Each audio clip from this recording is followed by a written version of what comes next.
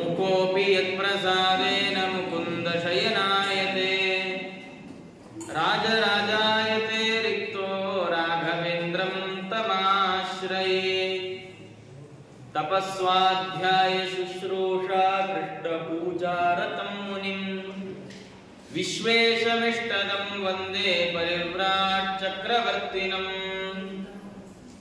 ಆಪಾದಮೌಳಿ ಪರ್ಯಂತಂ ಗುರುಣಾಮಾಕೃತಿಂ ಸ್ಮರೆತ್ ತೇನ ವಿಘ್ನಾಃ ಪ್ರಣಶ್ಯಂತಿ ಸಿದ್ಧ್ಯಂತಿ ಚ ಮನೋರಥಾಃ ಸ್ವಸ್ತ್ಯಸ್ತು ಸತಾಂ ಶ್ರೀ ಗುರುಭ್ಯೋ ನಮಃ ಹರಿ ಓಂ.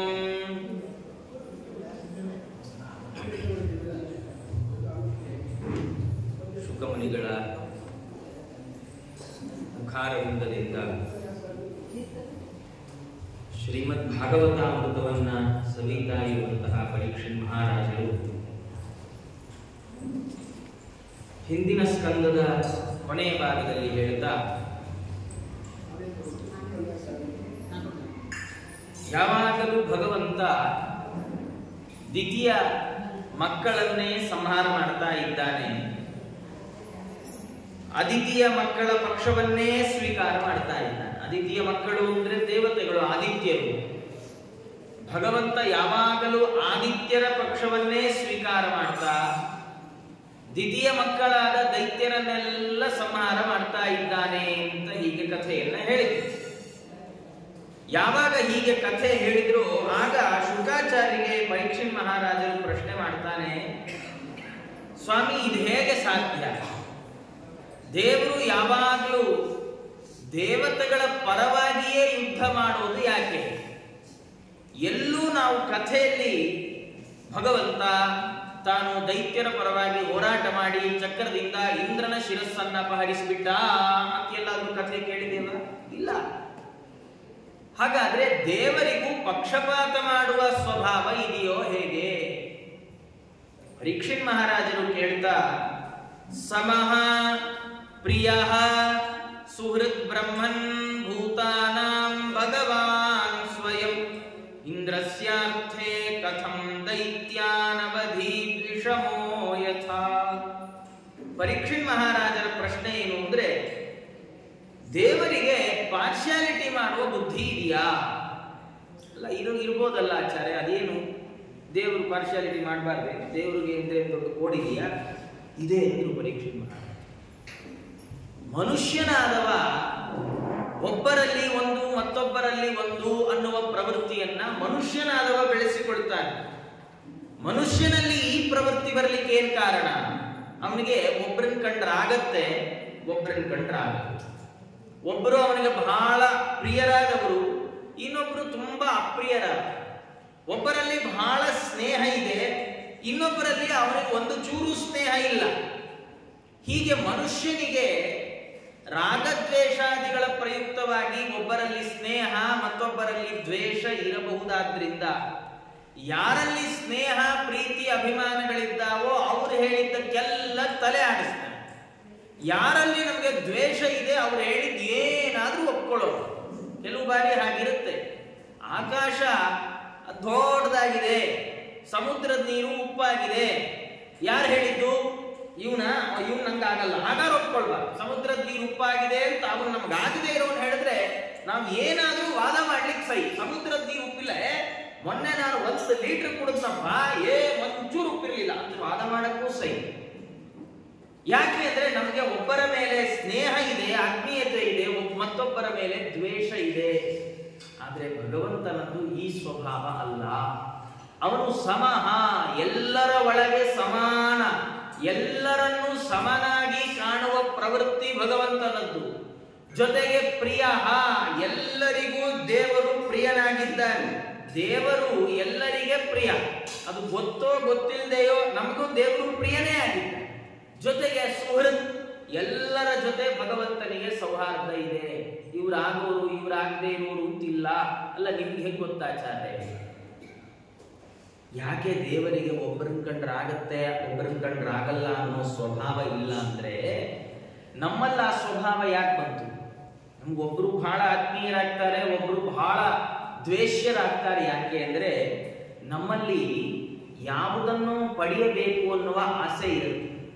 ನಾವೇನ್ ಮಾಡ್ತೇವೆ, ಇವರನ್ನ ಹಿಡಿದ್ರೆ ನಮ್ಗೆ ಈ ವಸ್ತು ಸಿಗುತ್ತೆ, ಹಾಗಾದ್ರೆ ಇವರು ನಮ್ಗೆ ಆತ್ಮೀಯರು, ಇವರು ಆ ವಸ್ತು ನಮ್ಗೆ ಸಿಗದೇ ಇರೋ ಹಾಗೆ ಪ್ರಯತ್ನ ಪಡ್ತಾ ಇರೋರು, ಹಾಗಾಗಿ ಇವರು ನಮ್ಮ ವಿರೋಧಿಗಳು. ನಮ್ದು ಹೀಗೆ ಚಿಂತನೆ.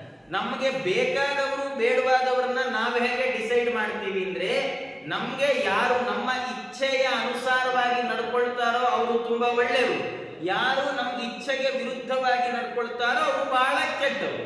ಯಾಕೆ ಅಂದ್ರೆ ನಮಗೆ ಅವರಿಂದ ಆಗಬೇಕಾದ ಯಾವುದೋ ಒಂದು ಕೆಲಸ ಇದೆ. ಆದ್ರೆ ಭಗವಂತನಿಗೆ ಯಾರಿಂದ ಆಗಬೇಕಾದ್ದೇನಿಲ್ಲ. ದೇವರು ಆಪ್ತ ಕಾಮಸ್ಯ ಕಾ ಸ್ಪೃಹ ಅಂತು.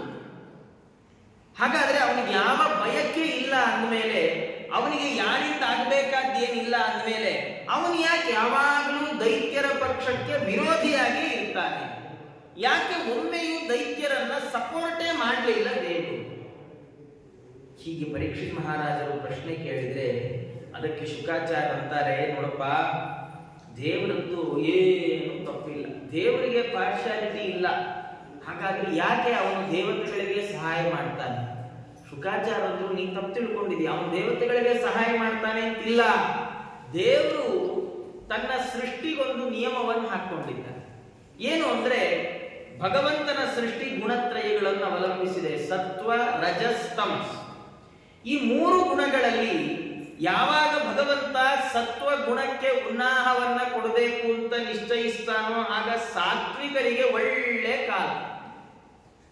ಯಾವಾಗ ರಜೋಗುಣಕ್ಕೆ ಉನ್ನಾಹ ಕೊಡಬೇಕು, ಆ ರಜೋಗುಣದ ಪ್ರಭಾವವನ್ನ ಹೆಚ್ಚಿಸಬೇಕು ಅಂತ ಭಗವಂತ ಸಂಕಲ್ಪ ಮಾಡ್ತಾನೋ ಆಗ ರಾಜಸರನ್ನ ಎತ್ತಿ ಹಿಡಿತಾರೆ. ತಮೋ ಗುಣವನ್ನ ಚೆನ್ನಾಗಿಡಬೇಕು ಈ ಸಂದರ್ಭದಲ್ಲಿ ಅಂತ ಆಗಿಬಿಟ್ರೆ ತಾಮಸರನ್ನ ಎತ್ತಿ ಹಿಡಿತಾರೆ. ಜಗತ್ತಲ್ಲಿ ಹಾಗಾಗೋದು ನಮ್ಮ ಕಣ್ಣಿಗೆ, ನಮ್ಗೆ ಪ್ರತ್ಯಕ್ಷ ಕಂಡಿರುತ್ತೆ. ಎಷ್ಟೋ ಬಾರಿ ತುಂಬಾ ಸಾತ್ವಿಕರಿರ್ತಾರೆ, ತುಂಬಾ ಸಜ್ಜನಿಕೆಯ ಸ್ವಭಾವದವರಿರ್ತಾರೆ.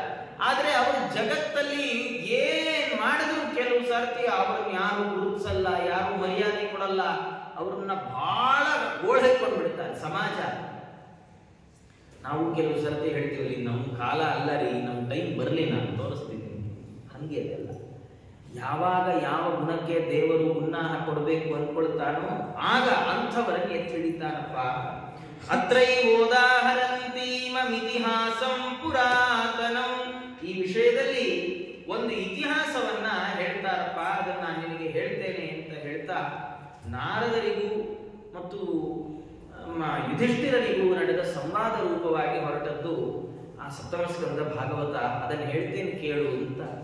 ಏನು ಅಂದ್ರೆ, ಶಿಶುಪಾಲನನ್ನ ಕೃಷ್ಣ ಸಂಹಾರ ಮಾಡಿದ ರಾಜಸೂಯಾಧ್ವರದ ಪ್ರಸಂಗದಲ್ಲಿ. ಸಂಹಾರ ಮಾಡಿದಾಗ ಕೃಷ್ಣ ಯಾವಾಗ ಸಂಹಾರ ಮಾಡಿದ್ನೋ, ಶಿಶುಪಾಲನ ಒಳಗಿಂದ ಜ್ಯೋತಿ ಕೃಷ್ಣನಲ್ಲಿ ಲೀನ ಆಗಿಬಿಡ್ತು. ಶಿಶುಪಾಲ ಕೃಷ್ಣನಲ್ಲಿ ಸೇರ್ಕೊಂಡ್ಬಿಟ್ಟ. ಅದನ್ನ ನೋಡ್ತಾ ಕೂತಿದ್ದ ಧರ್ಮರಾಜನಿಗೆ ಕನ್ಫ್ಯೂಷನ್ ಶುರುವಾಯಿತು. ಅವನು ಮೊದಲೇ ಧರ್ಮ ಭೀರು. ನಮಗೆಲ್ಲ ಏನ್ ನೋಡಿದ್ರು ಕನ್ಫ್ಯೂಷನ್ನೇ ಆಗಲ್ಲ, ಕನ್ಫ್ಯೂಸೇ ಆಗಲ್ಲ ನಮಗೆ. ಯಾಕೆ? ನಮ್ದು ನಿಶ್ಚಯ. ನೀವ್ ಹೆಂಗಾರು ಇರ್ರಿ, ನೀವೇನಾದ್ರು ಹೇಳ್ರಿ, ನಾವಿರೋದು ಹಿಂಗೆ ಅಂತ ನಿಶ್ಚಯ ಮಾಡ್ಕೊಂಡು ಕೂತಿರ್ತೀವಿ. ಆದ್ರಿಂದ ಯಾರೋ ಧಾರ್ಮಿಕರು ನಾವು ಮಾಡುವ ಧರ್ಮದ ಕ್ರಮವನ್ನು ವ್ಯತ್ಯಾಸ ಮಾಡಿದ್ರೆ ನಮ್ಗೇನು ಡೌಟೇ ಬರಲ್ಲ. ಆದ್ರೆ ಧರ್ಮರಾಜ ಅವನು ಧರ್ಮ ಭೀರು, ಅಂದ್ರೆ ಯಾವುದು ಸರಿಯಾದ ಧರ್ಮ ಅದನ್ನು ಮಾಡಬೇಕು ಅಂತ ತುಂಬಾ ಆಸ್ಥೆ ಇರುವ, ಶ್ರದ್ಧೆ ಇರುವ ವ್ಯಕ್ತಿ. ಯಾವಾಗ ಶಿಶುಪಾಲ ಕೃಷ್ಣನಲ್ಲಿ ಸೇರ್ಕೊಂಡ್ಬಿಟ್ಟ, ಧರ್ಮರಾಜನಿಗೆ ಡೌಟ್ಸು. ಪಕ್ಕದಲ್ಲೇ ನಾರದರು ಕೂತಿದ್ರು, ದೇವರ ದಯ. ಅವನಂದ, ಸ್ವಾಮಿ ನಮಗೊಂದು ಪ್ರಶ್ನೆ. ಏನು ಪ್ರಶ್ನೆ? ಧರ್ಮರಾಜ ಅಂದ, ನೋಡಿ, ಈ ಶಿಶುಪಾಲ ಹುಟ್ಟಿದಾರಭ್ಯ ಕೃಷ್ಣನ್ ದ್ವೇಷ ಮಾಡಿದ, ಆರಭ್ಯ ಕಲವ ಭಾಷಣ ಅಂತಂತೆ ಭಾಗವತ. ಅವನು ತೊದಲು ನೋಡಿ ಆಡುವಾಗಲಿಂದ ದೇವರಿಗೆ ಬೈಕೊಂಡೇ ಶುರು ಮಾಡ್ಕೊಂಡವನು. ಇಂಥ ಶಿಶುಪಾಲ ಮೃತನಾಗಿ ಭಗವಂತನನ್ನ ಸೇರಿಕೊಂಡ ಅಂದ್ರೆ ನಾವು ಈ ಪೂಜೆ ಪುರಸ್ಕಾರ ಎಲ್ಲ ಬಿಟ್ಟು ದಿನ ದೇವರಿಗೆ ಬೈತಾ ಕೂತ್ಕೊಳ್ಳೋದೇ ಒಳ್ಳೇದೋ ಏನೋ? ಇದು ನಮಗೆ ಬರೋ ಪ್ರಶ್ನೆ. ನಮಗೆ ಜೀವನದಲ್ಲಿ ಎಷ್ಟೋ ಬಾರಿ ಹೀಗಾಗತ್ತೆ. ನಾವು ಸಾತ್ವಿಕ ಮಾರ್ಗದಿಂದ ದ್ರವ್ಯ ಸಂಪಾದನೆ ಮಾಡಬೇಕು ಅಂತ ಹೊರಟಿರ್ತೇವೆ, ಆದ್ರೆ ನಮ್ಮ ಕೈಯಲ್ಲಿ ಒಂದು ನಯಾ ಪೈಸೆ ದುಡ್ಡು ನಿಲ್ಲಲ್ಲ. ಆದ್ರೆ ಯಾರೋ ವಾಮ ಮಾರ್ಗದಿಂದ ಸಂಪಾದನೆ ಮಾಡಬೇಕು ಅಂತ ಹೊರಟಿದಾರಲ್ಲ, ಅವರು ಏನು ಶ್ರೀಮಂತಿಕೆ ಬದುಕನ್ನು ಬದುಕ್ತಾರೆ ಅಂದ್ರೆ ದೊಡ್ಡ ದೊಡ್ಡ ಮನೆಗಳು ಕಟ್ತಾರೆ, ಮನೆಗಳು ತಗೊಳ್ತಾರೆ, ಕಾರೆಲ್ಲ ಓಡಿಸ್ತಾರೆ, ಭಾರಿ ಭಾರಿ ಶ್ರೀಮಂತಿಕೆಯ ಬದುಕನ್ನು ಬದುಕ್ಬಿಡ್ತಾರೆ. ನಮಗೂ ಕೆಲವು ಸರ್ತಿ ಅನ್ಸುತ್ತೆ, ಯಾರಿಗೆ ಬೇಕು ಇವೆಲ್ಲ, ಎಲ್ಲ ಬಿಟ್ಟು ಇವ್ರ ಹಾಗೆ ಏನಾದ್ರು ಅಡ್ಡದಾರಿ ಹಿಡಿದು ಬಿಡೋಣವೋ ಹೇಗೆ?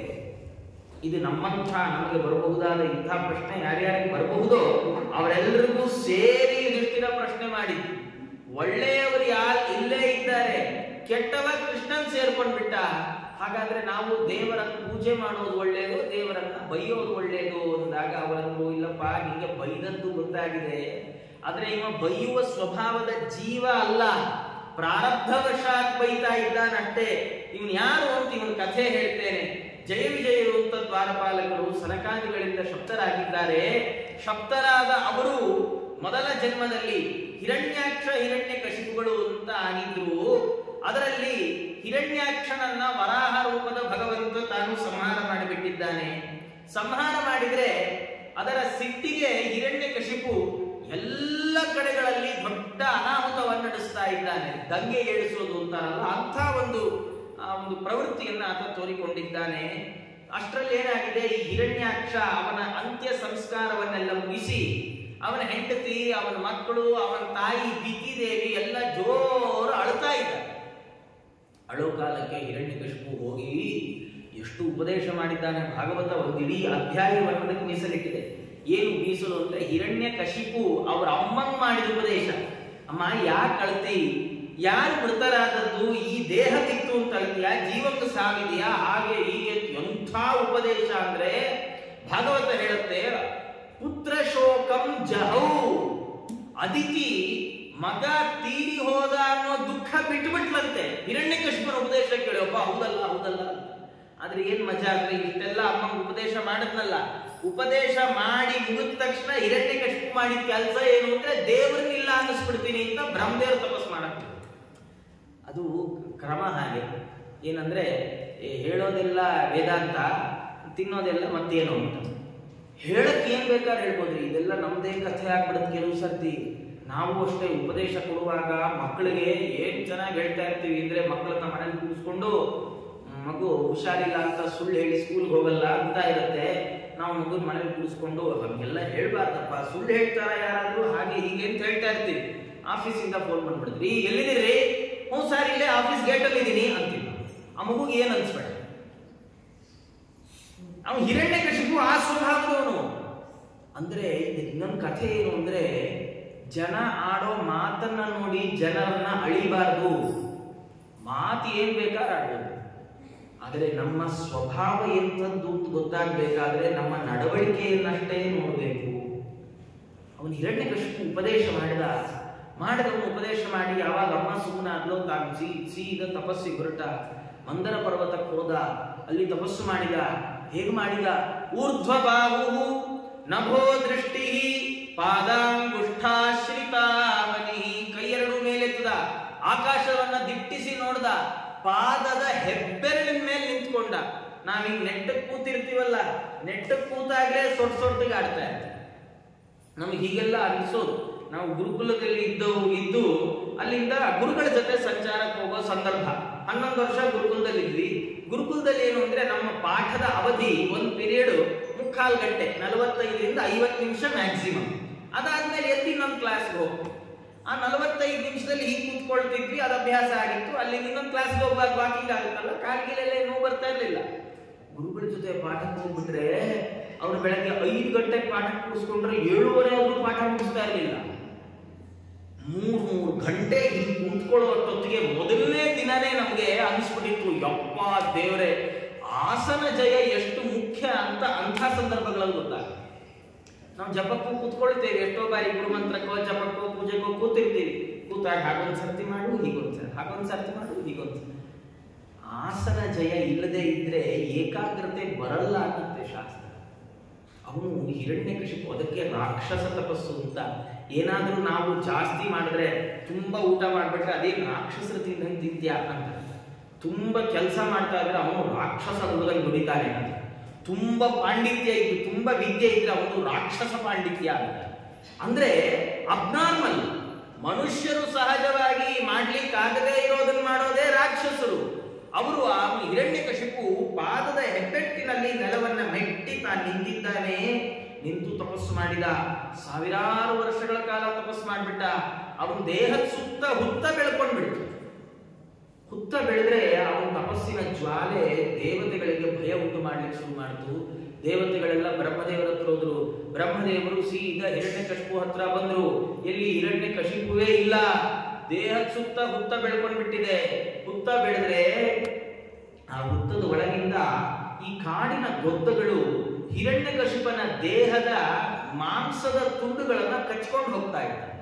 ಅಂದ್ರೆ ದೇಹದ ಸುತ್ತ ಹುತ್ತ ಬೆಳ್ಕೊಂಡು ಆ ಹುತ್ತದೊಳಗೆ ಹುಳ ಸೇರ್ಕೊಂಡು ಆ ಹುಳ ದೇಹನೇ ತಿಂದು ಬಿಟ್ಟಿದೆ. ಬರೀ ಮೂಳೆ ಮಾತ್ರ ಉಳ್ಕೊಂಡಿದೆ. ಅದೇನು ಮೂಳೆ ಮಾತ್ರ ಉಳ್ಕೊಳ್ತು ಅಂದ್ರೆ ಪ್ರಾಣ ಅಸ್ಥೀಷು ಶೇರತೆ ಎನ್ನುವಂತೆ ಭಾಗವತ. ಪ್ರಾಣ ಮೂಳೆಗಳಲ್ಲಿ ಇರ್ತಾ ಇತ್ತಂತೆ ಆ ಯುಗಗಳಲ್ಲಿ. ನಮ್ಗೆಲ್ಲ ಈಗ ಅದೇ ಒಂದೊಂದು ಯುಗದಲ್ಲಿ ಒಂದೊಂದು ರೀತಿಯಲ್ಲಿ. ಆಗ ಅವರು ಅಸ್ಥಿಗತ ಪ್ರಾಣರು, ಆಮೇಲೆ ಬರ್ತಾ ಬರ್ತಾ ಜನ ಅನ್ನಗತ ಪ್ರಾಣ ಅಂತ, ಅನ್ನ ತಿಂದ್ರೆ ಬದುಕ್ತಾರೆ ಅಂತ. ಮುಂದೆ ಈಗಿಂದ ಶುರು ಆಗಿದೆ ಪ್ರಾಯ. ಮುಂದೆ ಹೋಗ್ತಾ ಹೋಗ್ತಾ ನಾವೆಲ್ಲ ಏನು ಅಂದ್ರೆ ಮಾತ್ರೆಗತ ಪ್ರಾಣ. ಬೆಳಗ್ಗೆ 2 ಹಾಕೋ, ರಾತ್ರಿ 2 ಹಾಕೋ. ನಮ್ ಡಾಕ್ಟರ್ ಹತ್ರ ಇರೋದು 2 ಡೌಟ್.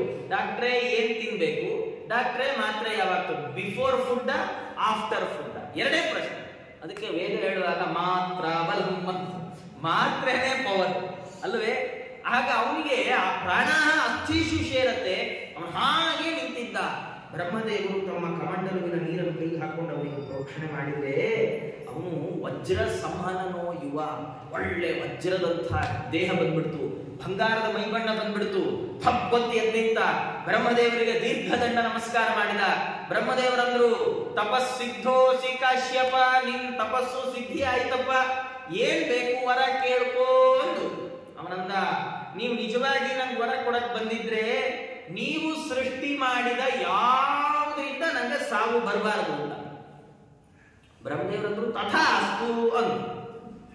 ಅವನಂದ, ಓಹೋ ಬ್ರಹ್ಮದೇವ್ರು ಗೊತ್ತಾಗ್ಲಿಲ್ವೋ ಏನೋ ನಾನು ಏನ್ ಕೇಳ್ಕೊಂಡೆ ಅಂತ. ಅವನಂದ, ಸ್ವಾಮಿ ನೋಡಿ ನನ್ನ ಅಭಿಪ್ರಾಯ ಏನ್ ಗೊತ್ತಾ, ನಂಗೆ ಒಳಗೆ ಸಾವು ಬರಬಾರದು, ಹೊರಗೆ ಸಾವು ಬರಬಾರದು, ಮೇಲೆ ಕೆಳಗೆ, ಹಗಲು ರಾತ್ರಿ, ಅಸ್ತ್ರ ಶಸ್ತ್ರ ಯಾವ್ದ್ರಿಂದಲೂ ನಂಗೆ ಸಾವು ಬರಬಾರದು. ಬ್ರಹ್ಮದೇವರದ್ರು, ನೋಡಪ್ಪ ನೀ ಕೇಳ್ಕೊಳ್ತಾ ಇರೋ ವರ ಇದೆಯಲ್ಲ, ಇದು ಯಾರಿಗೂ ಕೊಡುವಂತ ವರ ಅಲ್ಲ, ಆದ್ರೆ ನಿನ್ನ ಘೋರವಾದ ತಪಸ್ಸಿಗೆ ನಾನು ಮೆಚ್ಚಿದ್ದೇನೆ, ತಥಾಸ್ತು ಅಂತ ಹೇಳಿ ಹೊರಟುಬಿಟ್ರು. ಯಾವಾಗ ಬ್ರಹ್ಮದೇವರು ಹೊರಟ್ರೋ ಹಿರಣ್ಯಕಶಿಪನ್ ಹಿಡಿಯೋರಿಲ್ಲ ಹಂಗಾಗೋಯ್ತು. ಇಡೀ ಜಗತ್ತನ್ನ ತಾನು ಆಳ್ಬೇಕು ಅಂತ ಹೊರಟು ಬಿಟ್ಟ. ಇಡೀ ಜಗತ್ತಿನಲ್ಲಿ ತನ್ನ ಕಪಿಮುಷ್ಟಿಯ ಅಧಿಕಾರವನ್ನು ಸ್ಥಾಪನೆ ಮಾಡಿದ. ದಿಕ್ಪಾಲಕರ ಮನೆಗೆ ಹೋದ. ದಿಕ್ಪಾಲಕರೆಲ್ಲ ಆಗ್ಲೇ ತಲೆ ತಪ್ಪಿಸ್ಕೊಂಡು ಹೋಗಾಗೋಗಿತ್ತು. ಅವು ಎಲ್ಲಾ ದಿಕ್ಪಾಲಕರ ಸಾಮರ್ಥ್ಯವನ್ನು ತಾನೇ ಪಡೆದುಕೊಂಡ. ಎಲ್ಲಾ ಕೆಲಸ ತಾನೇ ಮಾಡ್ಲಿಕ್ಕೆ ಶುರು ಮಾಡಿದ.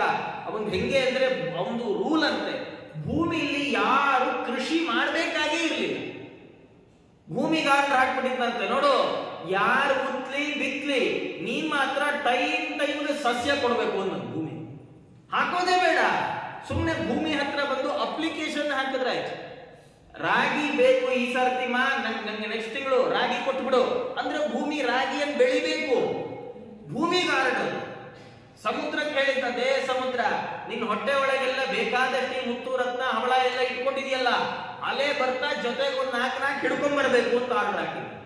ಸಮುದ್ರ ಅಲೆಗಳ ಮೂಲಕ ತಾನೇ ಒಳಗಿನ ಎಲ್ಲ ಮುತ್ತು ರತ್ನಗಳನ್ನು ತಂದು ಹಿರಣ್ಯಕಶಿಪನ ಹೊಟ್ಟೆಗೆ ಹಾಕ್ಬೇಕು. ಇಂಥ ಎಲ್ಲ ವಿಚಿತ್ರವಾದ ಪ್ರಕೃತಿ ವಿರುದ್ಧವಾದ ನಿಯಮಗಳನ್ನ ತಾನು ರೂಪಿಸಿಕೊಂಡಿದ್ದಾನೆ. ಊರಲ್ಲಿ ಎಲ್ಲಾ ಆಚಾರಗಳಿಗೂ ಕರೆದು ಹೇಳಿದ, ಆಚಾರ್ಯ ನೀವಿನ್ಮೇಲೆ ಹೋಮ ಹವನ ಮಾಡುವಾಗ ಹಿರಣ್ಯಕಶಿಪುಗೆ ಹೋಮ ಮಾಡ್ಬೇಕು. ಆಹುತಿ ಕೊಡುವಾಗ ಇಂದ್ರಾಯ ಸ್ವಾಹ ಚಂದ್ರಾಯ ಸ್ವಾಹ ಇಲ್ಲ. ಯಾಕೆ? ಇಂದ್ರ ನಾಪತ್ತೆ ಅಬ್ಸ್ಟ್ಯಾಂಡ್ ಅಲ್ಲಿ ಇದ್ದಾನೆ. ಇಂದ್ರ ಇಲ್ಲ, ಅಬ್ಸ್ಟ್ಯಾಂಡಿಂಗ್ ಅವನು. ಇಂದ್ರ ಇಲ್ಲ, ಚಂದ್ರ ಇಲ್ಲ, ಕುಬೇರ ಇಲ್ಲ, ವರುಣ ಇಲ್ಲ, ಯಾರು ದಿಕ್ಪಾಲಕರು ದೇವತೆಗಳು ಯಾರು ಇಲ್ಲ. ಅವ್ರ ಕೆಲಸ ಎಲ್ಲ ನಂದೇ. ಈಗ ಅವ್ರ ಕೆಲಸ ಎಲ್ಲ ನಂದೇ ಅಂದ್ಮೇಲೆ ಅವ್ರ ಸಂಬಳನೂ ನಂಗೆ ಬರಬೇಕು. ಆಹುತಿ ನನಗೆ, ಕೆಲಸ ನಂದು, ಸಂಬಳ ನಂದು. ಆಮೇಲೆ ಉಳಿದ ಇನ್ನೊಂದಿಷ್ಟು ಜನ ಆಚಾರಗಳು ಹೇಳ್ದ, ಆಚಾರ್ಯ ಎಂಥ ದುರ್ಬುದ್ಧಿ ಒಂದಾಗಿತ್ತು ಅಂದ್ರೆ ಭಾಗವತ ಹೇಳುತ್ತೆ, ಆಚಾರ್ಯ ನೀವು ನಾಳೆಯಿಂದ ಯಾರ್ದಾರು ಮನೆ ಶ್ರಾದ್ದಕ್ಕೆ ಹೋದ್ರೆ ನನ್ನ ಹೆಸರಲ್ಲೇ ತರ್ಪಣ ಬಿಡಿಸ್ಬೇಕು ಅಂತ. ಜೋಕಲ್ಲ, ಭಾಗವತದಲ್ಲಿ ಇದನ್ನು ಉಲ್ಲೇಖ ಮಾಡ್ತಾರೆ. ಪಿತೃಗಳು ನರಸಿಂಹದೇವರನ್ನ ಸ್ತೋತ್ರ ಮಾಡುವಾಗ ಅವತಾರ ಆದ್ಮೇಲೆ, ಸ್ವಾಮಿ ನಮ್ಮ ಪಾಲಿನ ಎಳ್ಳು ನೀರು ನಮಗ್ ಬರೋ ಹಾಗೆ ಮಾಡಿದೆಯಲ್ಲ, ನಿಮ್ಗೆ ನಮಸ್ಕಾರ ಅಂತಾರೆ. ಎಲ್ಲರೂ ಉಂಟೆ ಯಾರ ಹೆಸರಲ್ಲಿ ನಮ್ಗೆ ಪಾಠ ಮಾಡುವಾಗ ಆಚಾರ್ಯರು ಈ ಶ್ರಾದ್ದ ಪಾಠ ಆಗಿತ್ತು. ಅವ್ರು ಪರೀಕ್ಷೆ ಮಾಡುವಾಗ ಪಾಪ ಆಚಾರ್ಯರು ಶ್ರಾದ್ದ ಮಾಡಿಸು ಅಂತ ಹೇಳೋರು. ಶ್ರಾದ್ದ ಮಾಡಿಸೋದು ಅಂದ್ರೆ ಪಿಂಡ ಪ್ರದಾನ ಮಾಡಿಸು ಅಂತ. ಹೆಂಗ್ ಮಾಡಿಸೋದು? ಏನಾರ ಹೆಸರು ಗೋತ್ರ ಬೇಕಲ್ಲ. ಅದಕ್ಕೆ ಆಚಾರ ಪಾಪ ಹೇಳೋರು ನನ್ನ ಹೆಸರಿಗೆ ಇಡಿಸ್ಬಿಡು ಅಂದ್ರೆ ಅವರು ಪಾಪ ತುಂಬಾ ಕಷ್ಟಪಟ್ಟು ಪಾಠ ಮಾಡಿರೋರು. ಓದುವಾಗ ಸ್ವಲ್ಪ ಓದೋರು ಆಚೆ ಈಚೆ ಓದ್ಬಿಟ್ಟಿರ್ತಿದ್ರು. ಹಂಗಾಗಿ ಅವ್ರಿಗೂ ಸಿಟ್ಟು ಬರ್ತಾ ಇತ್ತು. ಅದೇ ನನ್ನ ಹೆಸರಿಗೆ ಇಡಿಸ್ಬಿಡು ನೋಡೋಣ ಅದೇನ್ ಇಡಿಸ್ತೀಯ ಹಿಂಗೆ. ಅವನು ನಿಜವಾಗಿ ತಗೊಂಡ ಇದೆಲ್ಲ ಜೋಕಿಗೆ ಇಡಿಸ್ಬಿಡು ಅಂದ್ರೆ ನಾವು ಆಚಾರ್ಯ ಇರುವ ನಿಮಿಷ ಅಂತ ಕುಂಟಿ ತಗೊಂಡು ಅನ್ನ ಮಾಡ್ಕೊಂಡ್ಬಂದು ಕಲ್ಸ್ಬಿಟ್ಟು ಇಲ್ಲ. ಅವನು ನಿಜವಾಗಿ ಹಾಗೆ ಎಲ್ಲೋ ತರ್ಪಣ ಬಿಡ್ಲಿಕ್ಕೆ ಹೊರಟಿದ್ರೆ ಹಿರಣ್ಯಕಶಿಪು ತರ್ಪಯಾಮಿ ಅಂತಲೇ ತರ್ಪಣ ಕೊಡ್ಬೇಕು. ಅವರ ಅಪ್ಪನ ಹೆಸರು ತಾತನ ಹೆಸರು ಹೇಳಿದ್ರೆ ಹಿರಣ್ಯಕಶಿಪು ಭಟ್ರು ಮನೆಗೆ ಬಂದ್ಬಿಡೋದು. ಇಷ್ಟು ಘೋರವಾದ ರೀತಿಯಲ್ಲಿ ರಾಜ್ಯಭಾರವನ್ನು ನಡೆಸ್ತಾ ಇದ್ದ. ದೇವತೆಗಳಿಗೆಲ್ಲ ತಲೆಬಿಸಿ ಆಯಿತು. ದೇವರ ಹತ್ರ ಹೋದ್ರು, ಸ್ವಾಮಿ ಏನಾದ್ರೂ ಮಾಡು ಹಿರಣ್ಯಕಶಿಪನ. ಭಗವಂತ ಅಂದ, ಏನ್ ಚಿಂತೆ ಮಾಡಬೇಡಿ. ಯದಾ ದೇವೇಶು ವೇದೇಶು ಗೋಷು ವಿಪ್ರೇಷು ಸಾಧುಷು ಧರ್ಮೇ ಮೈಚ ವಿದ್ವೇಷ ಸಭಾ ಆಶು ವಿನಶ್ಯತಿ. ಹಿರಣ್ಯಕಶಿಪು ಬಹಳ ಬೇಗ ಸಾಯ್ತಾನೆ. ಅಲ್ಲ ನಿಂಗೆ ಹೆಂಗ್ ಗೊತ್ತು ಸ್ವಾಮಿ? ಭಗವಂತ ಅಂತ ನಂಗೆ ಹೆಂಗ್ ಗೊತ್ತು ಅಂದ್ರೆ ದೇವೇಶು ವೇದೇಶು ಗೋಷು ವಿಪ್ರೇಷು ಸಾಧುಷು ಧರ್ಮೇ ಮೈಚ ವಿದ್ವೇಷ. 7 ಕಡೆಯಲ್ಲಿ ದ್ವೇಷ ಮಾಡಬಾರ್ದು. 7ರಲ್ಲಿ ದ್ವೇಷ ಸಾಧನೆ ಮಾಡಬಾರ್ದು. ಯಾವ್ದ 7? ಒಂದು ದೇವತೆಗಳು, ಮತ್ತೊಂದು ವೇದಗಳು, ಆಮೇಲೆ ಗೋವುಗಳು, ವಿಪ್ರರು, ಸಜ್ಜನರು, ಧರ್ಮ ಮತ್ತು ಭಗವಂತ. ಈ 7 ವಿಷಯದಲ್ಲಿ ದ್ವೇಷ ಮಾಡುವವ ಆಶು ವಿನಶ್ಯತಿ, ಬಹಳ ಬೇಗ ನಾಶ ಬಂದುಬಿಡ್ತಾನೆ. ಅವನ ಪಾಪದ ಕೂಡ ಬಹಳ ಬೇಗ ತುಂಬಿಕೊಳ್ಳುತ್ತೆ. ಭಗವಂತ ಅಂದ, ನಿರ್ವೈರಾಯ ಪ್ರಶಾಂತಾಯ ಸ್ವಸುತಾಯ ಮಹಾತ್ಮನೆ ಪ್ರಹ್ಲಾದಾಯ ಯದಾ ದೃಕ್ಯೇ ಧನಿಷ್ಯೇಪಿ ವರೋರ್ಜಿತಂ. ಭಗವಂತ ಅಂದ, ನೀವು ಏನು ಚಿಂತೆ ಮಾಡಬೇಡ್ರಿ. ಹಿರಣ್ಯಕಶಿಪು ಅವನಿಗೊಬ್ಬ ಮಗ ಹುಟ್ಟುತ್ತಾನೆ, ಇನ್ನೂ ಹುಟ್ಟಿಲ್ಲ, ಮಗ ಹುಟ್ಟುತ್ತಾನೆ. ಅವನ ಹೆಸರು ಪ್ರಹ್ಲಾದ ಅಂತ. ಆ ತನ್ನ ಮಗನಾದಂತಹ ಪ್ರಹ್ಲಾದನಿಗೆ ಯಾವಾಗ ಅವನ ಪ್ರಹ್ಲಾದನಲ್ಲಿ ದ್ವೇಷ ಮಾಡ್ತಾನಲ್ಲ, ಯಥಾ ಪ್ರಹ್ಲಾದ ಅಪ್ಪ ಮಕ್ಕಳ ದ್ವೇಷ ಏನು ಹೋಗ್ತಲ್ರಿ. ಕಲಿಗಾಲದಲ್ಲಿ ಏನೇನೋ ನೋಡ್ಬಿಡ್ತೀವಿ ಪೇಪರಲ್ಲಿ, ದಿನ ಬೆಳಗಾದ್ರೆ ಸುದ್ದಿ. ಮುಂಚೆ ಎಲ್ಲ ಮಗ ಸೊಸೆನ ಮನೆಯಿಂದ ಊರು ಕಳಿಸ್ಕೊಡುವಾಗ ಖುಷಿಯಾಗಿ ಕಳಿಸ್ಕೊಡ್ತಾ ಇದ್ರು. ಈಗ ಭಯದಲ್ಲಿ ಕಳಿಸ್ಕೊಡ್ಬೇಕು. ಹೋದ್ರೆ ಮಗ ಬರ್ತಾನೋ ಇಲ್ವೋ, ಸೊಸೆ ಬರ್ತಾಳೋ ಇಲ್ವೋ, ಇಂಥ ಎಲ್ಲ ಕಿರಿಕಿರಿಗಳು ಶುರು ಆಗ್ತಿದೆ. ಹಾಗಾಗಿ ಅವನು ಅಪ್ಪ ಮಕ್ಕಳು ಗಲಾಟೆ ಅದೇನು ಹೊಸ್ತಲ್ಲ, ಅದರಿಂದ ಏನ್ ಸಂಬಂಧ? ಭಗವಂತ ಅಂತಾನೆ ಪ್ರಹ್ಲಾದ ಎಂಥವನು? ನಿರ್ವೈರಾಯ, ಯಾರಲ್ಲಿಯೂ ದ್ವೇಷ ಮಾಡುವ ಪ್ರವೃತ್ತಿ ಇಲ್ಲದವರು ಪ್ರಹ್ಲಾದರಾದರು. ಪ್ರಶಾಂತಾಯ, ಎಷ್ಟೇ ಕಿರಿಕಿರಿ ಮಾಡಿದ್ರು ತಮ್ಮ ಇಂದ್ರಿಯಗಳನ್ನು ನಿಗ್ರಹ ಮಾಡಿ ಶಾಂತ ಸ್ವಭಾವದಿಂದಿರುವವರು. ಅಂತಹ ಮಹಾತ್ಮನೇ ಅತ್ಯಂತ ಗುಣಶಾಲಿಗಳಾದ ಸ್ವಸುತಾಯ, ತನ್ನ ಮಗನೇ ಆದ ಪ್ರಹ್ಲಾದನಿಗೆ ಯಾವಾಗ ದ್ರೋಹ ಮಾಡ್ತಾನೆ ಅಪ್ಪ ಅನ್ನಿಸಿಕೊಂಡ ಹಿರಣ್ಯಕಶಿಪು, ಅವನು ವರಬಲದಿಂದ ಸಂರಕ್ಷಿತನಾಗಿದ್ರು, ಎಷ್ಟೇ ಬಲಿಷ್ಠನಾಗಿದ್ರು ಅವರನ್ನು ನಾನು ಆಗ ಕೊಡ್ತೇನೆ. ನೋಡಿ, ದೇವತೆಗಳು ಹೋಗಿ ದೇವರ ಹತ್ರ ಇಂಥದ್ದೊಂದು ಕೆಲಸ ಆಗ್ಬೇಕು ಸ್ವಾಮಿ ಅಂದ್ರೆ ದೇವರು ಆಯ್ತು ನಾ ಮಾಡ್ಕೊಡ್ತೀನಿ ಅನ್ಲಿಲ್ಲ. ಸ್ವಲ್ಪ ಕಾಯಿರಿ, ಕಾಲಸ್ತಾವತ್ ಪ್ರತೀಕ್ಷಣ, ಸ್ವಲ್ಪ ವೆಯ್ಟ್ ಮಾಡಿ. ಯಾರು ಕೇಳಿದಾಗ? ದೇವತೆಗಳು ಕೇಳಿದಾಗ. ಅವರೆಲ್ಲ ಜಾಗಾಪರೋಕ್ಷರು. ನಿತ್ಯದಲ್ಲಿ ಭಗವಂತನನ್ನ ಸೇವೆ ಮಾಡುವ ದೇವತೆಗಳು ದೇವರ ಹತ್ರ ಹೋಗಿ ಪ್ರಾರ್ಥನೆ ಮಾಡಿದ್ರೆ ದೇವರಂದ, ಇದು ನಿಮ್ ಟೈಮ್ ಅಲ್ಲ, ನೀವು ಸ್ವಲ್ಪ ತಡಿಬೇಕು. ಇದನ್ನೇ ಶುಕಾಚಾರ್ಯರು ಪ್ರಾರಂಭದಲ್ಲಿ ಹೇಳಿದ್ರು. ಭಗವಂತ ಯಾವ ಕಾಲದಲ್ಲಿ ಯಾರಿಗೆ ಎತ್ತರದ ಸ್ಥಾನ ಕೊಡಬೇಕು ನಿಶ್ಚಯ ಮಾಡ್ತಾನೋ ಅವರಿಗೆ ಕೊಟ್ಟೇ ಕೊಡ್ತಾನೆ. ದೇವತೆಗಳು ಹಾಗೆ ಆಗಲಿ ಅಂತ ಅವನ ಅನುಮತಿ ತಗೊಂಡು ಹೊರಟುಬಿಟ್ರು. ಪ್ರಹ್ಲಾದ ರಾಜರು ಅವರು ಎಂಥವ್ರು ಅಂದ್ರೆ ಅವರು ಹೇಳ್ತಾರೆ, ತಸ್ಯ ದೈತ್ಯಪತೆ ಪುತ್ರಾಹ ಚತ್ವಾರ ಪರಮಾದ್ಭುತಾಃ ಪ್ರಹ್ಲಾದೋ ಭೂನ್ಮಹಾಂಸ್ತೇಷಾಂ ಗುಣೈರ್ಮಹದುಪಾಸಕಃ. ಪ್ರಹ್ಲಾದ ರಾಜರು ಆ ದೈತ್ಯರಾಜರಿಗೆ 4 ಮಂದಿ ಮಕ್ಕಳಾಗಿದ್ದಾರೆ. ಆ 4 ಮಂದಿ ಮಕ್ಕಳಲ್ಲಿ ಪ್ರಹ್ಲಾದ ಅಭೂತ್ ಮಹಾಂತೇಷಾಂ. ಆ 4 ಮಂದಿಯಲ್ಲಿ ಪ್ರಹ್ಲಾದ ರಾಜರು ಹಿರಿಯರು ಅಂತ ಭಾಗವತ ಹೇಳುತ್ತೆ. ಹಿರಿಯರು ಅಂದ್ರೆ ಇದು ಹುಟ್ಟಿನ ಕ್ರಮವನ್ನ ಹೇಳ್ತಾ ಹೊರಡಲಿಲ್ಲ, ಯಾರು ದೊಡ್ಡವರು ಯಾರು ಚಿಕ್ಕವರು ಅವ್ರು ಹೇಳುವಾಗಂತಾರೆ ಶುಕಾಚಾರ್ಯರು, ಗುಣೈಹಿ ಮಹದುಪಾಸಕಃ. ಪ್ರಹ್ಲಾದರಾಜರು ಯಾಕೆ ದೊಡ್ಡವರು ಎಲ್ರಿಗಿಂತ ಅಂದ್ರೆ ಅವರು ಉಳಿದ 3 ಹೆಚ್ಚಿನ ಗುಣಗಳನ್ನ ಭಗವಂತನಲ್ಲಿ ಅನುಸಂಧಾನ ಮಾಡ್ತಾ ಇರೋರು. ಭಗವಂತನನ್ನು ಯಾರು ತುಂಬಾ ಚೆನ್ನಾಗಿ ಅಭಿಮಾನಿಸ್ತಾರೆ, ಯಾರು ಚೆನ್ನಾಗಿ ದೇವರಲ್ಲಿ ಭಕ್ತಿ ಮಾಡ್ತಾರೆ ಅವರೇ ದೊಡ್ಡವರು. ದೊಡ್ಡವರು ಅಂದ್ರೆ ವಯಸ್ಸಿಂದ ದೊಡ್ಡವರು ಆಯ್ತು, ತಲೆ ಕೂದಲು ಬೆಳಗಾಯ್ತು ಅಂತ ಅರ್ಥ ಅಲ್ಲ. ಅವರು ದೊಡ್ಡವರು ಯಾಕೆ ಅಂದ್ರೆ ದೇವರಲ್ಲಿ ತುಂಬ ಭಕ್ತಿ ಮಾಡ್ತಾ ಇದ್ದಾರೆ ಅಂತ. ಪ್ರಹ್ಲಾದ ರಾಜರು ಅವರು ಇವರ ಹಿರಣ್ಯಕಶಿಪುವಿನ ಮಕ್ಕಳಾಗಿದ್ದಾರೆ. ಇಂಥ ಸಂದರ್ಭದಲ್ಲಿ ಆ ಪ್ರಹ್ಲಾದ ರಾಜರು ಅವರು ಎಲ್ಲ ಆಯಿತು, ಗುರುಕುಲಕ್ಕೆ ಸೇರಿಸಿದ. ಶುಕ್ರಾಚಾರ್ಯರ ಅವರೇನು ಶಿಷ್ಯರು ಇದ್ದಾರೆ, ಷಡ್ಡಾಮರ್ಕರು ಅಂತ, ಅವರು ಗುರುಕುಲಕ್ಕೆ ಸೇರಿಸಿದ್ರೆ ಅವರಿಷ್ಟು ಕಾಲ ಆಯಿತು, ಪಾಠ ಹೇಳ್ತಾ ಇದ್ದಾರೆ. ಆದರೆ ಪಾಠ ಹೇಳಿದ್ರು ಪ್ರಹ್ಲಾದ ಏನು ಕಲೀಲೇ ಇಲ್ಲಂತೆ.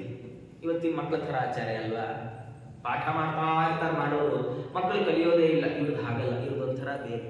ಅವ್ರು ಯಾಕೆ ಪಾಠ ಕಲೀಲಿಲ್ಲ ಅಂದ್ರೆ ಅವ್ರಿಗೆ ಅನ್ನಿಸ್ತಂತೆ ನಮ್ಮ ಆಚಾರ ಬೇರೆ ಹೇಳ್ಕೊಟ್ಟಿದ್ರು, ಈ ಆಚಾರ ಇನ್ನೇನೋ ಹೇಳ್ಕೊಡ್ತಾರಲ್ಲ. ಅವ್ರ ಆಚಾರ ಅಂದ್ರೆ ಅವರು ನಾರದರು, ಅವರು ಉಪದೇಶ ಮಾಡಿದ್ದೇನು ಭಕ್ತಿ ಯೋಗ. ನಮ್ಮ ಆಚಾರ ಭಕ್ತಿ ಯೋಗ ಹೇಳ್ಕೊಟ್ಟಿದ್ದಾರೆ. ಈ ಷಡ್ಡಾಮರ್ಕರದ್ದು ಏನಾಗ್ಬಿಟ್ಟಿದೆ, ನಿಜವಾಗಿ ಮನುಷ್ಯ 4 ಕಲಿಬೇಕಲ್ಲ, ಪುರುಷಾರ್ಥ ಚತುಷ್ಟಯ, ಧರ್ಮ ಅರ್ಥ ಕಾಮ ಮೋಕ್ಷ. ಯಾವುದು ಸರಿಯಾದ ದಾರಿ, ಹೇಗೆ ಧರ್ಮ ಮಾಡೋದು, ಧಾರ್ಮಿಕವಾಗಿ ಅರ್ಥ ಸಂಪಾದನೆ ಹೇಗೆ, ಆ ಸಂಪಾದಿತವಾದ ಅರ್ಥವನ್ನ ಹೇಗೆ ಭೋಗ ಮಾಡೋದು, ಅದು ಹೇಗೆ ಭೋಗ ಮಾಡಬೇಕು ಅಂದ್ರೆ ಮೋಕ್ಷಕ್ಕೆ ತೊಂದರೆ ಆಗದೆ ಇರೋ ಹಾಗೆ ಭೋಗ ಮಾಡೋದು ಹೇಗೆ, ಇದನ್ನು ಕಲಿಸ್ಬೇಕಲ್ಲ. ಆ ಷಡ್ಡಾಮರ್ಕರು ಗುರುಕುಲದಲ್ಲಿ ಫಸ್ಟು ಲಾಸ್ಟು ಇಲ್ಲವೇ ಇಲ್ಲ, ಧರ್ಮ ಮತ್ತೆ ಮೋಕ್ಷ ಇಲ್ಲ, ಬರೀ ಅರ್ಥ ಕಾಮ, ಹೆಂಗೆ ದುಡಿಬೇಕು, ದುಡ್ದತ್ತ ಹೆಂಗೆ ಉಡಾಯಿಸ್ಬೇಕು, ಎರಡೇ ಕಥೆ ಇದ್ದಿದ್ದೆ. ಇವತ್ತಿಗೆ ನಮ್ದು ಶಿಕ್ಷಣ ಹಿಂಗೇನೆ, ನಮ್ದು ಶಿಕ್ಷಣ ಇಷ್ಟೇ. ಯಾವ ಕೋರ್ಸ್ ಓದಿದ್ರೆ ಎಲ್ಲಿ ಕೆಲಸ ಸಿಗುತ್ತೆ, ಎಲ್ಲಿ ಕೆಲಸ ಸಿಕ್ಕರೆ ಪರ್ ಆನಮ್ ಎಲ್ಲಿ ಜಾಸ್ತಿ ಕೊಡ್ತಾರೆ, ಏನ್ ಪ್ಯಾಕೇಜ್ ಸಿಗುತ್ತೆ. ನಮ್ದು ಅರ್ಥ ಕಾಮದ ಕೆಲಸವೇ, ಅವ್ರದ್ದು ಅರ್ಥ ಕಾಮದ ಪಾಠವೇ, ಅಷ್ಟೇ ಪಾಠ ಮಾಡ್ತಾ ಇದ್ರು. ಇವ್ರು ಪ್ರಹ್ಲಾದ ರಾಜರು ಅನ್ಕೊಂಡ್ರು ಇದು ನನ್ನ ಪಾಠ ಅಲ್ಲ, ಓದ್ಲೇ ಇಲ್ಲ. ಒಮ್ಮೆ ಏನಾಯ್ತು, ಮಧ್ಯದಲ್ಲಿ ಒಮ್ಮೆ ಬಿಡುವಾಗಿದ್ದಾಗ ಮಗನನ್ನ ಕರೆದ, ಪ್ರಹ್ಲಾದ ರಾಜರನ್ನ ಹಿರಣ್ಯಕಶಿಪ ಕರೆದು ಪಪ್ರಚ್ಛ ಕಥ್ಯಥಾಂ ವತ್ಸ ಮನ್ಯತೆ ಸಾಧು ಯದ್ಭವಾನ್. ಅವನ್ ಕರೆದು ಕೇಳ್ದ, ಪ್ರಹ್ಲಾದ ನಿಂಗೆ ಯಾವುದು ತುಂಬಾ ಚೆನ್ನಾಗಿದೆ ಅನ್ಸತ್ತೋ ಅಂತ ಒಂದು ವಿಷಯ ಹೇಳ್ಮಗು ಅಂತ. ಸಾಮಾನ್ಯ ಮಕ್ಕಳು ಕೇಳ್ತಾ, ಅಪ್ಪ ಅಮ್ಮಂದ್ರು ಮಕ್ಕಳು ಎಲ್ಲೋ ಶಾಲೆಯಿಂದ ಎಲ್ಲೋ ಬಂದಾಗ ಏನ್ ಚೆನ್ನಾಗಿ ಬರುತ್ತೋ ಹೇಳಪ್ಪ, ಯಾರು ಅತಿಥಿಗಳು ಬಂದ್ರೆ ಅವಾಗ ಹೇಳ್ತಾರಲ್ಲ, ಏನ್ ಹೇಳ್ಕೊಟ್ಟಿದ್ದಾರೆ ಸ್ಕೂಲಲ್ಲಿ ಚೆನ್ನಾಗಿರೋದು ಹೇಳೋ ಅಂತ. ಅಮ್ಮಗು ಟ್ವಿಂಕಲ್ ಲಿಟಲ್ ಸ್ಟಾರ್. ಇವ್ ಪ್ರಹ್ಲಾದ ರಾಜ ಕೇಳಿದ್ರೆ ಅವ್ರಂತಾರೆ, ತತ್ಸಾಧು ಮನ್ಯೇ ಸುರವರ್ಯ ದೇಹಿನಾಂ ಸದಾ ಸಮುದ್ವಿಗ್ನ ಧಿಯಾಮ ಸದ್ಗೃಹಾತ್ ಹಿತ್ವಾತ್ಮ ಪಾತಂ ಗೃಹಮಂಧ ಕೂಪಂ ವದಂಗತೋ ಯದ್ಧರಿಮಾಶ್ರಯೇಥಾಃ. ಅವರಂತಾರಪ್ಪ, ನಂಗೆ ಯಾವ ಬಹಳ ಚೆನ್ನಾಗಿರೋದು ಅಂತ ಕೇಳಿದೆಯಲ್ಲ, ಹೇಳ್ತೇನೆ ಕೇಳು, ನಂಗೆ ಏನ್ ಚೆನ್ನಾಗಿದೆ ಅನ್ಸಿದೆ ಗೊತ್ತಾ? ಸದಾ ಸಮುದ್ವಿಗ್ನ ಧಿಯಾಂ ಅಸದ್ಗ್ರಹಾತ್. ಅವ್ರಂತಾರೆ, ಸದಾ ಮನಸ್ಸಿನ ನೆಮ್ಮದಿಯನ್ನ ಹಾಳು ಮಾಡಿಕೊಂಡಿರೋ ಈ ಜನ ಇರೋ ಮನೆ ಇದೆಯಲ್ಲ. ಯಾಕೆ ಜನ ನೆಮ್ಮದಿ ಹಾಳು ಮಾಡಿಕೊಂಡಿದ್ದಾರೆ? ಧರ್ಮಕ್ಕೆ ವಿರುದ್ಧವಾಗಿ ನಡೆದದ್ರಿಂದ. ಧರ್ಮಕ್ಕೆ ವಿರುದ್ಧವಾಗಿ ನಡೆದು ತಮ್ಮ ಮನಸ್ಸಿನ ನೆಮ್ಮದಿಯನ್ನ ಹಾಳು ಮಾಡಿಕೊಂಡಿರೋ ಮಂದಿ ಇರೋ ಮನೆ ಇದೆಯಲ್ಲ, ಅದು ಅಂಧಕೂಪ, ಕತ್ತಲ ಭಾವಿ ಅದು. ಯಾಕೆ ಅಂದ್ರೆ ಆತ್ಮಪಾತಂ, ನಮ್ಮನ್ನು ಇಲ್ಲಬಾರದ ಸಂಕಟಕ್ಕೆ ದೂಡುತ್ತೆ. ಮನೆ ಅಂದ್ರೆ 4 ಗೋಡೆ ಅಲ್ಲ, ಮನೆ ಒಳಗಿರೋರು ನಗನಗ್ತಾ ಇದ್ರೆ 10/10 ಅಲ್ಲಿ ಸುಖವಾಗಿ ಜೀವನ ನಡೆಸ್ಬೋದು. ಮನೆ ಒಳಗಿರೋರು ಗುರುಗುರು ಅಂತ ಇದ್ದು ಏನೋ ಮನಸ್ಸಿನ ತುಂಬಾ ತಲೆ ಬಿಸಿನೇ ತುಂಬಿಕೊಂಡಿದ್ರೆ 100/100 ಅಲ್ಲೂ ಸುಖವಾಗಿರ್ಲಿಕ್ಕಾಗಲ್ಲ. 4 ರೂಮ್ಗಳನ್ನ ಕಟ್ಟಿದ ಕೂಡಲೇ ತುಂಬಿದ ಮನೆ ಅಂತ ಕರೆಸ್ಕೊಳ್ಳಲ್ಲ. ಅವರಂತಾರೆ, ಯಾವ ಮನೆಯಲ್ಲಿ ಧಾರ್ಮಿಕರಾದ ಮಂದಿ ವಾಸ ಮಾಡ್ತಾರೋ ಅದು ಮಾತ್ರ ಮನೆ, ಅದು ಆತ್ಮೋದ್ಧಾರಕ್ಕೆ ಕಾರಣವಾಗುವ ಮನೆ, ಸದ್ಗೃಹ.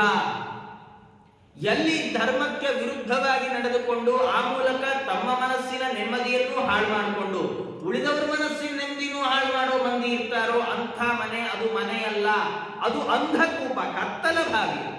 ಅಂಥ ಮನೆಯನ್ನು ಬಿಟ್ಟು ಕಾಡು ಹೋಗಿ ರಾಮಕೃಷ್ಣ ಅಂತಿರೋದು ಒಳ್ಳೇದು ಅಂತ ನನಗೆ ಅನ್ಸತ್ತಪ್ಪ. ಇದು ಯಾರು ಹೇಳ್ದಂಗಿತ್ತು? ಅವರ ಅಪ್ಪಂಗೆ ಹೇಳ್ದಂಗಿತ್ತು. ಅವರ ಅಪ್ಪಂಗೆ ಬಹಳ ಸಿಟ್ಟು ಬಂತು. ಅವನಂದ, ಮಾರು ವೇಷದಿಂದ ಎಲ್ಲೋ ವಿಷ್ಣು ಭಕ್ತರು ಅಡಕೊಂಡಿದ್ದು ಉಪದೇಶ ಮಾಡ್ತಾ ಇದ್ದಾರೆ ಅನ್ಸತ್ತೆ, ಮುಂದೆ ಇಂಥದ್ದೆಲ್ಲ ಆಗಬಾರದು, ಹಾಗೆ ಇದನ್ನಾಗದೇ ಇರೋ ಹಾಗೆ ನೋಡ್ಕೊಳ್ಬೇಕು ಅಂತ ಅವರಿಗೆ ಚೆನ್ನಾಗಿ ವಾರ್ನಿಂಗ್ ಕೊಟ್ಟ. ಗುರುಗಳಿಗೆ ಉಪದೇಶ ಮಾಡಿ ಅವನು ತಾನಂತ ಇದ್ದಾನೆ, ಕರ್ಕೊಂಡು ಹೋಗಿ ಇವನನ್ನ ಅಂತಂದ. ಕರ್ಕೊಂಡು ಹೋದ್ರು. ಇನ್ನೊಂದು 6 ತಿಂಗಳು ಬಿಟ್ಟ. ಇನ್ನೊಂದು 6 ತಿಂಗಳು ಬಿಟ್ಟು ಬಂದ ಮಗು ಪ್ರಹ್ಲಾದ. ಬಂದ್ರೆ ಈ ಸರ್ತಿ ಅವರಪ್ಪ ನಿಂಗೇನ್ ಖುಷಿ ಆಗುತ್ತೆ ಅದನ್ನ ಹೇಳು ಕೇಳಲಿಲ್ಲ. ಅವರಪ್ಪ ಸ್ವಲ್ಪ ಬುದ್ಧಿವಂತ. ಅವನಂದ, ನಿಮ್ ಗುರುಗಳು ಹೇಳಿಕೊಟ್ಟಿದ್ದೇನಾರು ಒಂದು ಹೇಳು. ಈ ಗುರುಗಳು ಅಂದ್ರೆ ಯಾರು? ಚಂಡ ಮಾಡಿದ್ರು. ಅವ್ರು ಹೇಳ್ಕೊಟ್ಟಿದ್ದೇನಾರು ಒಂದು ಹೇಳಿ. ಅದೇನು ಅಂದ್ರೆ ಕೆಲವು ಸರ್ತಿ ಮಕ್ಕಳಿಗೆ ಖುಷಿ ಆಗುತ್ತೋ ಬಿಡುತ್ತೋ, ಸ್ಕೂಲಲ್ಲಿ ಹೇಳ್ಕೊಡ್ತಾರಂತ ಕಲಿಬೇಕಪ್ಪ ಅಂತ ಅಲ್ವಾ? ಹಾಗೆ ಪರಿಸ್ಥಿತಿ. ಅದಕ್ಕೆ ಪ್ರಹ್ಲಾದರಾಜರಂದ್ರು, ನಮ್ಮ ಗುರುಗಳು ಅಂದ್ರೆ ಯಾರು? ಆದರೆ ಅವ್ರು ಹೇಳ್ಕೊಟ್ಟಿದ್ದೇನು? ಶ್ರವಣಂ ಕೀರ್ತನಂ ವಿಷ್ಣು ಸ್ಮರಣಂ ಪಾದ ಸೇವನಂ ಅರ್ಚನಂ ವಂದನಂ ದಾಸ್ಯಂ ಸಖ್ಯಂ ಆತ್ಮನಿವೇದನಂ. ಅಪ್ಪ, ದೇವರಲ್ಲಿ 9 ವಿಧವಾದ ಭಕ್ತಿಯನ್ನು ಮಾಡಬೇಕಪ್ಪ. ಶ್ರವಣ, ಕೀರ್ತನ, ಸ್ಮರಣ, ಪಾದಸೇವನ, ಅರ್ಚನ, ವಂದನ, ದಾಸ್ಯ, ಸಖ್ಯ, ಆತ್ಮನಿವೇದನ. ಈ 9 ರೀತಿಯಲ್ಲಿ ಭಗವಂತನಲ್ಲಿ ಭಕ್ತಿಯನ್ನ ಮಾಡಿ ಈ ಭಕ್ತಿಯನ್ನ ಭಗವಂತನಿಗೆ ಅರ್ಪಿಸಿಬಿಟ್ರೆ ತನ್ಮನ್ಯೇ ಅಧೀತ ಉತ್ತಮಂ, ಅವನು ತುಂಬಾ ಉತ್ತಮ ವ್ಯಕ್ತಿ ಅಂತ ನಾ ಕಲ್ತಿದ್ರಲ್ಲೆಲ್ಲ ಒಳ್ಳೆ ಸಾರ ಪಾಠ ಇದು. ಅವನಿಗೆ ಹಿರಣ್ಯಕಶಿಪುಗೆ ಇನ್ನೂ ಸಿಟ್ಟು ಬಂತು. ಅವನು ಅಂದ, ಈ ಸರ್ತಿ ಗುರುಗಳನ್ನ ಕರೆದಂತ, ಏನ್ರಿ ನೀವೇ ಹೇಳ್ಕೊಡ್ತಾ ಇದ್ದೀರಿ ಇಂಥದ್ದೆಲ್ಲ ಅಂತ ನಂಗೆ ಡೌಟ್ ಬರ್ತಾ ಇದೆ, ನೀವ್ ಹೇಳ್ಕೊಟ್ರೆ ಚೆನ್ನಾಗಿರೋಲ್ಲ ನೋಡಿ ಅಂತ ಹೇಳಿದ್ರು. ಅವರಂದ್ರು, ನಮತ್ ಪ್ರಣೀತಂ ನ ಪರ ಪ್ರಣೀತಂ. ನಾನು ಹೇಳ್ಕೊಟ್ಟಿಲ್ಲ ಸ್ವಾಮಿ. ನಮ್ ಗುರುಕುಲದಲ್ಲಿ ಯಾವುದೇ ಅಡಿಷನಲ್ ಆಗಿ ಗೆಸ್ಟ್ ಲೆಕ್ಚರರ್ಗಳನ್ನು ಸೇರಿಸ್ಕೊಂಡಿಲ್ಲ. ಇದನ್ನ ಯಾರು ಹೇಳ್ಕೊಟ್ರೋ ಎಲ್ಲಿಂದ ಕಲ್ತನೋ ಅವನ್ನೇ ಕೇಳಬೇಕು ಅಂದ್ರು. ಅಂದ್ರೆ ಅವನು ಕೇಳ್ದ ಪ್ರಹ್ಲಾದರಾಜರಿಗೆ ಕೇಳ್ದ ವಾಪಸ್ ಹಿರಣ್ಯಕಶಿಪ, ಅಲ್ಲೋ ನಚೇತ್ ಗುರುಮುಖಿ ಅಂತೆ ಕುತೋ ಭದ್ರಾ ಸತೀಮತಿ. ಅಲ್ಲೋ ನಿಮ್ ಗುರುಗಳಿಗೆ ಹೇಳ್ಕೊಡ್ಲಿಲ್ಲ ಅಂದ್ರೆ ಇಂಥ ಕೆಟ್ಟ ಮಾತೆಲ್ಲ ನಿನ್ ಬಾಯಿಂದ ಹೆಂಗ ಆಚೆ ಬರ್ತಾ ಇದೆ ಅಂದ್ರೆ ಪ್ರಹ್ಲಾದರಾಜರಂತ ನೋಡಿ, ಅವ್ರ ಅಪ್ಪ ಹಿರಣ್ಯಕಶಿಪು ಇಡೀ ಜಗತ್ತನ್ನೇ ಕಂಟ್ರೋಲ್ ಅಲ್ಲಿ ಇಟ್ಕೊಂಡವ. ಎಲ್ಲಿಂದ? ಇಂದ್ರದೇವರಿಂದ ಆರಂಭಿಸಿಕೊಂಡು ಎಲ್ಲಾ ದೇವತೆಗಳನ್ನು ತನ್ನ ಅಡಿಯಾಳಾಗಿ ಮಾಡ್ಕೊಂಡಿದ್ದವ. ಆದ್ರೆ ಮಗ ಅನ್ನಿಸ್ಕೊಂಡವನು ಹೆದರವಲ್ಲ ಇದನ್ನಪ್ಪ. ಭಾರಿ ಆಶ್ಚರ್ಯ. ಅವನು ಅಂತ ಇದ್ದಾನೆ. ಪ್ರಹ್ಲಾದರಾಜರಂದ್ರು, ಮತಿರ್ನ ಕೃಷ್ಣೇ ಪರತಸ್ವತೋಪಿ ವಾ ಮಿಥೋಭಿಪದ್ಯೇತ ಗೃಹವ್ರತಾನ ಅದಾಂತ ಗೋಭಿರ್ ವಿಷತಾಂತ ಮಿಶ್ರಂ ಪುನಃ ಪುನಶ್ಚರ್ವಿತ ಚರ್ವಣಾನಾಂ. ಅವನಂತಾರೆ, ಅಪ್ಪ ನಿಂಗೆ ಯಾರು ಹೇಳ್ಕೊಟ್ರು ಅಂತ ನನ್ ಪ್ರಶ್ನೆ ಮಾಡ್ತಾ ಇದೀಯಲ್ಲ. ಅವರಂದ್ರು, ಸಂಸಾರದಲ್ಲೇ ಮತ್ತೆ ಮತ್ತೆ ಬಿದ್ದು ಹೊರಳಾಡೋರ್ಗೆ, ಚರ್ವಿತ ಚರ್ವಣ ಮಾಡೋರ್ಗೆ. ಚರ್ವಿತ ಚರ್ವಣ ಅಂದ್ರೆ ಏನ್ ಗೊತ್ತೋ? ತಿಂದದ್ದನ್ನೇ ತಿನ್ನೋದು. ಈ ಹಸುಗಳು, ಎಮ್ಮೆ, ದನ ಇವೆಲ್ಲ ಮಾಡ್ತಾವಲ್ಲ, ಒಂದ್ಸರ್ತಿ ತಿಂದು ಬಿಡ್ತಾವೆ, ಆಮೇಲೆ ಗಟ್ಟಿ ಕಟ್ಟಿ ಅಲ್ಲಿ ಕೂಡಿಸಿದ್ರೆ ನೆಲದಲ್ಲಿ ಹಂಗೆ ಕಚಾ ಪಚ ಕಗಿತಾ ಇರ್ತಾವು. ಚರ್ವಿತ ಚರ್ವಣ, ಅಗದದ್ದನ್ನೇ ಅಗಿಯೋದು, ತಿಂದದ್ದನ್ನೇ ತಿನ್ನೋದು, ಹೇಳಿದ್ದನ್ನೇ ಹೇಳೋದು, ಮಾಡಿದ್ದನ್ನೇ ಮಾಡು. ಇದೆಲ್ಲ ನಮ್ದೇ ಸ್ವಭಾವ. ಪ್ರಹ್ಲಾದರಾಜರಂದ್ರು, ಯಾರು ಯಾವಾಗಲೂ ಅದೇ ಕೆಲಸ ಗೃಹಸ್ಥಾಶ್ರಮದಲ್ಲಿ ಇದ್ದುಕೊಂಡು ಕಾಮ್ಯ ಕರ್ಮಗಳನ್ನೇ ಮತ್ತೆ ಮತ್ತೆ ಮತ್ತೆ ಮತ್ತೆ ಮಾಡಿ ಸಂಸಾರದ ಚಕ್ರದಲ್ಲೇ ಸಿಕ್ಕಿ ಬಿದ್ದು ಒದ್ದಾಡ್ತಾ ಇರ್ತಾರಲ್ಲ, ಅಂಥವರಿಗೆ ಕೃಷ್ಣ ಭಕ್ತಿ ಯಾರು ಹೇಳಿದ್ರು ಬರಲ್ಲ. ಏನ್ ಕೇಳಿದೆ? ನಿಂಗೆ ಈ ದೇವರಲ್ಲಿ ಇರೋ ಭಕ್ತಿಯನ್ನ, ದೇವರು ದೊಡ್ಡವನು, ಈ ಭಕ್ತಿ ಮಾಡ್ಬೇಕಿಲ್ಲ, ಯಾರು ಹೇಳ್ಕೊಟ್ರು ಅಂತ ಕೇಳಿದೆಯಲ್ಲ. ಅವ್ರು ಅಂತಾರೆ, ಅಪ್ಪ ಇದೆಲ್ಲ ಹೇಳ್ಕೊಟ್ರೆ ಬರುವಂತದ್ದು ಅನ್ಕೊಂಡಿದ್ಯಾ? ಭಕ್ತಿಯನ್ನ ಯಾರಿಂದಲೋ ಹೇಳಿಸ್ಕೊಂಡ್ರೆ ಬರ್ಲಿಕ್ಕಾಗತ್ತಾ? ಅದು ಸ್ವಾಭಾವಿಕವಾಗಿ ಬರಬೇಕು. ದೇವ್ರು ದೊಡ್ಡವನು ಅಂತ ಯಾರೋ ಪಕ್ಕದವ್ರು ಹೇಳಿದ್ರೆ ನಮ್ಗೆ ದೇವ್ರು ದೊಡ್ಡವನು ಅನ್ಸಲ್ಲ. ನಮ್ದೇ ಜೀವನದಲ್ಲಿ ಏನೋ ಒಂದು ಘಟನೆ ನಡಿಬೇಕು. ಆ ಘಟನೆ ನಡೆದಾಗ ಅಬ್ಬಾ ದೇವ್ರು ದೊಡ್ಡವನು ನಮಗೆ ಅನ್ಸ್ಬಿಡುತ್ತೆ. ಸ್ವಾಭಾವಿಕವಾಗಿ ಭಗವತ್ ಪ್ರಜ್ಞೆ ಬಂದರೆ ಬರಬೇಕೇ ಹೊರತಾಗಿ ಏನ್ ಮಾಡಿದ್ರು ಉಪಯೋಗ ಇಲ್ಲ. ಗುರು ಶಿಷ್ಯರ ಕಥೆ ನಿಮ್ಗೆ ಗೊತ್ತಿದೆ ಅನ್ಕೊಂಡಿದ್ದೇನೆ. ಪ್ರಾಯ ಶಿಷ್ಯರೆಲ್ಲ ಕಾಶಿ ಯಾತ್ರೆ ಹೊರಟರು. ಗುರುಗಳಿಗಂದ್ರು, ಗುರುಗಳೇ ನೀವು ನಮ್ಮ ಜೊತೆ ಬನ್ನಿರಿ ಗುರುಗಳೇ. ಗುರುಗಳಂದ್ರು, ಇಲ್ಲಪ್ಪ ತುಂಬ ಕಷ್ಟ ಇದೆ, ತುಂಬ ಕೆಲಸ ಗುರುಕುಲದಲ್ಲಿ, ಕೆಲಸ ಮಾಡಿ ಹಾಗಲಕಾಯಿ ತೊಗೊಂಡು ಹೋಗ್ರಿ, ಇದು ನನ್ನ ಪ್ರತಿನಿಧಿ ಅಂತ ತಿಳ್ಕೊಳ್ಳಿ. ಅವ್ರು ಹಾಗೆ ತೊಗೊಂಡು ಹೋಗಿ ಯಾತ್ರೆ ಮುಗಿಸ್ಕೊಂಡು ವಾಪಸ್ ಬಂದಾಗ ಗುರುಗಳು ಕೇಳಿದ್ರು, ಏನಪ್ಪ ಎಲ್ಲಿ ಹಾಗಲಕಾಯಿ? ಗುರುಗಳೇ ಇದೋ ಇಲ್ಲಿದೆ. ಏನ್ ಮಾಡಿದ್ರಿ ಹಾಗಲಕಾಯಿ? ಗುರುಗಳೇ ನಿಮ್ಮ ಪ್ರತಿನಿಧಿ ಅಲ್ವಾ ಗುರುಗಳೇ, ಹಾಗಾಗಿ ನಾವು ಎಲ್ಲೆಲ್ಲಿ ಹೋಗ್ತಿದ್ವೋ ಎಲ್ಲಾ ಕಡೆ ಇದನ್ನೂ ತಗೊಂಡು ಹೋಗ್ತಿದ್ವಿ. ನಾವೆಲ್ಲೆಲ್ಲಿ ಎಷ್ಟೆಷ್ಟು ಮುಳುಗು ಹಾಕ್ತಾ ಇದ್ವೋ ಎಲ್ಲಾ ಕಡೆ ಇದಕ್ಕೂ 2 ಮುಳುಗು ಜಾಸ್ತಿ ಹಾಕಿಸ್ತಾ ಇದ್ವಿ. ಈಗ ಎಲ್ಲ ಇದು ತೀರ್ಥಯಾತ್ರೆ ಮಾಡ್ಕೊಂಡು ಬಂದಿದೆ. ಹಾಗಾದ್ರೆ ಅದನ್ನ ತುಂಡು ಮಾಡಿ ಎಲ್ರಿಗೂ ಒಂದೊಂದು ತುಂಡು ಕೊಟ್ಬಿಡಪ್ಪ ಪ್ರಸಾದ. ಸರಿ, ಶಿಷ್ಯರೆಲ್ಲ ಅದನ್ನು ತುಂಡು ಮಾಡಿದ್ರು, ಕೊಟ್ಟರು. ಯಾರು ಬಾಯಿ ಇಟ್ಕೊಂಡ್ರು ಎಲ್ಲಾರ ಮುಖನೂ ಸಣ್ಣಗಾಗೋಯ್ತು. ಕಹಿ ಅಂದ್ರೆ ಕಹಿ. ಗುರುಗಳಂದ್ರು, ಅಲ್ರಯ್ಯ ಇಷ್ಟೆಲ್ಲ ತೀರ್ಥಯಾತ್ರೆ ಮಾಡಿಸಿ ಗಂಗಾ ಸ್ನಾನ ಎಲ್ಲ ಮಾಡಿದ್ರು ಹಾಗಲಕಾಯಿ ಕಹಿ ಬಿಡ್ಲಿಲ್ವಲ್ಲ ಅಂದ್ರು. ಶಿಷ್ಯರಿಗೆ ಅಂತ ಬುದ್ಧಿ ಬಂತು. ಈ ಭಗವಂತನ ಭಕ್ತಿ ಇದೆಯಲ್ಲ, ಅದನ್ನೇ ದಾಸರದ ಗಂಗೆ ನಿಂದರೆ ಮಲವು ಹಿಂಗಿತಲ್ಲದೆ ರಂಗನೊಲಿಯನೋ ಭಕ್ತರ ಸಂಘ ದೊರಕದೆ.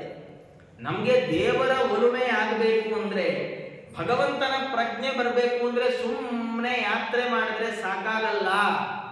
ನಾವು ಸುಮ್ಮನೆ ಯಾತ್ರೆ ಮಾಡಿದ್ರೆ ಸಾಕಾಗಲ್ಲ ಅಂತ ಯಾಕೆ ಹೇಳಿದ್ದು ಅಂದ್ರೆ, ನಾವು ಹಿಂದಿನ ಕಾಲದಲ್ಲೆಲ್ಲ ಯಾತ್ರೆ ಮಾಡೋದು ಕಷ್ಟ ಇತ್ತು. ಅದಕ್ಕೆ ಬದ್ರಿ ಸಮಾರಾಧನೆ ಅಂತ ಮಾಡೋರು. ಪಾಪ ಬದ್ರಿಗೆ ಹೋಗಿ ಬಂದ್ರೆ ದೊಡ್ಡ ಸಾಧನೆ. ಆದ್ರೆ ಇವತ್ತಿಗೇನಿಲ್ಲ, 3 ದಿನದಲ್ಲಿ ಬದ್ರಿ ಯಾತ್ರೆ ಕಂಪ್ಲೀಟ್. ಇಲ್ಲಿಂದ 1 ದಿನದಲ್ಲಿ ಫ್ಲೈಟ್ ಅಲ್ಲಿ ಅಲ್ಲಿ ತನಕ ಹೋದ, ಅಲ್ಲಿ ಬದ್ರಿಗೆ ಹೋದ, ವಾಪಸ್ ಬಂದು ಫ್ಲೈಟ್ ಹತ್ಕೊಂಡ. 3 ದಿನ ಸಾಕು, ಏನೇನೇನೇನ್ ಬೇಡ. ಅದು 3 ದಿನ ಯಾಕೆ ಬೇಕು ಅಂದ್ರೆ, ನಮ್ಮ ಬೆಂಗಳೂರಲ್ಲಿ ಏರ್ಪೋರ್ಟ್ ದೂರ ಅಷ್ಟೇ, ಅದಕ್ಕೆ 3 ದಿನ ಬೇಕು.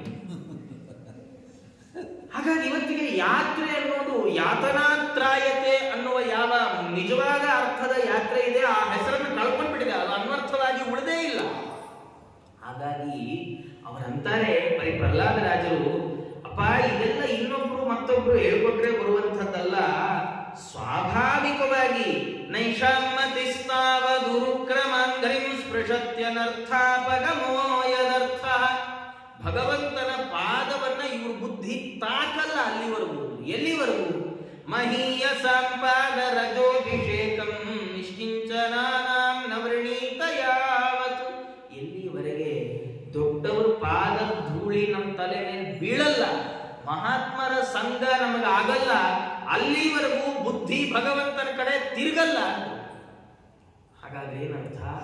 ನನ್ನ ಬುದ್ಧಿ ದೇವರ ಕಡೆ ತಿರುಗಿದ್ದು ಸಜ್ಜನರ ಸಹವಾಸದಿಂದ ಅಂತ ಹೀಗೆ ಹೇಳಿದ್ದಾರೆ. ಹಿರಣ್ಯಕಶಿಪನಿಗೆ ಸಿಟ್ಟು ಬಂತು. ಅವನಂದ, ಎಂಥ ಮಗ ಇವನು, ಮಗನ ಇವನು. ವಧ್ಯತಾಶ್ವಯಂ ವಧ್ಯ ನಿಸ್ಸಾರಯತ ನೈಋತಾಹ. ಇವನನ್ನು ಕೊಂದು ಹಾಕ್ಬಿಡ್ರಿ ಅಂತ ಅಪ್ಪ. ಮಗನ್ ಕೊಂದೇ ಹಾಕ್ಬಿಡಿ ಇಂದ ಅವರು ಸಾರ್ ಅಂದ್ರು. ಅವ್ರಿಗೇನಾಗ್ಬೇಕು? ಅಪ್ಪನ್ನೇ ಮಗನ್ ಕೊಂದು ಹಾಕಿ ಅಂದ್ಮೇಲೆ ಅಯ್ಯೋ ಸ್ವಾಮಿ ನಿಮ್ ಮಗ ನಾವೇನ್ ಕೊಂದು ಹಾಕಿದ್ರು, ಅವ್ರು ಯಾಕೆ ಅಂದಾರು? ಸರಿ, ಎಲ್ಲಾ ಆಯುಧ ಅಸ್ತ್ರ ಶಸ್ತ್ರ ಎಲ್ಲ ಪ್ರಯೋಗ ಮಾಡಿದ್ರು. ಏನ್ ಮಾಡಿದ್ರು? ಪ್ರಹ್ಲಾದರಾಜರ ಮೈ ಮೇಲೆ ಒಂದು ಗೀಟ್ ಬೀಳಲಿಲ್ಲ. ನಾವು ದಿನಾ ಒಲೆ ಮುಂದೆ ಕೂತು ಅಡಿಗೆ ಮಾಡುವಾಗ 30 ಕಡೆ ಸುಟ್ಕೊಂಡ್ರಿ. ಅವ್ರ ಅಸ್ತ್ರಶಸ್ತ್ರದಿಂದ ಹೊಡೆಸ್ಕೊಂಡು ದೇಹದ ಮೇಲೆ ಒಂದು ಗೀಟ್ ಬೀಳಲಿಲ್ಲ. ಹಿರಣ್ಯಕಶಿಪನಿಗೆ ಬಂದು ಹೇಳಿದ್ರು. ಅವನಂದ ಪ್ಲಾನ್ ಬಿ, ಪ್ಲಾನ್ ಸಿ, 24 ಅಕ್ಷರ ಇದೆಯಲ್ಲ, ABCD ಎಲ್ಲಾ ತರದ ಪ್ಲಾನ್ ಗಳನ್ನು ಮಾಡ್ರಿ. ಏನೇನ್ ಮಾಡಿದ್ರು? ದಿಗ್ಗಜೈ ದಂದಶೂಕೇಂದ್ರೈ ಅಭಿಚಾರಾವಪಾತನೈ ಮಾಯಾಭಿ ಸನ್ನಿರೋಧೈಶ್ಚ ಗರದಾನೈ ಅಭೋಜನೈ ಹಿಮವಾಯು ಅಗ್ನಿ ಸಲಿಲೈ ಪರ್ವತಾಕ್ರಮಣೈರಪಿ ನ ಶಶಾಕ ಯದಾ ಹಂತುಂ ಅಪಾಪಮಸುರಸ್ಸುತಂ. ಒಳ್ಳೆ ಮದಗಜಗಳು, ಅದ್ರ ಕಾಲಿಗೆ ತುಳಿಸೋದು, ದೊಡ್ಡ ಸರ್ಪಗಳಿಂದ ಕಚ್ಚೋದು, ಮಾಟ ಮಂತ್ರ ಪ್ರಯೋಗ, ಪರ್ವತದಿಂದ ಕೆಳಗೆ ತಳ್ಳೋದು, ಮಾಯೆ, ದೊಡ್ಡ ದೊಡ್ಡ ಮಾಯೆಗಳನ್ನ ಮಾಡುವಂಥದ್ದು, ದೊಡ್ಡ ಹಳ್ಳದಲ್ಲಿ ಹಾಕಿ ಮುಚ್ಚಿ ಬಿಡೋದು, ಜೀವಂತವಾಗಿ ಹಳ್ಳದಲ್ಲಿ ಹಾಕಿ ಮುಚ್ಚಿಬಿಡೋದು, ವಿಷ ಉಳಿಸೋದು, ಉಪವಾಸ ಕೆಡವೋದು, ಹಿಮ ವಾಯು ಅಗ್ನಿ ಸಲಿಲ 4 ಬಗೆಯ ಏನು ಭೂತಗಳನ್ನ ಉಪಯೋಗಿಸೋದು, ಪರ್ವತಗಳನ್ನು ಎತ್ತಿ ಮೈ ಮೇಲೆ ಹಾಕೋದು. ಏನ್ ಮಾಡಿದ್ರು ಹಿರಣ್ಯಕಶಿಪ ಅವನನ್ನು ಕೊಲ್ಲಿಕ್ಕಾಗ್ಲೇ ಇಲ್ಲ. ಆಗದೆ ಇರುವಾಗ ಹಿರಣ್ಯಕಶಿಪು ಬಹಳ ಯೋಚನೆ ಮಾಡ್ಲಿಕ್ಕೆ ಶುರು ಮಾಡಿದ. ಚಿಂತೆಯಿಂದ ಅವನ ದೇಹ ಕೃಶ ಆಯಿತು ಅನ್ನಂತೆ ಭಾಗವತ. ಯಾರಿಗೆ ಇಡೀ ಲೋಕ ಗೆದ್ದವನಿಗೆ ಮಗನ್ ಸಂಭಾಳಿಸಕ್ಕಾಗದೆ ಇರೋ ಚಿಂತೆ. ಭಾಗವತ ಏನಿದ್ರಿ ಕಥೆ ನಮ್ಗೆ ಹೇಳ್ತಾ ಇದೆ ಅಂದ್ರೆ, ನಾವು ಸಿಕ್ಕಷ್ಟರಲ್ಲಿ ತೃಪ್ತಿ ಪಡೋರಾಗಿದ್ರೆ ಸುಖವಾಗಿದೆ. ಇಲ್ಲ, ನಮ್ಗೆಲ್ಲ ಬೇಕು ಅಂದುಕೊಂಡ್ರೆ ದುಃಖಕ್ಕೀಡಾಗ್ತದೆ. ನಾವು ಎಲ್ಲವನ್ನೂ ಪಡೆದುಕೊಂಡು ಬಿಟ್ಟಿದ್ದೇವೆ ಅಂದುಕೊಂಡ್ರೆ ಇನ್ನೂ ದೊಡ್ಡ ದುಃಖಕ್ಕೀಡಾಗ್ತದೆ. ಆ ಹಿರಣ್ಯಕಶಿಪು ನನ್ನ ಹತ್ರ ಎಲ್ಲವೂ ಇದೆ, ಲೋಕಾಧಿಪತ್ಯವನ್ನ ಪಡೆದವ ನಾನು ಅಂದುಕೊಂಡ್ರೆ ಪ್ರಹ್ಲಾದರಾಜರನ್ನು ಸಂಭಾಳಿಸಕ್ಕಾಗದೆ ಚಿಂತೆ ಶುರುವಾಗೋಯ್ತು ಅವನಿಗೆ. ಚಿಂತೆಯಿಂದ ಕಾಂತಿ ಹೊರಟೋಯ್ತು. ಮ್ಲಾನಶ್ರಿಯಂ ಅಧೋಮುಖಂ. ಚಂಡಾಮರ್ಕರು ನೋಡಿದ್ರು. ನೋಡಿ ಏಕಾಂತದಲ್ಲಿ ಅವ್ರಿಗೆ ಹೇಳಿದ್ರು, ಏನ್ ಚಿಂತೆ ಮಾಡಬೇಡ, ಇನ್ನು ಸಣ್ಣ ಹುಡುಗ, ನಾಳೆ ಸರಿ ಹೋಗ್ಬಿಡ್ತಾರೆ. ಅಲ್ಲ, ಚಿಕ್ಕ ಮಕ್ಳು ಇರುವಾಗ ಪಾಪ ಮಕ್ಕಳು ದೇವರು ದಿಂಡ್ರು ದಿನ ಅಜ್ಜಿ ತಾತನ ಕೈ ಹಿಡ್ಕೊಂಡು ಮಠಕ್ಕೆ ಬರ್ತಿರ್ತಾವೆ. ಅವು ದೊಡ್ಡವಾದ್ಮೇಲೆ ಬರೋದೇ ಇಲ್ಲ, ಮಠಕ್ಕೆ ಬರಲ್ಲ ಅಂದ್ರೆ ಬರಲ್ಲ. ಎಷ್ಟೋ ಬಾರಿ ನಾವೇ ಹೀಗೆ ಚಿಕ್ಕ ಚಿಕ್ಕ ಮಕ್ಕಳು ಇರುವಾಗ ಮನೇಲಿ ಯಾರಾದ್ರೂ ಸಂಧ್ಯಾವನೆ ಮಾಡೋರಿದ್ರೆ ಅವು ಒಂದೆಲ್ಲ ತಂದಿಟ್ಕೊಂಡು ಪಾತ್ರೆ ನೀರೆಲ್ಲ ಚೆಲ್ಲಾಡ್ತಾ ಇರ್ತಾರೆ. ಅವು ಒಂದು ಪೂಜೆ ಮಾಡ್ತೇವೆ ಅಂತ ಇಟ್ಕೊಂಡು ಏನೋ ಸುಮ್ಮನೆ ಗಣಗಣ ಅಂತ ಗಂಟೆ ಬಾರಿಸ್ಕೊಂಡು ಆಟ ಆಡ್ತಿರ್ತಾವೆ. ಒಂದ್ಸತಿ ಮುಂಚೆ ಆಗ್ಬಿಟ್ರೆ ಸಂಧಾನ ಮಾಡದೆ ಅದು ಏನೋ ಅವು ಷಡ್ಡಾಮೃತರ ಅಲ್ಲ. ಇವನಿಗೆ ಹಿರಣ್ಯಕಶಿಪುವಿಗೆ ಇನ್ನೂ ಪ್ರಹ್ಲಾದ ಸಣ್ಣ ಮಗು, ಏನ್ ಚಿಂತೆ ಮಾಡಬೇಡ, ಅವನನ್ನ ನಮ್ಮ ಗುರುಕುಲದಲ್ಲಿ ಬಿಟ್ಟಿರು, ಶುಕ್ರಾಚಾರ್ಯ ಬರೋ ತನಕ ನಾವು ನೋಡ್ಕೊಳ್ತೀವಿ, ಬಂದ್ಮೇಲೆ ಶುಕ್ರಾಚಾರ್ಯ ಬುದ್ಧಿ ಹೇಳ್ತಾರಂತೆ, ನೀನ್ ಚಿಂತೆ ಮಾಡಬೇಡ ಅಂತ ಪ್ರಹ್ಲಾದರಾಜರನ್ನ ಗುರುಕುಲಕ್ಕೆ ವಾಪಸ್ ಕರ್ಕೊಂಡು ಹೋದ್ರೆ ರಾಜ ಅಂತ ನೋಡ್ರಿ, ಇವನಿಗೆ ಬರೀ ಅರ್ಥಕಾಮಗಳ ಉಪದೇಶ ಆಗ್ಬೇಕು, ರಾಜಧರ್ಮ ಅಂದೇನು ಅಂತ ಹೇಳ್ಕೊಡ್ರಿ. ಅವ್ರು ಹಾಗೆ ಆಗ್ಲಪ್ಪ ಅಂದ್ರು. ಅಂದ್ರೆ ಈ ಪ್ರಹ್ಲಾದರಾಜನ ಗುರುಕುಲ ಕರ್ಕೊಂಡು ಹೋದ್ರು, ಯಾಕಾದ್ರೂ ಕರ್ಕೊಂಡು ಹೋದ್ರು ಅನ್ನಿಸ್ಬಿಟ್ಟ. ಪ್ರಹ್ಲಾದರಾಜರು ಏನ್ ಮಾಡಿದ್ದಾರೆ, ಅವರೆಲ್ಲ ತಾವೀ ಗುರುಕುಲನೇ ಬದಲಾಯಿಸ್ಬಿಟ್ರು. ಅವು ದೈತ್ಯ ಬಾಲಕರು ಆಟ ಆಡಕ್ಕೆ ಬನ್ನಿ ಅಂತ ಕರೆದ್ರು. ಪ್ರಹ್ಲಾದರಾಜರಂದ್ರು, ಅಲ್ರಿ ಏನ್ ಆಟ ಆಡ್ತೇಪ್ಪ ನೀನು? ನಾನು ಆಟ ಆಡೋಲ್ಲ, ನಾನು ದೇವರ ಧ್ಯಾನ ಮಾಡ್ತೇನೆ. ಬಾಲಕರಂದ್ರು, ಈಗಿಂದ ಏನ್ ದೇವ್ರು ದೇವ್ರು ದೇವ್ರು ಅಂತಪ್ಪ, ಅದೆಲ್ಲ ಇದ್ದಿದ್ದೆ, 60 ಆದ್ಮೇಲೆ ಏನ್ ಕೆಲಸ? ದಿನವಿಡೀ ಪೂಜೆ ಮಾಡಿದ್ರು ಯಾರು ಕೇಳಲ್ಲ ಅಲ್ವಾ? ತಿಂಡಿ ಯಾಕೆ ಕೇಳಲ್ಲ, ಉಂಡಿ ಯಾಕೆ ಕೇಳಲ್ಲ? 60 ಆದ್ಮೇಲೆ ಎಲ್ಲ ಮಾಡ್ಬೋದು. ಅರಳು ಮರಳಾಗೋ ಹೊತ್ತಿಗೆ, ಎಲ್ಲಿ ಏನಿಟ್ಟಿದ್ದೇನೆ ಮರ್ತು ಹೋಗೋ ಹೊತ್ತಿಗೆ ಕೂತ್ಕೊಂಡು ಜಪಾನೇ ಮಾಡ್ತಾ ಇದ್ರೆ ನಮಗೂ ಕ್ಷೇಮ, ಮನೆಯಲ್ಲಿರೋರ್ಗೂ ಕ್ಷೇಮ. ಎಷ್ಟೊಂದು ಗ್ಯಾಸ್ ಆನ್ ಮಾಡ್ಬಿಡೋದು, ಹೀಟರ್ ಆನ್ ಮಾಡ್ಬಿಡೋದು, ಹಾಗೇ ಮರ್ತ್ಕೊಂಡು ರೂಮ್ಗೆ ಹೋಗಿ ಮಲ್ಕೊಂಡ್ಬಿಡೋದು ಅನ್ನೋ ತರ ಆಗ್ಬಿಟ್ರೆ ಏನ್ ಪರಿಸ್ಥಿತಿ ಗಂಭೀರ. ಅದಕ್ಕೆ ಅವರಾದ್ರು ಪ್ರಹ್ಲಾದರಾಜರು ಹಾಗಲ್ಲಪ್ಪ, ಎಷ್ಟು ಚಂದದ ಮಾತು ಹೇಳ್ತಾರೆ ನೋಡು. ಕೌಮಾರಾಚರೇ ಪ್ರಾಜ್ಞ ಧರ್ಮಾನ್ ಭಾಗವತಾನಿಹ. ಸಣ್ಣ ವಯಸ್ಸಿಂದ ಬುದ್ಧಿ ಬರೋಕ್ ಶುರುವಾಗೋ ವಯಸ್ಸಿಂದಲೇ ಭಗವಂತನ ಧರ್ಮಗಳನ್ನು ಅನುಷ್ಠಾನ ಮಾಡಬೇಕು. ಯಾಕೆ? ಅವರಂತಾರೆ ನೋಡು, ಮನುಷ್ಯ 100 ವರ್ಷ ಪರಮಾವಧಿ ಆಯುಷ್ಯ, ಅಷ್ಟು ವರ್ಷ ಅವನು ಬದುಕಿದ್ರೆ ಅದರಲ್ಲಿ ಅರ್ಧ ದಿವಸ ನಿದ್ದೆಯಲ್ಲಿ ಕಳೀತಾನೆ. ಒಂದ್ ದಿವಸಕ್ಕೆ ಮಧ್ಯ ರಾತ್ರಿ ಅಂತೂ ಗಟ್ಟಿ ಒಂದು 7-8 ಅವರ್ ನಿದ್ದೆ ಹೊಡೆದ್ಬಿಡ್ತೀವಿ. ಆದ್ರೂ ಮಧ್ಯದಲ್ಲಿ ಎಲ್ಲೋ ಮಧ್ಯ ಈ ಬೆಳಗ್ಗೆ ಊಟ ಆಗಿ ಸ್ವಲ್ಪ ಸುಸ್ತಾಗಿತ್ತು ಅಂತ ಒಂದು ಅರ್ಧ ಗಂಟೆ, ಊಟಕ್ಕೆ ಮುಂಚೆ ಏನು ಕೆಲಸ ಇರಲಿಲ್ಲ ಅಂತ ಒಂದು ಅರ್ಧ ಗಂಟೆ, ಸಾಯಂಕಾಲ ಅಯ್ಯೋ ಏನ್ ನಿದ್ದೆ ಬಂದ್ಬಿಡುತ್ತೆ, ಪ್ರವಚನ ಕೂತ್ರೆ ಅದಕ್ಕೆ ನಿದ್ದೆ ಮಾಡ್ಕೊಂಡೇ ಬಂದ್ಬಿಡ್ತೀನಿ ಆಚಾರ್ಯ ಮನೇಲಿ, ಅದಕ್ಕೊಂದು ಅರ್ಧ ಗಂಟೆ, ಹೀಗೆಲ್ಲ ನಿದ್ದೆ ಮಾಡ್ಕೊಂಡು ದಿವಸದಲ್ಲಿ ಒಂದು ಅರ್ಧ ದಿನ ನಿದ್ದೆಯಲ್ಲಿ ಕಳೆದ್ಬಿಟ್ಟಿರ್ತೀವಿ. ಅಂದ್ರೆ ಎಷ್ಟಾಯ್ತು? 100 ವರ್ಷ ಬದುಕಿದ್ರೆ 50 ವರ್ಷ ನಿದ್ದೆ ಮಾಡಿ, ಇನ್ನು 50 ವರ್ಷ ಇದೆಯಲ್ಲಪ್ಪ ಸಾಧನೆ, 50 ವರ್ಷ ಸಾಧನೆ ಮಾಡ್ಬೇಕೆ? ಇಲ್ಲ ಅಂದ್ರು ಪ್ರಹ್ಲಾದರಾಜರು. ಅದರಲ್ಲಿ ಮೊದಲ 20 ವರ್ಷ ಇದೆಯಲ್ಲ, ಈ ಮೊದಲ 20 ವರ್ಷ ಅಯ್ಯೋ ಸಣ್ಣ ಹುಡುಗ, ಅದಕ್ಕೇನ್ ಗೊತ್ತಾಗತ್ತೆ ಅಂತ ಮನೇಲಿ ಅಪ್ಪ ಅಮ್ಮ ಒಂದು ನಮ್ಗೂ ಅನ್ಸ್ಬಿಟ್ರೆ, ಅಯ್ಯೋ ನಾವು ಸಣ್ಣ ಮಗು ಏನಿಲ್ಲ, ಆಟ ಆಡ್ಕೊಂಡು ಮೊದಲ 20 ವರ್ಷ ಕಳೆದೋಗ್ಬಿಡುತ್ತೆ. ಆಮೇಲೆ ಕೊನೆ 20 ವರ್ಷ ಇದೆಯಲ್ಲ, 80 to 100, ಅದಂತೂ ಹೇಳೋದೇ ಬೇಡ. ಬೆಳಗ್ಗೆ 4 ಗಂಟೆಗೆ ಹೇಳಕ್ಕಾಗಲ್ಲ, ರಾತ್ರಿ 12 ಆದ್ರೂ ನಿದ್ದೆ ಬರಲ್ಲ. ಏನ್ ಮಾಡ್ಬೇಕು? ಹಣೆ ಬಾರ. ಏಳುವಾಗ ನಿದ್ದೆ ಬರುತ್ತೆ, ಮಲಗುವಾಗ ನಿದ್ದೆ ಬರುತ್ತೆ. ಆಮೇಲೆ ಎದ್ದು ಕೂತ್ಕೊಂಡ್ರೆ ಡಾಕ್ಟರ್ ನೆಲದ ಮೇಲೆ ಕೂತ್ಕೋಬೇಡಿ ಅಂತ ಹೇಳ್ಬಿಟ್ಟಿರ್ತಾರೆ. ಚಿತ್ರಾವತಿ ತಿನ್ನೋಣ ಅಂದ್ರೆ ಚೇರ್ ಮೇಲೆ ಕೂತ್ಕೊಂಡು ತಿನ್ಬೇಕಾಗಿರುತ್ತೆ. ಇನ್ನೇನೋ ಸಂಧ್ಯಾನ ಮೇಲೆ ಇಂಧ್ಯಾನೆ ಮಾಡೋಣ ಅಂದ್ರೆ 7:30 ಎದ್ದ ತಕ್ಷಣ ನೀವು ಅಗ್ದಿ ತಗೋಬೇಕು ಅಂತ ಹೇಳ್ಬಿಟ್ಟಿರ್ತಾರೆ. ಎದ್ದ ಹಾಸಿಗೆಲ್ಲೇ ಮಾತ್ರ ತಗೋಬೇಕಿರುತ್ತೆ. ಸ್ವಲ್ಪ ಹೊತ್ತು ಹಿಂಗೆ ಕೂತಿರೋಣ ಅಂದ್ರೆ ಬೆನ್ನೋವು ಬರುತ್ತೆ, ನಿಂತ್ಕೊಂಡ್ರೆ ಸೊಂಟ ನೋವು ಬರುತ್ತೆ, ಮಲಗಿದ್ರೆ ತಲೆನೋವು ಬರುತ್ತೆ. ಆಗಲ್ಲ ಅಂತ ಪ್ರಹ್ಲಾದರಾಜರಂತಾರೆ, ಇನ್ನು 20 ವರ್ಷ ನಮ್ಮ ಜೀವನದಲ್ಲಿ ಕೊನೆ 20 ವರ್ಷ ಇದೆಯಲ್ಲ, ಅದಕ್ಕೆ ಸುಮ್ಮನೆ ಬಿಟ್ಬಿಡ್ಬೇಕ, ಡಿಲೀಟ್. ದೇವರ ಆಯುಷ್ಯ ಕೊಟ್ರೆ ದೇವ್ರೊಂದು ಥ್ಯಾಂಕ್ಸ್ ಹೇಳ್ಬೋದು, ಅಷ್ಟೇ ಬಿಟ್ಟು ಏನು ಆಗಲ್ಲ ಅಂದ್ರೆ ಅದು. ಇನ್ನು ಉಳಿದಿದ್ದು ಎಷ್ಟು ವರ್ಷ? 10 ವರ್ಷ ಉಳಿತು. 10 ವರ್ಷ ಸಾಲ. ಅವರಂದ್ರು 10 ವರ್ಷ ಉಳಿತು ಅಂದ್ರೆ ಏನು? ನಿಮ್ಗೆ ಉಳಿಲಿಲ್ಲ ಅದು. ಯಾಕಂದ್ರೆ 20 ವರ್ಷ ಆಗ್ತಿದ್ದಾಗ 21, 22 ಮನೇಲಿ ಶುರು ಮಾಡ್ಬಿಡ್ತಾರೆ. ಅಯ್ಯೋ ನಮ್ಮ ಮನೆಗೆ ಒಂದು ಹುಡುಗ, ನಮ್ಮ ಹುಡುಗಕ್ಕೆ ಒಂದು ಒಳ್ಳೆ ಹುಡುಗಿ ಮದುವೆ ಮಾಡ್ಬಿಡ್ಬೇಕಪ್ಪ, ಮದುವೆ ಮಾಡಿ ಹೋದಲ್ಲಿ ಬಂದಲ್ಲೆಲ್ಲ ಅದೇ ಕೇಳ್ತಾರೆ, ಯಾವಾಗ ಮದುವೆ ಆಗಿಲ್ವಾ, ಹುಡುಗಿ ಸಿಕ್ತಿಲ್ವಾ, ಹುಡುಗ ಸಿಕ್ತಿಲ್ವಾ, ಬರೀ ಇದೇ ಕಥೆ. ಸರಿ, ಹಂಗು ಹಿಂಗು ಜಗ್ಗಾಡೋದು 23ಕ್ಕೆ ಮದುವೆ ಮಾಡಿದ್ರು ಅಂದ್ರು, 7 ವರ್ಷ ಉಳಿದಿದೆಯಲ್ಲ ಆಚಾರ, ಮದುವೆ ಆಗೋಯ್ತು. ಇನ್ನೇನು ಮದುವೆ ಆದವ್ರು ಯಾರನ್ನಾರು ಕೇಳಿ, ಮದುವೆ ಮಾಡಿಕೊಂಡು ಒಂದು 5-6 ವರ್ಷ ಸಾಧನೆ ಏನ್ ಮುಂಚೆ ಏನ್ ಪಾರಾಯಣ ಜಪ ಮಾಡ್ತಿರ್ತಾರೋ ಅದನ್ನೂ ಮಾಡಕ್ಕಾಗಲ್ಲ. ಒಂದ್ಸರ್ತಿ ಸಂಸಾರಕ್ಕೆ ಬಿದ್ರೆ ದೇವರನ್ನೇ ಲಕ್ಷ್ಮಿ ಎಲ್ಲೂ ಹೋಗಕ್ ಬಿಡದೆ ಕಾಲು ಕೂತಿರ್ತಾಳೆ, ಎಲ್ಲಾರು ಹೋಗ್ಬಿಡ್ತಾನೆ ದೇವ್ರು. ಅಂತಂದ್ರಲ್ಲಿ ಮದುವೆ ಆಗ್ಬಿಟ್ಮೇಲೆ ಮದುವೆ, ಹೆಂಡತಿ, ಮಕ್ಕಳು, ಮನೆ, ಸಂಸಾರ, ದುಡಿಮೆ ಎಲ್ಲದ್ರಲ್ಲೂ 10 ವರ್ಷ ಕಾಳದೇ ಹೋಯ್ತು. ಪ್ರಹ್ಲಾದರಾಜ ಸಾಧನೆ ಮಾಡಕ್ ಹೇಳ್ತಾ ಹಿಂದೆ ಹಾಗಾದ್ರೆ ಏನ್ ಮಾಡೋದು ಆಚಾರ್ಯ? 100 ವರ್ಷದಲ್ಲಿ ಸಾಧನೆ ಮಾಡಕ್ಕೆ ಟೈಮ್ ಇಲ್ವಲ್ಲ. ಸ್ವಾಮಿಗಳು ಯಾವಾಗಲೂ ಹೇಳೋದು, ದೊಡ್ಡ ಸ್ವಾಮಿಗಳು ಇರುವಾಗ ಸಮುದ್ರದಲ್ಲಿ ಸ್ನಾನಕ್ಕೆ ಹೋಗಿದ್ದಾರೆ, ನಿಂತ್ಕೊಂಡಿದ್ದಾರೆ. ಯಾಕೆ ಸ್ನಾನ ಮಾಡ್ತಾ ಇಲ್ಲ? ಅಯ್ಯೋ ಬರೀ ಅಲೆ ಬರ್ತಾ ಇದೆ, ನಂಗೆ ಸ್ನಾನಕ್ಕೆ ಏನಾದ್ರು ಒಂದು ಬೇರೆ ಅಲೆ ಬಂದ್ರೆ ಅದ್ರಲ್ಲಿ ಮಾಡ್ತೀನಿ ಅಂತಾರೆ ಯಾರಾದ್ರು. ನಮ್ ಸ್ನಾನಕ್ಕೆ ತಲೆ ಬರೋಲ್ಲ, ಬರೋ ಅಲೆಯಲ್ಲಿ ಸ್ನಾನ ಮಾಡ್ಬೇಕಷ್ಟೇ. ಸಮುದ್ರದಲ್ಲಿ ಇರೋ ಹಾಗೆ ಜೀವನದಲ್ಲಿ ಧರ್ಮ ಮಾಡಕ್ಕೆ ಅಂತ ಟೈಮ್ ಸಿಗಲ್ಲ, ಟೈಮ್ ಸಿಕ್ಕಾಗೆಲ್ಲ ಧರ್ಮ ಮಾಡ್ಬೇಕಷ್ಟೇ ಎಂದು ಪ್ರಹ್ಲಾದ. ಖಾಲಿ ಕೂತಿದ್ದೀರಾ 10 ನಿಮಿಷ, ಏನ್ ಕೆಲಸ ಇಲ್ಲ, 10 ನಿಮಿಷ ಖಾಲಿ ಕೂತಿದ್ದೀನಿ ಅಂತ ಅನ್ಸತ್ತಾ? ಯಾವ್ದೋ ಸ್ತೋತ್ರ ಹೇಳೋದು ಮರ್ತೋಗಿರುತ್ತೆ, ಬೆಳಗ್ಗೆ ಟೈಮ್ ಆಗದೆ ಅದನ್ನು ಶುರು ಮಾಡ್ಕೊಂಡು ಹೋಗ್ಬೇಕು. ಎಲ್ಲೋ 10 ನಿಮಿಷ ಸುಮ್ಮನೆ ಎಲ್ಲೋ ನಡ್ಕೊಂಡು ಹೋಗ್ತಾ ಇದೀನಿ ಚಪ್ಪಲಿ ಹಾಕೊಂಡು, ಏನ್ ಮಾಡೋ ಸ್ತೋತ್ರ ಮಂತ್ರ ಹೇಳ್ಕೊಳಕ್ ಆಗಲ್ಲ ಅನ್ಸತ್ತಾ? ದೇವ್ರ ನಾಮಸ್ಮರಣೆ ನಾರಾಯಣ ನಾರಾಯಣ ನಾರಾಯಣ ನಾರಾಯಣ ನಾರಾಯಣ ಅನ್ಕೊಂಡು ಹೋಗುದು. ಧರ್ಮ ಮಾಡಕ್ಕೆ ಟೈಮ್ ಹುಡುಕ್ಬಾರ್ದು, ಟೈಮ್ ಸಿಕ್ಕಾಗೆಲ್ಲ ಧರ್ಮ ಮಾಡ್ಬೇಕು ಅಂತ ಹೇಳಿದ್ರೆ ದೈತ್ಯ ಬಾಲಕರೆಲ್ಲ ಹೌದು ಹೌದು ಅಂದ್ಬಿಟ್ರು. ಅವ್ರಿಗೆಲ್ಲ ಫುಲ್ ಕನ್ವಿನ್ಸ್ ಆಗೋಯ್ತು. ಓಹೋ, ಪ್ರಹ್ಲಾದ ರಾಜರು ಹೇಳಿದ್ದು ಇಷ್ಟು ಚೆನ್ನಾಗಿದೆ, ಇದೆಲ್ಲ ನಮ್ಗೆ ಹೇಳ್ಕೊಂಡ್ಲೇ ಇಲ್ವಲ್ಲ. 5-6 ವರ್ಷದಿಂದ ಈ ಇಬ್ರಾಚಾರ ಹತ್ರ ಸಿಕ್ಕಾಕೊಂಡ್ಬಿಟ್ಟಿದ್ವಿ. ಪ್ರಹ್ಲಾದ, ನೀನ್ ಬಂದೇ ಇದ್ರೆ ನಮ್ ಗತಿ ಏನಾಗ್ತಿತ್ತಪ್ಪ, ನೀನ್ ಬಂದು ಎಲ್ಲ ಹೇಳ್ಕೊಟ್ಟಿ ಅಂತ ಹೇಳಿ ಅವರೆಲ್ಲ ತಾವು ಶಂಕ ಚಕ್ರ ಹಚ್ಕೊಂಡ್ಬಿಟ್ರು, ನಾಮ ಮುದ್ರೆ ಹಾಕೊಂಡ್ಬಿಟ್ರು, ಷಂಡಾವರ್ಗ ಗುರುಕುಲ ಬೋರ್ಡೇ ತೆಗೆದು ಪ್ರಹ್ಲಾದ ಗುರುಕುಲ ಅನ್ನೋ ಬೋರ್ಡ್ ಹಾಕೊಂಡ್ಬಿಟ್ರು, ಎಲ್ಲ ಭಜನೆ ಮಾಡ್ತಾ ಕೂತ್ಬಿಟ್ರು. ಷಂಡಾವರ್ಗರು ಎಲ್ಲೋ ಹೊರಗೆ ಹೋದವ್ರು ಒಳಗ್ ಬಂದ್ರೆ ಅವ್ರಿಗೆ ಡೌಟ್ ಆಗ್ಬಿಟ್ಟು, ಇದು ನಮ್ದೇ ಪಾಠಶಾಲೆನೋ ಇನ್ನೇನೋ ಪಾಠಶಾಲೆನೋ. ಗೂಗಲ್ ಮ್ಯಾಪ್ ನೋಡ್ಕೊಳ್ತಿದ್ರು ಅನ್ಸತ್ತೆ ಈಗ ನೋಡಾಗಿದ್ರೆ.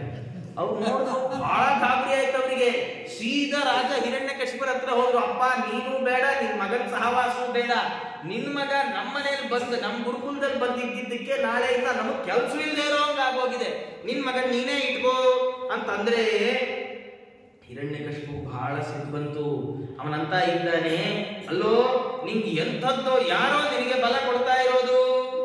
ಕ್ರುದ್ಧಸ್ಯ ಯಸ್ಯ ಕಂಪಂತೆ ತ್ರಯೋ ಲೋಕಾಃ ಸಹೇಶ್ವರಾಃ ತಸ್ಯ ಮೇ ಭೀತಂ ಮೂಢ ಶಾಸನಂ ಕಿಂ ಬಲೋತ್ಯಗಾ. ಅಲ್ಲೋ, ನಾನು ಸಿಟ್ಟು ಮಾಡಿಕೊಂಡು ಉಪ್ಪುಗಟ್ಟಿಕ್ಕಿದ್ರೆ 3 ಲೋಕ ನಡಗತ್ತೆ, ಆ ಲೋಕ ಪಾಲಕರು ನಡುತ್ತಾರೆ. ಅಂಥ ನಾನು ಮಾಡಿದ ಆಜ್ಞೆಯನ್ನ ಅದು ಯಾರ ಬಲದಿಂದ ನೀನು ಉಲ್ಲಂಘನೆ ಮಾಡ್ತಾ ಇದ್ದಿ? ನಿನಗೆ ಹಿಂದೆ ನಿಂತ್ಕೊಂಡು ಅನ್ಲಿಮಿಟೆಡ್ ಬಲ ಸಪ್ಲೈ ಮಾಡ್ತಾ ಇರೋನು ಯಾರದು ಹೇಳು ಅಂದ್ರೆ ಪ್ರಹ್ಲಾದ ರಾಜರು ಅಷ್ಟೇ ಶಾಂತವಾಗಿ ಉತ್ತರ ಕೊಡ್ತಾರೆ. ನೋಡಿ, ನಮ್ದೇನಾದ್ರು ಜೀವನದಲ್ಲಿ ಇಷ್ಟೆಲ್ಲ ಬೇಡ್ರಿ, ನಮ್ಮ ಮನೆಗೆ ನಮ್ಮ ಹಿರಿಯರು ಇಷ್ಟೊಂದೆಲ್ಲ ಬೈಯೋದೇ ಬೇಡ. ಸುಮ್ಮನೆ ಏನೋ 1-2 ಮಾತು ಏನಪ್ಪಾ ಗೊತ್ತಾಗಲ್ವಾ ಅಂದ್ರೆ ಸಾಕು, ಹೋಗಿ ಬಾಗ್ಲ ಹಾಕೊಂಡು ಕೂತ್ಕೊಂಡ್ಬಿಡೋದು. ಈಗ ಬೇರೆ ಬೇರೆ ರೂಮ್ಗಳಾಗಿರೋದ್ರಿಂದ ಇವೆಲ್ಲ, ಹಿಂದೆಲ್ಲ ಆದ್ರೆ ಮನೆಯಿಂದ ಆಚೆಕೊಂಡ್ಬಿಡೋದು, ಇಂಥವೆಲ್ಲ ಮಾಡ್ಬಿಡ್ತಾವ ಮಕ್ಕಳು. ಅವು ಪ್ರಹ್ಲಾದ ರಾಜರು ಇಷ್ಟು ಗಟ್ಟಿಯಾಗಿ ಅವರ ಅಪ್ಪ ಗದರಿದ್ರೆ ಅವರಂದ್ರು, ಅಪ್ಪ ನ ಕೇವಲಂ ಮೇ ಭವತಶ್ಚ ರಾಜನ್ ಸವೈಬಲಂ ಬಲಿನಾಂಚ ಪರೇಶ ಪರಾವರೇವಿ ಸ್ಥಿರ ಜಂಗಮಾಯೇ ಬ್ರಹ್ಮಾದಯೋ ಏನ ವಶಂ ಪ್ರಣೀತಾಃ. ಅವರಂತಾರೆ, ಅಪ್ಪ ನಂಗ್ ಬಲ ಕೊಡೋನ್ ಯಾರು, ನಂಗ್ ಬಲ ಕೊಡೋನ್ ಯಾರು ಅಂತ ನೀ ಕೇಳ್ಬೇಡ. ಬರೀ ನಂಗಲ್ಲ, ನ ಕೇವಲಂ ಮೇ, ನಂಗ್ ಮಾತ್ರ ಅಲ್ಲ, ಭವತಶ್ಚ ರಾಜನ್, ನಿನಗೂ ಅವನೇ ಬಲ ಕೊಟ್ಟವನು. ನೀನ್ ಏನ್ ಅನ್ಕೊಳ್ತಾ ಇದೆಯಲ್ಲ, ನಾನು ಮಹಾಬಲಶಾಲಿ, ನನ್ನ ಬಲಕ್ಕೆ ಎಲ್ಲ ಹಂಚಿಬಿಟ್ಟಿದ್ದಾರೆ, ನನ್ನ ಪರಾಕ್ರಮ ಕಂಜಿ ದಿಕ್ಪಾಲಕರು ನಡುತ್ತಾರೆ ಅಂತ ನೀನೇನ್ ಇಷ್ಟೊತ್ತ ತನಕ ನನ್ನ ಹತ್ರ ಟೇಪ್ ಪ್ರಕಾರ ಹಾಕಿದ್ಯಲ್ಲ, ಈ ಬಲ ನಿಂಗ್ ಕೊಟ್ಟವನು, ನಂಗ್ ಕೊಟ್ಟವನೇ. ನಂಗ ಬಲ ಅಲ್ಲ, ನಿಂಗೆ ಬಲ ಅಲ್ಲ. ಅದು ಬಿಟ್ಟು ಸವೈ ಬಲಂ ಬಲಿನಾಂಚ ಪರೇಶಾಂ ಅಪರೇಶಾಂ ಬಲಿನಾಂಚ, ಜಗತ್ತಲ್ಲಿ ಯಾರ್ಯಾರು ಬಲಿಷ್ಠರು ಅಂತಿದ್ದಾರಲ್ಲ, ಬೇರೆ ಬೇರೆಯವರು, ನಿನ್ ತಮ್ಮ ಒಬ್ಬ ಇದ್ದ, ನಿಮ್ಮ ಅಣ್ಣ ಒಬ್ಬ ಇದ್ದ, ನಿಮ್ ಚಿಕ್ಕಪ್ಪ ಒಬ್ಬ ಇದ್ದ ಅಂತೆಲ್ಲ ಯಾರ್ಯಾರು ಬೇರೆ ಬಲಿಷ್ಠರೆಲ್ಲ ಇದ್ದಾರಲ್ಲ, ಅವರಿಗೂ ಬಲಪ್ರದ ಅವನೇಪ್ಪ. ಇಡೀ ಬ್ರಹ್ಮಾನಿ ಸ್ಥಾವರ ಜಂಗಮಗಳನ್ನ ಅವನು ತನ್ನ ವಶದಲ್ಲಿ ಇಟ್ಟುಕೊಂಡಿದ್ದಾನೆ, ಎಲ್ಲರಿಗೂ ಬಲಪ್ರದಾಯಕನಾಗಿ ತಾನು ನಿಂತ್ಕೊಂಡಿದ್ದಾನೆ. ನನಗ್ ಕೇಳ್ಬೇಡ. ಹಾಗಾಗಿ ನೀ ಏನ್ ಮಾಡು? ಅವರ ಅಪ್ಪಂಗೆ ಹೇಳ್ದ ಪ್ರಹ್ಲಾದ ರಾಜರು ಹೇಳ್ತಾರೆ, ಜಕ್ಯಾಸುರಂ ಭಾವಮಿಮಂ ಸ್ವಭಾವತಃ ಸಮಂ ಮನೋ ಧತ್ಸ್ವನ ಸಂತಿ ವಿದ್ವಿಷಃ ಋತೆ ಚಿದಾತ್ಮಾತ್ಮನ ಉತ್ಪಥ ಸ್ಥಿತ ತದ್ವಿಧ್ಯನಂತಸ್ಯ ಮಹತ್ ಸಮರ್ಹಣಂ. ಅವರಂತ ಇದ್ದಾರೆ, ಜಕ್ಯಾಸುರಂ ಭಾವಂ, ಆಸುರಿ ಸ್ವಭಾವ ಬಿಟ್ಬಿಡಪ್ಪ, ಅದ್ ಯಾಕೆ ಅಸುರರ ಹಾಗಾಡ್ತಿ ಅಂತ ಅವ್ರ ಅಪ್ಪಂಗೆ ಪ್ರಹ್ಲಾದ ರಾಜರು ಆಸುರಿ ಭಾವವನ್ನ ಬಿಟ್ಬಿಡು. ಸಮಂ ಮನೋಭತ್ಸ್ವ, ಎಲ್ಲರಲ್ಲಿ ಸಮನಾಗಿ ಭಗವಂತ ಇದ್ದಾನೆ ಅಂತ ನೀನು ತಲೆಯಲ್ಲಿ ತಿಳ್ಕೋ. ದುರ್ಮಾರ್ಗದಲ್ಲಿ ಹರಿಯೋ ಈ ಮನಸ್ಸನ್ನು ಬಿಟ್ರೆ ನೀನ್ ಬೇರೆ ಯಾರು ಶತ್ರುಗಳೇ ಇಲ್ಲವಲ್ಲಪ್ಪ ಅಂತ ಪ್ರಹ್ಲಾದ ರಾಜರ ಅಪ್ಪಂಗಂತಾನೆ. ಅಪ್ಪ, ನಿನ್ನ ಶತ್ರು ಯಾರು ಗೊತ್ತಾ? ಕೆಟ್ಟ ದಾರಿಯಲ್ಲಿ ಹೋಗ್ತಾ ಇರೋ ನಿನ್ನ ಮನಸ್ಸು ನಿನ್ ಶತ್ರು. ನಿಂಗೆ ಯಾವುದೋ ಇಂದ್ರ ಶತ್ರು ಅಲ್ಲ, ಚಂದ್ರ ಶತ್ರು ಅಲ್ಲ, ದಿಕ್ಪಾಲಕರ ನಿಂಗೆ ಶತ್ರುಗಳಲ್ಲ, ನಿನ್ ಒಳಗಿರುವ ಮನಸ್ಸು ನಿನ್ ಶತ್ರು. ಸರ್ತಿ ಒಬ್ಬ ಭಕ್ತ ದೇವರ ಹತ್ರ ಹೋದ. ಹರಿ ತಪಸ್ಸು ಮಾಡಿದ್ರೆ ದೇವರು ಪ್ರತ್ಯಕ್ಷ ಆಗ್ತದೆ. ಆದರೆ ಎಲ್ಲ ಶಂಕ ಚಕ್ರ ಎಲ್ಲ ಹಿಡ್ಕೊಂಬಂದಿದ್ದ ಭಕ್ತ ಅಂದ, ಸ್ವಾಮಿ ನಿನ್ನ ಕೈಯಲ್ಲಿ ಇಷ್ಟೆಲ್ಲ ಆಯುಧ ಇದೆ, ಇವನು ಕೆಲಸ ಮಾಡು, ಈ ಆಯುಧಗಳನ್ನ ನನ್ನ ವಿರೋಧಿಗಳ ಮೇಲೆ ಪ್ರಯೋಗ ಮಾಡಿಬಿಡು. ದೇವರು ತಥಾಸ್ತು ಅಂದ. ಆಯುಧ ಎಲ್ಲ ಇವನ ಮೇಲೆ ಬೀಳ್ಲಿಕ್ಕೆ ಬಂತು. ಭಕ್ತ ಅಂದ, ದೇವರೇ ಏನು ನಿಂಗೂ ಎರಡನೇ ಸತಿ ನಾನು ಅರ್ಥ ಮಾಡಿಸ್ಬೇಕಾ? ನನ್ನ ಮೇಲಲ್ಲ, ನನ್ನ ವಿರೋಧಿಗಳ ಮೇಲೆ. ಅದು ದೇವರನ್ನಲ್ಲಯ್ಯ, ನಿನ್ನೊಳಗೆ ಕಾಮ ಕ್ರೋಧ ಲೋಭ ಮೋಹ ಮದ ಮಾತ್ಸರ್ಯ ಅನ್ನೋ 6 ವಿರೋಧಿಗಳ ನಿನ್ನೊಳಗೆ ಇಟ್ಕೊಂಡಿದೆಯಲ್ಲ, ಇನ್ಯಾರ ಮೇಲೆ ನಾನು ಪ್ರಯೋಗ ಮಾಡಲಿ? ನನ್ನ ಜೀವನದಲ್ಲಿ, ನಮ್ಮ ಜೀವನದಲ್ಲಿ ನಮ್ದು ದೊಡ್ಡ ಶತ್ರುಗಳು ಅಂದ್ರೆ ಯಾರು ಅಂದ್ರೆ ನಮ್ಮೊಳಗಿರೋ ಕಾಮಕ್ರೋಧಾದಿಗಳೇ. ನಾವು ಹೊರಗಿನ ಶತ್ರುಗಳು ಅಂತ ಭಾವಿಸಿ ನಮ್ಮ ಕಾಮಕ್ರೋಧಾದಿಗಳನ್ನ ಹತೋಟಿಯಲ್ಲೇ ಇಟ್ಕೊಳ್ಳೋಲ್ಲ. ನಮ್ಮ ಮನಸ್ಸು ಎಲ್ಲೆಲ್ಲಂದ್ರಲ್ಲೆಲ್ಲೆಲ್ಲಿ ಓಡಾಡ್ಕೊಂಡು ಬಂದ್ಬಿಡುತ್ತೆ. ನಾವು ಮನಸ್ಸನ್ನ ಒಂದಿಷ್ಟು ದಿನ ಕ್ವಾರಂಟೈನ್ ಮಾಡಬೇಕು ಅನ್ನೋದು ಶಾಸ್ತ್ರ. ಹೊರಗೆ ಬಿಟ್ಟರೆ ವೈರಸ್ ಅಂಟಿಸ್ಕೊಂಡು ಬಂದ್ಬಿಡುತ್ತದು. ಒಂದಿಷ್ಟು ದಿನ ಕೂಡ ಹಾಕ್ಬೇಕದನ್ನ. ಎಲ್ಲ ವಿಷಯ ಪದಾರ್ಥಗಳಿಂದ, ಕಾಮಕ್ರೋಧಾದಿಗಳ ಉದ್ದೀಪಕವಾದ ಎಲ್ಲ ವಿಷಯ ಪದಾರ್ಥಗಳಿಂದ ಮನಸ್ಸನ್ನು ವಾಪಸ್ ಎಳ್ಕೊಂಡು ಒಂದು ಕಡೆ ಕೂಡ ಹಾಕ್ಬೇಕು. ಎಲ್ಲದು ದೇವರ ಪಾದದ ಬುಡದಲ್ಲಿ ಕೂಡ ಹಾಕ್ಬಿಡ್ಬೇಕು ಅಂತಾರೆ ಪ್ರಹ್ಲಾದರಾಜರು. ದುರ್ಮಾರ್ಗದಲ್ಲಿ ಹರಿತಾ ಇರುವ ನಿನ್ನ ಮನಸ್ಸನ್ನು ಒಂದನ್ನು ಹತೋಟಿಯಲ್ಲಿ ಇಟ್ಕೊಂಡ್ಬಿಡಪ್ಪ. ನಿನ್ನನ್ನು ಮೀರಿದವರು ಜಗತ್ತಲ್ಲಿ ಯಾರಿಲ್ಲ. ಆಸುರಿ ಭಾವವನ್ನು ಬಿಡು ಅಂದ್ರೆ ಅವನು ಹಿರಣ್ಯಕಶಿಪುಗೆ ಸಿಟ್ಟು ಬಂದ್ಬಿಡ್ತು. ಸಿಟ್ಟು ಬಂದು ಅವನಂತ ಇದ್ದಾನೆ, ಯಸ್ತ್ವಯ ಮಂದ ಭಾಗ್ಯೋಕ್ತಃ ಮದನ್ಯೋ ಜಗದೀಶ್ವರ ಕ್ವಾಸೌ. ಅವರಂತ ಹಿರಣ್ಯಕಶಿಪು, ಅಲ್ಲಪ್ಪ ನನಗಿಂತ ಬೇರೆಯಾದ ಇಡೀ ಜಗತ್ತನ್ನ ಸಂರಕ್ಷಣೆ ಮಾಡುವ ಒಬ್ಬ ಇದ್ದಾನೆ ಅಂದ್ಯಲ್ಲ. ಕ್ವಾಸೌ ಯದಿ ಸ ಸರ್ವತ್ರ, ಎಲ್ಲಾ ಕಡೆ ಇದ್ದಾನೆ ಅಂದ್ರೆ ಎಲ್ಲಿದ್ದಾನೆ? ಅದಕ್ಕೆ ಪ್ರಹ್ಲಾದರಾಜರಂದ್ರು ಸಹ ಸರ್ವತ್ರ, ಎಲ್ಲಾ ಕಡೆ ಇದ್ದಾನೆ. ಹಾಗಾದ್ರೆ ಅವನಂದ ಅಕಸ್ಮಾತ್ ಸ್ತಂಭೇನ. ನಾವೆಲ್ಲ ಕತೆ ಚಿಕ್ಕವರಿದ್ದಾಗ ಏನ್ ಕೇಳಿದ್ವಿ? ಈ ಕಂಬದಲ್ಲಿದ್ದಾನೆ, ಈ ಕಂಬದಲ್ಲಿದ್ದಾನೆ. ಅದೆಲ್ಲ ಕೇಳಲೇ ಇಲ್ಲ ಹಿರಣ್ಯಕಶಿಪು. ಅವನಿಗೆ ಈ ಕಂಬ ಯಾವೆಲ್ಲ ಇಲ್ಲ ಅಂತ ಗೊತ್ತಿದೆ. ಅವನು ಕಟ್ಸಿರೋ ಮನೆ. ನಾವು ನಮ್ಮನೆ ಒಳಗೆ ಬಚ್ಚಲ ಮನೆ ಹೋಗುವಾಗ ನಮ್ಮ ಪಕ್ಕದ ಮನೆಯವ್ರು ಕೇಳ್ಕೊಂಡು ಹೋಗ್ಬೇಕಿಲ್ಲ. ನಮ್ಮನೆ ಅದೆಲ್ಲಿದೆ ಬಚ್ಚಲ ಮನೆ ನಮ್ಗೆ ಗೊತ್ತಿಲ್ವೇ? ಅವನು ಈ ಕಂಬದಲ್ಲಿದ್ದಾನ, ಆ ಕಂಬದಲ್ಲಿದ್ದಾನ, ಇನ್ನೊಂದು ಕಂಬದಲ್ಲಿದ್ದಾನ, ಅಷ್ಟೆಲ್ಲ ಅವನು ಕೇಳಲೇ ಇಲ್ಲ. ಅಷ್ಟು ಕೇಳೋಷ್ಟು ಪೇಷನ್ಸು ಇರಲಿಲ್ಲ ಹಿರಣ್ಯಕಶಿಪು. ಅಷ್ಟು ಸಿಟ್ಟು ಬಂದ್ಬಿಟ್ಟಿತ್ತು. ಅವನು ಕೇಳಿದ್ದಿಷ್ಟೇ, ಅಲ್ಲಯ್ಯ ನೀನು ದೇವರು ಎಲ್ಲಾ ಕಡೆ ಇದ್ದಾನೆ ಅಂದ್ರೆ ಈ ಕಂಬದಲ್ಲಿದ್ದಾನ? ಇದ್ದಾನ ಅಂತೂ ಕೇಳಲಿಲ್ಲ. ಅಕಸ್ಮಾತ್ ಸ್ತಂಭೇನ, ಯಾಕೆ ಈ ಕಂಬದಲ್ಲಿ ಇಲ್ಲ ಅಂತ. ಇದಾನ ಅಂತ ಕೇಳಲಿಲ್ಲ. ಕೇಳಿದ್ರೆ ಇದಾನೆ ಅಂತ ಹೇಳಿರೋರು. ಅವನು ಈ ಕಂಬದಲ್ಲಿ ಯಾಕಿಲ್ಲ ಅಂತ.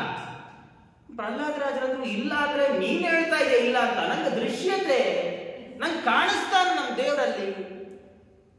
ದೇವರು ನಂಗೆ ಕಾಣಿಸ್ತಾ ಇದ್ದಾನೆ, ಇಲ್ಲ ಅಂತ ನೀ ಹೆಂಗೆ ಹೇಳ್ತಿ?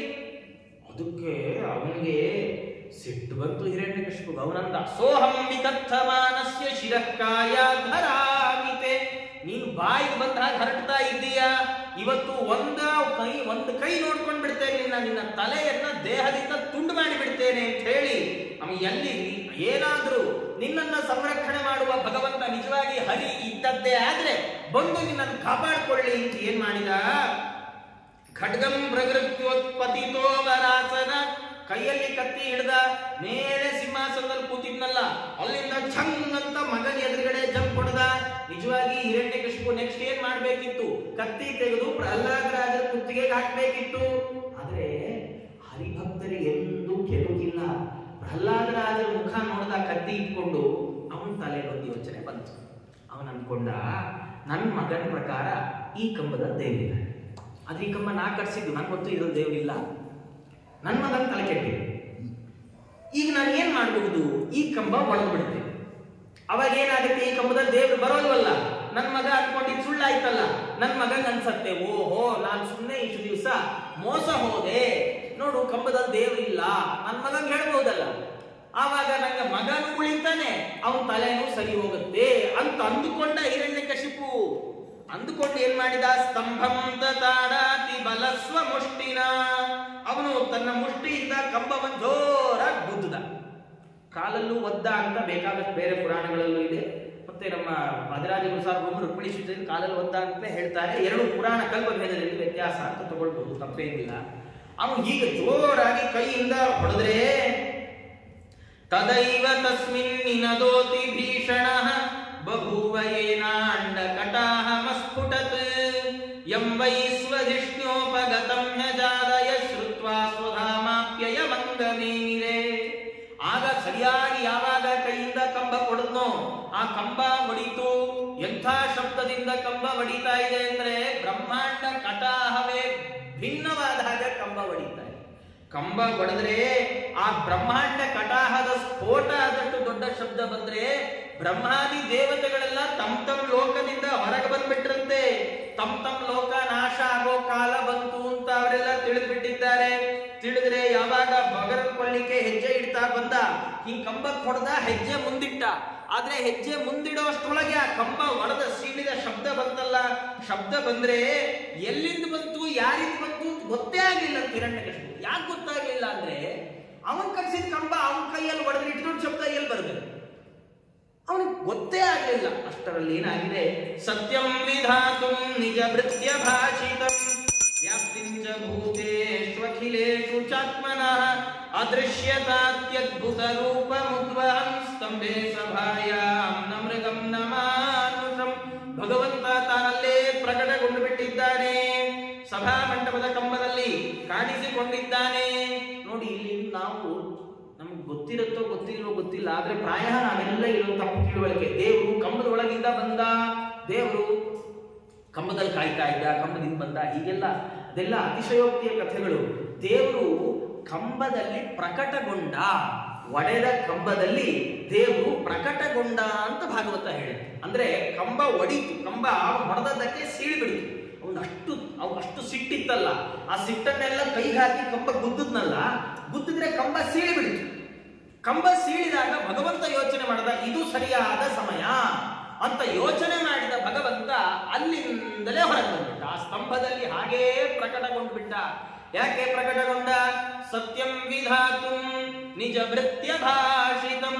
ತನ್ನ ಮಕ್ಕಳ, ತನ್ನ ಸೇವಕರಾದಂತಹ ಪ್ರಹ್ಲಾದರಾಜರು, ಬ್ರಹ್ಮದೇವರು, ಜಯ ವಿಜಯರು, ಸನಕಾದಿಗಳು ಇವರೆಲ್ಲರ ಮಾತನ್ನ ಸತ್ಯ ಮಾಡಬೇಕಿತ್ತು ಭಗವಂತನಿಗೆ. ಪ್ರಹ್ಲಾದರಾಜರ ಮಾತು ಇಲ್ಲಿದ್ದಾನೆ, ಇದೀನಿ ಅಂತ ಸತ್ಯ ಮಾಡಬೇಕಿತ್ತು. ಬ್ರಹ್ಮದೇವರಂದ್ರು, ನಾನು ಹುಟ್ಟಿಸಿದ ಯಾವುದರಿಂದ ನಿಂಗೆ ಸಾವಿಲ್ಲ, ನಾನು ಹೂಡು, ನಾನು ಬಂದೆ, ನೀನು ಹುಟ್ಟಿಸಿದ್ದಲ್ಲ, ಅವ್ರ ಮಾತು ಸತ್ಯ ಮಾಡಬೇಕಿತ್ತು. ಆಮೇಲೆ ಜಯ ವಿಜಯರಿಗೆ ಭಗವಂತ ಹೇಳಿದ್ದ, ನಾನೇ ನಿಮ್ಮನ್ನು ಕರ್ಕೊಂಡು ಬರ್ತೇನೆ, ಅವರಿಗೆ ಕೊಟ್ಟ ಮಾತನ್ನು ಸತ್ಯ ಮಾಡಬೇಕಿತ್ತು. ಬ್ರಹ್ಮದೇವರಿಗೆ ಭಗವಂತ ಹೇಳಿದ್ದ, ದೇವತೆಗಳಿಗೆಲ್ಲ ಹೇಳಿದ್ದ, ಯಾವಾಗ ಪ್ರಹ್ಲಾದರಾಜರಿಗೆ ತೊಂದರೆ ಆಗುತ್ತೋ ಆಗ ಬರ್ತೇನೆ, ಆ ಮಾತನ್ನ ಸತ್ಯ ಮಾಡಬೇಕಿತ್ತು. ಸನಕಾದಿಗಳು ಶಾಪ ಕೊಡುವಾಗ ಅಂದಿದ್ರು, 3 ಜನ್ಮ ನೀವು ಕಳೆದು ವಾಪಸ್ ಬರ್ತೀರಿ, ಅದರಲ್ಲಿ ಮೊದಲನೇ ಜನ್ಮ ಕಳೀತೇನೆ ಅಂತ ದೇವರೇ ತಾನು ಸನಕಾದಿಗಳಿಗೆ ಕೊಟ್ಟ ಮಾತು ಸತ್ಯ ಮಾಡಕ್ ಬಂದ. ಹೀಗೆ ತನ್ನ ಅನೇಕ ಭೃತ್ಯರ ಮಾತನ್ನು ಸತ್ಯ ಮಾಡ್ಲಿಕ್ಕೋಸ್ಕರ ಭಗವಂತ ಬಂದ, ಒಂದು ಕಾರಣ. ಎರಡನೇದು, ವ್ಯಾಪ್ತಿಂಚ ಭೂತೇಷು ಅಖಿಲೇಷು ಚಾತ್ಮನಃ. ಇಡೀ ಎಲ್ಲಾ ಚರಾಚರಾತ್ಮಕವಾದ ಪ್ರಪಂಚದಲ್ಲಿ ನಾನು ಇದ್ದೇನೆ ಅಂತ ತೋರಿಸ್ಬೇಕಿದ್ದೆ. ಭಗವಂತ ಎಲ್ಲಾ ಕಡೆ ಇದ್ದ ನಾವೆಲ್ಲ ಹೇಳ್ತೀವಿ. ಆದ್ರೆ ಯಾರಾದ್ರೂ ಬಂದು, ಆಚಾರ್ಯ ದೇವರು ಮಂಟಪ ಎಲ್ಲಿದೆ, ದೇವರು ಎಲ್ಲಿದ್ದಾನೆ, ಸೀದಾ ಕರ್ಕೊಂಡು ಹೋಗಿ 3x3 ಒಂದು ದೇವ್ರ ಮನೆಯಲ್ಲಿ ಒಂದು ಮಂಟಪದ ಹೋಗಿದ್ದೇವೆ. ನಾವು ದೇವರು ಎಲ್ಲಾ ಕಡೆ ಇದ್ದಾನೆ ಅಂತ ಹೇಳ್ಬಹುದು, ಆದ್ರೆ ದೇವರು ಎಲ್ಲಾ ಕಡೆ ಇದ್ದಾನೆ ಅನ್ನೋ ಅನುಭವ ನಮ್ಗಿಲ್ಲ, ನಮ್ಗೆ ಗೊತ್ತಿಲ್ಲ. ಹಾಗಾಗಿಯೇ ನಾವು ಧರ್ಮದಲ್ಲಿ ನಮ್ಗೆ ಅಷ್ಟೊಂದು ಶ್ರದ್ಧೆ ಇಲ್ಲ. ನಾವು ಎಲ್ಲರೂ ನೋಡ್ತಾ ಇರುವಾಗ ಧಾರ್ಮಿಕರಾಗಿರ್ತೇವೆ, ಆದ್ರೆ ಯಾರು ನೋಡ್ತಿಲ್ಲ ಅನ್ನುವಾಗ ನಮ್ದು ನಡವಳಿಕೆ ಕೆಲವು ಬಾರಿ ಬೇರೆ ಆಗೋಗ್ಬಿಡುತ್ತೆ. ಆದ್ರೆ ಪ್ರಹ್ಲಾದರಾಜರಿಗೆ ಎಷ್ಟು ಶ್ರದ್ಧೆ ಇತ್ತು ಅಂದ್ರೆ, ಅವರಂದ್ರು ಇಲ್ಲಿ ದೇವ್ರು ಇದ್ದಾನಪ್ಪ, ನನ್ಗೆ ಗೊತ್ತಿದೆ, ಡೌಟ್ ಅಲ್ಲ, ದೇವ್ರು ಇದಾನೋ ಇಲ್ವೋ. ನಮ್ಗೆ ಎಷ್ಟೋ ಸರ್ತಿ ನಾವು ಪೂಜೆ ಮಾಡೋ ಪ್ರತಿಮೇಲೆ ದೇವ್ರು ಇದಾನೋ ಇಲ್ಲೋ ಗೊತ್ತಾಗಲ್ಲ. ಯಾಕೆ ಗೊತ್ತಾಗಲ್ಲ ಅಂದ್ರೆ ನಮ್ಮ ಪೂಜೆ ಎಷ್ಟೊಂದು ಗಂಭೀರವಾಗಿ ನಡೆದಿರುತ್ತೆ, ಆ ಬ್ರಹ್ಮದೇವ್ರ ಗಾಬರಿ ಆಗ್ತಾ ಇರ್ತಾರೆ ಕೆಲವು ಸರ್ತಿ. ಅಂಥದ್ರಲ್ಲಿ ಪ್ರಹ್ಲಾದರಾಜರಿಗೆ ಎಷ್ಟು ಶ್ರದ್ಧೆ ಇದ್ರೆ, ಅವ್ರ ಹತ್ರ ಇಲ್ಲಿದ್ದಾನೆ ದೇವರು, ನನ್ಗೆ ಕಾಣಿಸ್ತಾನೆ ದೇವರಂತ. ಓ, ಈ ಶ್ರದ್ಧೆ ಇದೆಯಲ್ಲ, ಹಾಗಾಗಿ ನಾ ಅದನ್ನ ಸಾಬೀತು ಮಾಡ್ತೇನೆ, ನಾನು ಪ್ರೂವ್ ಮಾಡ್ತೇನೆ. ನೀವು ನಂಬಿ ಸಾಕು, ನಂಬಿದ್ರೆ ಸಾಕು, ನಾನು ನಿಮ್ಮನ್ನು ಉದ್ಧಾರ ಮಾಡ್ತೇನೆ. ಅದಕ್ಕೆ ದೇವರ ಆಚೆ ಬಂದ. ಎಂಥ ರೂಪದಿಂದ ಬಂದ? ನಮೃಗಂ ನಮ್ಮ ಮಾನುಷಂ. ಮೃಗವೂ ಅಲ್ಲ, ಮನುಷ್ಯವೂ ಅಲ್ಲದ ನರಮೃಗಾಕಾರದಲ್ಲಿ ಭಗವಂತ ಬಂದ. ಬಂದ್ರೆ ಹಿರಣ್ಯಕಶಿಪು ಮಗನ್ ಮುತ್ತಿಟ್ಟಂತೆ ಅಪ್ಪಿಕೊಂಡ. ಮಗನೇ ಥ್ಯಾಂಕ್ಸ್, ಊರೂರೆಲ್ಲ ಹುಡುಕಿ ಸಿಗದೆ ಇರೋ ದೇವರನ್ನ ಮನೆ ಕಂಬದಲ್ಲಿ ತೋರಿಸ್ಬಿಟ್ಟಿಯಲ್ಲೋ, ಶಬಾಷ್ ಅಂತ ಮಗನಂದ. ನೀನೊಂಚೂರು ಕೂತಿರೋ ಅಂದ. ಸೀದಾ ಯುದ್ಧಕ್ಕೆ ಹೊರಟ್ರೆ ನರಸಿಂಹದೇವರು ಯುದ್ಧದ ಆಟ ನಡೆಸಿದರಂತೆ. ನಡೆಸಿದ್ರೆ ದೇವತೆಗಳೆಲ್ಲ ಅಂದ್ರು, ಸ್ವಾಮಿ ಕಾಲ ಬಂದಿದೆ, ಕಾಲಸ್ತಾವತ್ ಪ್ರತೀಕ್ಷತಾ ಬಂದಿದ್ದಿ, ಕಾಲ ಬಂದಿದೆ, ಅವರನ್ನು ಸಂಹಾರ ಮಾಡುವಂತ ಪ್ರಾರ್ಥನೆ ಮಾಡಿದ್ದಾರೆ. ಮಾಡಿದ್ರೆ ಹಾಗೆ ಆಗಲಿ ಅಂತ ಹೇಳಿ ಸಂಹಾರ ಮಾಡಿದ್ದಾನೆ. ಹೇಗೆ ಮಾಡಿದ್ದಾನೆ? ಪುಸ್ತಕ ಮೇಲೆ ಕೂತ ತೊಡೆ ಮೇಲೆ ಹಾಕೊಂಡ ಭಗವಂತ ಹಾಕೊಂಡರೆ ಎಲ್ಲ ಹೇಳಿದ್ದ, ನೋಡಪ್ಪ, ಅಸ್ತ್ರದಿಂದಲ್ಲ ಶಸ್ತ್ರದಿಂದಲ್ಲ, ಮೇಲಲ್ಲ ಕೆಳಗಲ್ಲ, ಒಳಗಲ್ಲ ಹೊರಗಲ್ಲ, ಹಗಲಲ್ಲ ರಾತ್ರಿ ಅಲ್ಲ, ಸಂಧ್ಯಾಕಾಲ ಉಗುರು ನಿಂಗೋಸ್ಕರ ಮಾಡಿಸ್ಕೊಂಡ್ ಬಂದೀನಿ, ಪ್ರತ್ಯೇಕ ವಜ್ರಾಯಿತ ಅಂತಾರ ಆಚಾರ್ಯ ಬಂದರು. ಆಗಬಹುದೇ ಎಲ್ಲ ಟಿಕ್ ಮಾಡ್ಕೊಂಡು ವರ ಎಲ್ಲ ಬಂತಾ, ಅಪ್ಲೈ ಆಗಿದೆಯಾ, ಟರ್ಮ್ಸ್ ಅಂಡ್ ಕಂಡೀಷನ್ಸ್ ಎಲ್ಲ ಸರಿ ಇದೆಯಾ, ಇಲ್ಲಿ ಮುಗೀತಲ್ಲ ನಿಮ್ ಕಥೆ ಅಂತ ಹೇಳಿ ದೇವರು ಹಿರಣ್ಯಕಶಿಪನ ಹೊಟ್ಟೆಯನ್ನ ಸೀಳಿ ಬಿಟ್ಟಿದ್ದಾನೆ. ಸೀಳಿ ಅವನ ಕರುಳ ಮಾಲೆ ತೆಗೆದು ತನ್ನ ಕೊರಳಲ್ಲಿ ಇಟ್ಕೊಂಡ್ಬಿಟ್ಟ. ದಾಸರಂದ್ರು, ದಾನವನ ಕೊಂದದ್ದಲ್ಲ ಕಾಣಿರು ನಮ್ಮ ನರಹರಿ, ದೇವರು ಕೊಲ್ಲೇ ಇಲ್ಲ. ಏನಾಚಾರ್ಯ ದಾಸರು ಹಿಂಗೆ ಹೇಳ್ಬಹುದೇ? ಅಷ್ಟು ಭೀಕರವಾಗಿ ಭಯಂಕರವಾಗಿ ಹಾಕೊಂಡು ಖಚ ಪಚ ಅಂತ ಬಹುದು ಸುಮ್ಮನೆ ಚಕ್ರ ತಂದು ಹಿಂಗೆ ಬಿಟ್ಟಿದ್ರೆ ಆಗಿತ್ತಪ್ಪ. ಬ್ರಹ್ಮದೇವ್ರ ವರ ಏನ್ ಸುಳ್ಳು ಮಾಡಕ್ ಬರಲ್ಲ ದೇವರಿಗೆ. ನೀಟಾಗಿ ಚಕ್ರ ಬಂದು ಹಿಂಗೆ ಕಟ್ ಮಾಡ್ಕೊಂಡು ಹೋಗ್ಬಿಡ್ತಿತ್ತು. ಅವನು ಸಾಯ್ತಾ ಇದ್ದ. ಎಲ್ಲ ಸರಿ, ನಾವು ಹೊಟ್ಟೆ ಒಳಗೆಲ್ಲ ಹಾಕಿ ಬಗದು, ಆ ಬಗದಾದ್ರೂ ಸೈಡ್ ಇಡಬಾರ್ದೆ, ಆ ಕೊರಳಮಾಲೆ ತೆಗೆದು ತನ್ನ ಕರಳಮಾಲೆ ತೆಗೆದು ತಾನು ಕುತ್ತಿಗೆ ಹಾಕೊಂಡು ಇಷ್ಟೆಲ್ಲ ಭಯಂಕರವಾಗಿ. ಇವತ್ತು ಎಷ್ಟೋ ಮನೆಗಳಲ್ಲಿ ಹೀಗೆ ನಾನೇ ಕೇಳಿದ್ದೀನಿ, ಆಚಾರ್ಯ ನಮ್ಮ ಮನೇಲಿ ಒಂದು ನರಸಿಂಹ ಸಾಲಿಗ್ರಾಮ ಇದೆ, ಏನಾದ್ರು ನೀವು ತಗೊಳ್ತೀರಾ ಪೂಜೆಗೆ ಅಂತ. ಮನೇಲಿ ನರಸಿಂಹ ಸಾಲಿಗ್ರಾಮ ಇಟ್ಕೊಳಕ್ಕೆ ಎದುರ್ಕೊಳ್ತಾರೆ ಮಂದಿ. ನರಸಿಂಹದೇವ್ರ ಪ್ರತಿಮೆ ಇದ್ದು, ಅಯ್ಯೋ ಯಾವ್ದಾದ್ರು ಮಠಕ್ಕೆ ಕೊಟ್ಕೊಳಪ್ಪ, ನಮ್ಮ ಮನೇಲಿ ನರಸಿಂಹದೇವ್ರಿಗೆ ಮಡಿ ನಡೆಯಲ್ಲ ಅಂದ್ರೆ ಏನು, ರಾಮದೇವ್ರಿಗೆ ಬೇರೆ ಮಡಿ, ನರಸಿಂಹದೇವ್ರಿಗೆ ಬೇರೆ ಮಡಿ ಇರುತ್ತೆ. ಎಲ್ಲ ದೇವರು ನಮ್ಮ ಮಡಿ ಯಾವ ದೇವ್ರಿಗೂ ಆಗಿ ಬರಲ್ಲ. ದೇವರು ನೋಡಿ, ನಾವು ಮಾಡೋ ಮಡಿ ಎಂಥ ಆಶ್ಚರ್ಯದ ಮಡಿ ಅಂದ್ರೆ, ನಮ್ಮ ಮಡಿ ದೇವರಿಗೆ ಬಿಟ್ರೆ ಇನ್ಯಾರಿಗೂ ಆಗಲ್ಲ. ನಿಜ ಪ್ರಾಮಾಣಿಕವಾಗಿ ಹೇಳ್ತಾ ಇದ್ದೀನಿ. ನಾವೇನಾದ್ರು ಅಷ್ಟೇ ಸಣ್ಣ ನಾವು ಮಾಡುವಂತಹ ಮಡಿಲಿ ಬೇರೆ ಯಾವ್ದಾದ್ರು ದೇವತೆಗಳು ಉಪಾಸನೆ ಮಾಡಿದ್ರೆ 2 ದಿನ ಕನ್ಸಲ್ ಬಂದ್ಬಿಡ್ತಾರೆ, ನೀ ನಾಳೆಯಿಂದ ಪೂಜೆ ಮಾಡಿದ್ರೆ ಜೋಕೆ ಅಂತ. ದೇವ್ರು ಮಾತ್ರ ಅದೇ ಕುತ್ಕೊಂಡು ಏನಾದ್ರು ಮಾಡ ತಗೊಳ್ತೀನಿ, ಪತ್ರಂ ಪುಷ್ಪಂ ಫಲಂ ತೋಯಂ. ಯಾಕೆ? ಭಗವಂತ ಭಕ್ತಿ ಒಲಿತಾರೆ. ಆದ್ರೆ ನಮ್ಗೇನಂದ್ರೆ ನರಸಿಂಹದೇವ್ರು ಅಂದ್ರೆ ಯಾರು ಹೇಳಿದ್ದು? ಅವನು ನರಸಿಂಹ ಕೊಂದದ್ದು ಹಾಗೆ ಭಗವಂತ ಅವತಾರದಲ್ಲಿ ಯಾಕೆ ಹಾಗೆ ಮಾಡ್ದ? ಕೊಂದಿಲ್ಲ ಅಂತ ಹೆಂಗೆ ಹೇಳಿದ್ರು? ದೇವರು ಹಿರಣ್ಯಕಶಿಪನ ತೊಡೆ ಮೇಲೆ ಹಾಕೊಂಡ ತಕ್ಷಣ ಭಗವಂತನ ಅಂಗಸ್ಪರ್ಶದಿಂದ ಒಳಗಿರುವ ಜೀವ ಇದ್ದಾನಲ್ಲ ಜಯ, ಅವನಿಗೆ ದೇಹಾಭಿಮಾನ ಹೊರಟೋಯ್ತಂತೆ. ನಿನ್ನೆ ಹೇಳಿದ್ನಲ್ಲ ಅನಸ್ತೇಶ ಕತೆ, ಹಾಗೆ ದೇಹಾಭಿಮಾನ ಹೊರಟ ಮೇಲೆ ದೇಹ ಬಗದ್ರೇನು ಸಿಗದ್ರೇನು ನಮ್ಗೇನ್ ಗೊತ್ತಾಗತ್ರಿ? ಏನು ಗೊತ್ತಾಗಲ್ಲ. ನಾವು ಈ ದೇಹ ಬಿಟ್ಟು ಮೃತರಾಗಿ ಪರಲೋಕಕ್ಕೆ ಹೋಗುವಾಗ, ಅಯ್ಯೋ ದೇಹ ನೋಡು ವಿದ್ಯುತ್ ಚಿತಾಗಾರದಲ್ಲಿ ಸುಟ್ಟಾಕ್ಬಿಟ್ರು, ಯಾರು ಅಳ್ತಾರೆ? ಯಾರು ಅಳಲ್ಲ. ಅದೇ ಹೋಯ್ತಟ್ಟೆ, ನಮ್ಗೆ ಅದ್ರ ಮೇಲೇನು ಅಭಿಮಾನ ಇಲ್ಲ, ಮುಗೀತು. ನಮ್ಗೇನೋ ಕೈಗೆ ಶುಗರ್ ಜಾಸ್ತಿಯಾಗಿ ಗಾಯ ಆಗಿ ಏನೋ ರೋಗ ಆಗಿ ಕೊಳತು ಹೋಗ್ಲಿಕ್ಕೆ ಶುರುವಾಗಿರುತ್ತೆ ಕೈ ಅಂತ ಯೋಚನೆ ಮಾಡು. ಡಾಕ್ಟರ್ ಇಲ್ಲ, ನಿಮ್ ಕೈ ತೆಗಿಬೇಕು. ಸರಿ, ಕೈ ತೆಗೆದು ಬಿಡ್ತಾರೆ ಡಾಕ್ಟ್ರೆ. ತೆಗ್ದಿರೋ ಕೈ ಒಂಚೂರು ಕೊಟ್ಬಿಡಿ ಡಾಕ್ಟ್ರೆ ಅಂತ ಯಾಕೆ? ಏನ್ ಮಾಡೋದು ನಿಂತ್ಕೊಂಡು? ಹೋಯ್ತು, ಅದ್ರ ಮೇಲೆ ಅಭಿಮಾನ ಹೋಯ್ತು, ನಮ್ಗೆ ಮುಗೀತಷ್ಟೇ. ಅದು ನಮ್ದು ಅಲ್ಲ ಇನ್ಮೇಲೆ, ಅಲ್ವಾ? ಹಾಗೆ ಭಗವಂತನ ಅಂಗಸ್ಪರ್ಶ ಆದ ಕೂಡಲೇ ಒಳಗಿರುವ ಜೀವ ಜಯ, ಅವನಿಗೆ ದೇಹದ ಮೇಲೆ ಅಭಿಮಾನ ಹೊರಟೋಯ್ತು. ಹೊರಟೋದ್ರೆ ದೇಹ ಅದು ಮೃತಪ್ರಾಯ. ಅದನ್ನ ಭಗವಂತ ಸೀಳಿದ ಅಷ್ಟೇ, ದೇವರು ಅವನನ್ನು ಕೊಲ್ಲಿಲ್ಲ. ಹೀಗೆ ಹಿರಣ್ಯಕಶಿಪುವನ್ನು ಸಂಹಾರ ಮಾಡಿದ. ಎಲ್ಲರೂ ಸ್ತೋತ್ರ ಮಾಡಿದ್ರು, ಪ್ರಹ್ಲಾದರಾಜರು ಸ್ತೋತ್ರ ಮಾಡಿದ್ರು, ಬಹಳ ಅದ್ಭುತವಾದ ಸ್ತೋತ್ರ ಮಾಡಿದ್ರೆ ದೇವರತ್ರ ಏನ್ ಬೇಕು ವರ ಕೇಳು. ಸ್ವಾಮಿ ವರ ಕೇಳಲ್ಲ ಸರ್, ವರ ಕೇಳು ಅಂತ ಮಾತ್ರ ಹೇಳಬೇಡ, ನನ್ನನ್ನ ಪ್ರಲೋಭನೆಗೆ ಒಳಪಡಿಸಬೇಡ ಅಂತಾರೆ ಪ್ರಹ್ಲಾದರಾಜರು. ನಿಂಗೆ ಹಂಗೂ ವರ ಕೊಡಬೇಕು ಅನ್ನೋ ವಿಶೇಷವಾದ ಇಚ್ಛೆ ಇದ್ರೆ ನಂಗೆ ಒಂದು ವರ ಕೊಡು. ಏನು? ಕಾಮಾನಾಂ ಹೃದಯ ಸಂರೋಹಂ ವರದಸ್ತು ವೃಣೀಮಹೆ. ನನಗೆ ನಿನ್ನನ್ನ ಕೇಳುವ ಬಯಕೆ ಹುಟ್ಟದೇ ಇರೋ ಹಾಗೆ ನೋಡು. ನೀನು ನೆಕ್ಸ್ಟ್ ಸರ್ತಿ ಬಂದು ಪ್ರಹ್ಲಾದ ವರ ಕೇಳ್ಕೋ ಅಂದಾಗ ತಕ್ಷಣ ನಂಗೆ ಇಂದೊಂದು ಕೊಡು ಅಂತ ಕೊಡು, ಆ ತಲೆ ನಂಗೆ ಬರಬಾರ್ದು, ಆ ಬುದ್ಧಿಯೇ ನಂಗೆ ಬರಬಾರ್ದು. ಹಾಗೆ ವರ ಕೊಡು ಅಂತ ಕೇಳಿಕೊಂಡ ಭಗವಂತ ಅಂದ, ಹಾಗೇ ಆಗ್ಲಿ, ಈ ಸಿಂಹಾಸನದ ಮೇಲೆ ಕುತ್ಕೊಳ್ಬೇಕು, ನೀನು ರಾಜ್ಯಾಧಿಕಾರವನ್ನ ಅನುಭವಿಸು. ಅವನ ಪ್ರಹ್ಲಾದ, ಸ್ವಾಮಿ ನಮ್ಮಪ್ಪ ಸಿಂಹಾಸನ ಎಷ್ಟೆಲ್ಲ ಅನಾಚಾರಗಳನ್ನು ಮಾಡಿದ, ನಾನು ಕೂತ್ಕೊಳ್ಳಲ್ಲ, ನಂಗೆ ನಿನ್ನ ಪಾದದ ಬುಡದಲ್ಲಿ ಒಂದು ತುಂಡು ಜಾಗ ಕೊಡು ಸಾಕು, ಸಂಸಾರದಿಂದ ಬಹಳ ಹೆದರಿ ಬಿಟ್ಟಿದ್ದೆ ನಾನು ಅಂದ್ರೆ ಭಗವಂತ ಅಂತಂತೆ, ನಮ್ಮಪ್ಪ ಸಿಂಹಾಸನ ಅಂತ ಕೂತ್ಕೊಳ್ಬೇಡ, ಈ ಸಿಂಹಾಸನ ಮೇಲೆ ಈಗ ನಾನು ಕೂತಿದ್ದೇನೆ, ನಾನು ಕೂತು ಈ ಸಿಂಹಾಸನವನ್ನ ಶುದ್ಧ ಮಾಡಿಕೊಟ್ಟಿದೆ, ಈಗ ಕೂತ್ಕೊಂಡು ರಾಜ್ಯಭಾರವನ್ನು ಮಾಡು ಅಂತ ತಾನು ಭಗವಂತ ಆದೇಶ ಮಾಡಿದ್ದಾನೆ. ಮಾಡಿ ಭಾಗವತ ಒಳ್ಳೆ ಒಂದು ಉಲ್ಲೇಖ ಮಾಡುತ್ತೆ. ಬ್ರಹ್ಮದೇವರನ್ನು ಕರೆದಂತೆ, ಕರೆದ್ಬಿಟ್ಟು ನೋಡು, ಬ್ರಹ್ಮದೇವರು ಸ್ತೋತ್ರ ಮಾಡಿದ್ರೆ ದೇವರು ಪ್ರತಿಯಾಗಿ ಇಂಥ ವರ ಇನ್ಯಾರಿಗೂ ಕೊಡಕೂಡುದು ನಂತೆ. ಹಗಲಗಲ ನಾನು ಈಗ ಬರಕ್ಕಾಗಲ್ಲ, ಇಂಥ ವರ ಇದು ಫಸ್ಟ್ ಇದೆ, ಲಾಸ್ಟ್ ಆಗ್ಬೇಕು, ಹಾವಿಗೆ ಹಾಲೆರೆದಾಗ ಇಂಥ ವರ ಇನ್ಯಾರಿಗೂ ಕೊಡಬೇಡ್ರಿ ಅಂತ ಹೇಳಿ ಬ್ರಹ್ಮದೇವರಿಗೆ ಆದೇಶ ಮಾಡಿ ಭಗವಂತ ತಾನು ತನ್ನ ರೂಪವನ್ನು ಉಪಸಂಹಾರ ಮಾಡಿಕೊಂಡ ಅಂತ ಹೀಗೆ ಆ ಶ್ರೀಮದ್ ಭಾಗವತ ಸಪ್ತಮ ಸ್ಕಂದದ ಕಥೆಯನ್ನ ಹೀಗೆ ಹೇಳ್ತಾ ಮುಂದುವರೆದು ಗಜೇಂದ್ರ ಮೋಕ್ಷ, ಗಜೇಂದ್ರನ ಕಥೆ. ಈ ಗಜೇಂದ್ರ ಪೂರ್ವ ಜನ್ಮದಲ್ಲಿ ಒಬ್ಬ ರಾಜ, ಅವನು ರಾಜನಾಗಿದ್ದವ. ಅತ್ರಿ ಮುನಿಗಳು ಬಂದಿದ್ದಾರೆ. ಬಂದಾಗ ಅವನು ನೋಡದ ಹಾಗೆ, ನೋಡಿಯೂ ಗಮನಿಸದ ಹಾಗೆ ಇದ್ದು ಬಿಟ್ಟಿದ್ದ. ದೇವರ ಪೂಜೆ ಮಾಡ್ತಾ ಇದ್ದೇನೆ ಅಂತ ಹೇಳಿ ಅವರು ಶಾಪ ಹಾಕಿದ್ರು. ಆನೆ ಅಂತೆ ನಿಮಗೆ ಮದ ಬಂದಿದೆಯಲ್ಲ, ಆನೆಯೇ ಆಗುವಂತ. ಆನೆ ಆದ. ತ್ರಿಕೂಟ ಪರ್ವತ, ಆ ತ್ರಿಕೂಟ ಪರ್ವತದಲ್ಲಿ ಉದ್ಯಾನವನ, ವರುಣನ ಉದ್ಯಾನವನ, ಋತುಮಂತ ಅಂತ ಹೆಸರು. ಬೇಸಿಗೆಗಾಲದಲ್ಲಿ ತನ್ನ ಪರಿವಾರದ ಸಮೇತ ಅಲ್ಲಿ ಬಂದ. ಸರೋವರದಲ್ಲಿ ಆಟ ಆಡ್ತಾ ಇದ್ದಾನೆ. ಆಟ ಆಡೋ ಕಾಲಕ್ಕಲ್ಲೊಂದು ಮೊಸಳೆ ಅವನ ಕಾಲು ಹಿಡಿದ್ಬಿಟ್ಟಿದೆ. ಮೊಸಳೆ ಕಾಲು ಹಿಡಿದ್ರೆ ಈ ಹಗ್ಗ ಜಗ್ಗಾಟ ಎಷ್ಟು ನಡೀತು ಅಂದ್ರೆ, ಆ ಎಳಿತಾನೆ ಇದ್ದಾನೆ. ಇದು ವಾಪಸ್ ಗಜೇಂದ್ರ ಎಳಿತಾ ಇದ್ದಾನೆ, ಕೆಳಗೆ ಮೊಸಳೆ ಎಳಿತಾ ಇದೆ. ದೇವಮಾನದ 1000 ವರ್ಷ ಹಗ್ಗ ಜಗ್ಗಾಟ ನಡೆದಿದೆ. ಕೊನೆಗೆ ಬರ್ತಾ ಪ್ರಾರಂಭದಲ್ಲಿ ಹೆಂಡತಿ ಮೊಸಳೆ, ತಂಗಿ ಮೊಸಳೆ, ಅವೆಲ್ಲ ಹೆಂಡತಿ ಆನೆ, ತಂಗಿ ಆನೆ, ಮಗ ಆನೆ, ಮೊಮ್ಮಗ ಆನೆ, ಮರಿಮಗ ಆನೆ, ಇವೆಲ್ಲ ಪ್ರಯತ್ನ ಪಟ್ಟು ಎಳಿಲಿಕ್ಕೆ ಒಂದ್ 4-6 ದಿನ ಆಗೋಟೊತ್ತಿಗೆ ಬಂಧು ಬಾಂಧವ ಆನೆ ಬಂಧುಗಳು, ಆನೆ ಬಾಂಧವರು ಯಾರಿದ್ದಾರೆ ಅವರೆಲ್ಲ ಕೈ ಬಿಟ್ಟು ಹೊರಟರು. ಹಿಂಗ್ ಗಜೇಂದ್ರ ಏನಾದ್ರು ಮಾಡ್ಕೊಳ್ಳಿ ಅಂತ. ಇನ್ನೊಂದು 4 ದಿನ ಆಗೋಟೊತ್ತಿಗೆ ಗಜೇಂದ್ರನ ಹೆಂಡತಿ ಮಕ್ಕಳು ಅವು ಕೈ ಬಿಟ್ಟುವಂತೆ. ಗಜೇಂದ್ರನ ಹೆಂಡತಿ ಮಕ್ಕಳಿಗಂದು ನಿಮ್ಮಪ್ಪ ಶ್ರಾದ್ದಕ್ಕೆ ರೆಡಿ ಮಾಡ್ಕೊಳ್ಳಿ, ನಿಮ್ಮಪ್ಪ ಏನೋ ಹೊರಗೆ ಬರುವಾಗ ಕಾಣೆ, ಯಾರೂ ಕೈ ಹಿಡಿಲಿಲ್ಲ. ಇಂಥ ಪ್ರಸಂಗ ಬರುವ ಸಂದರ್ಭದಲ್ಲಿ ಗಜೇಂದ್ರನಿಗೆ ಪೂರ್ವಜನ್ಮ ಸ್ಮರಣೆಯಾಗಿದೆ. ಸ್ಮರಣೆಯಾಗಿ ತಾನು ಭಗವಂತನನ್ನು ಉಚ್ಚ ಕಂಠದಿಂದ ಸ್ತೋತ್ರ ಮಾಡಿದ್ದಾನೆ. ಸ್ತೋತ್ರ ಮಾಡಿದರೆ ದೇವರು ಬಂದ.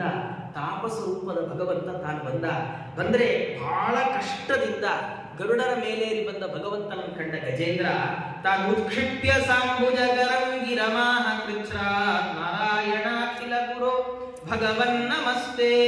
ಬಹಳ ಕಟ್ಟದಿಂದ ಕೈಯಲ್ಲೊಂದು ಕಮಲವನ್ನು ಹಿಡಿದು ಹೀಗೆ ಸೊಂಡನ ಮೇಲೆತ್ತಿ ನಾರಾಯಣಾಖಿಲ ಗುರು ಭಗವನ್ ನಮಸ್ತೆ ಅಂತ ದೇವರನ್ನ ಶರಣು ಹೊಂದಿಬಿಟ್ಟ.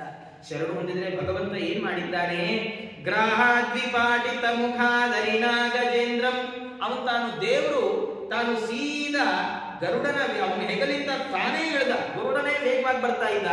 ಗಜೇಂದ್ರನ್ ನೋಡಿ ದೇವರಿಗೆ ಅನಿಸ್ತು, ಗರುಡನ ವೇಗ ಸಾಲ್ದೋ ಏನೋ. ಆ ಗರುಡನ ಹೆಗಲಿಂದ ತಾನೇ ಛಂಗಂತ ಕೆಳಗಿಳಿದ. ಇಳಿದು ಮೊಸಳೆ ಸಮೇತ ಗಜೇಂದ್ರನ್ ಸರೋವರದಿಂದ ಮೇಲೆತ್ತಿ ನೀಟಾಗಿ ಚಕ್ರದಿಂದ ಮೊಸಳೆ ಬಾಯಿ ಕಟ್ ಮಾಡ. ಆದ್ರೂ ಉಂಟೆ ಇಂಥ ಕಾರುಣ್ಯ ಅಂತಾರೆ ದಾಸರಂತಾರೆ.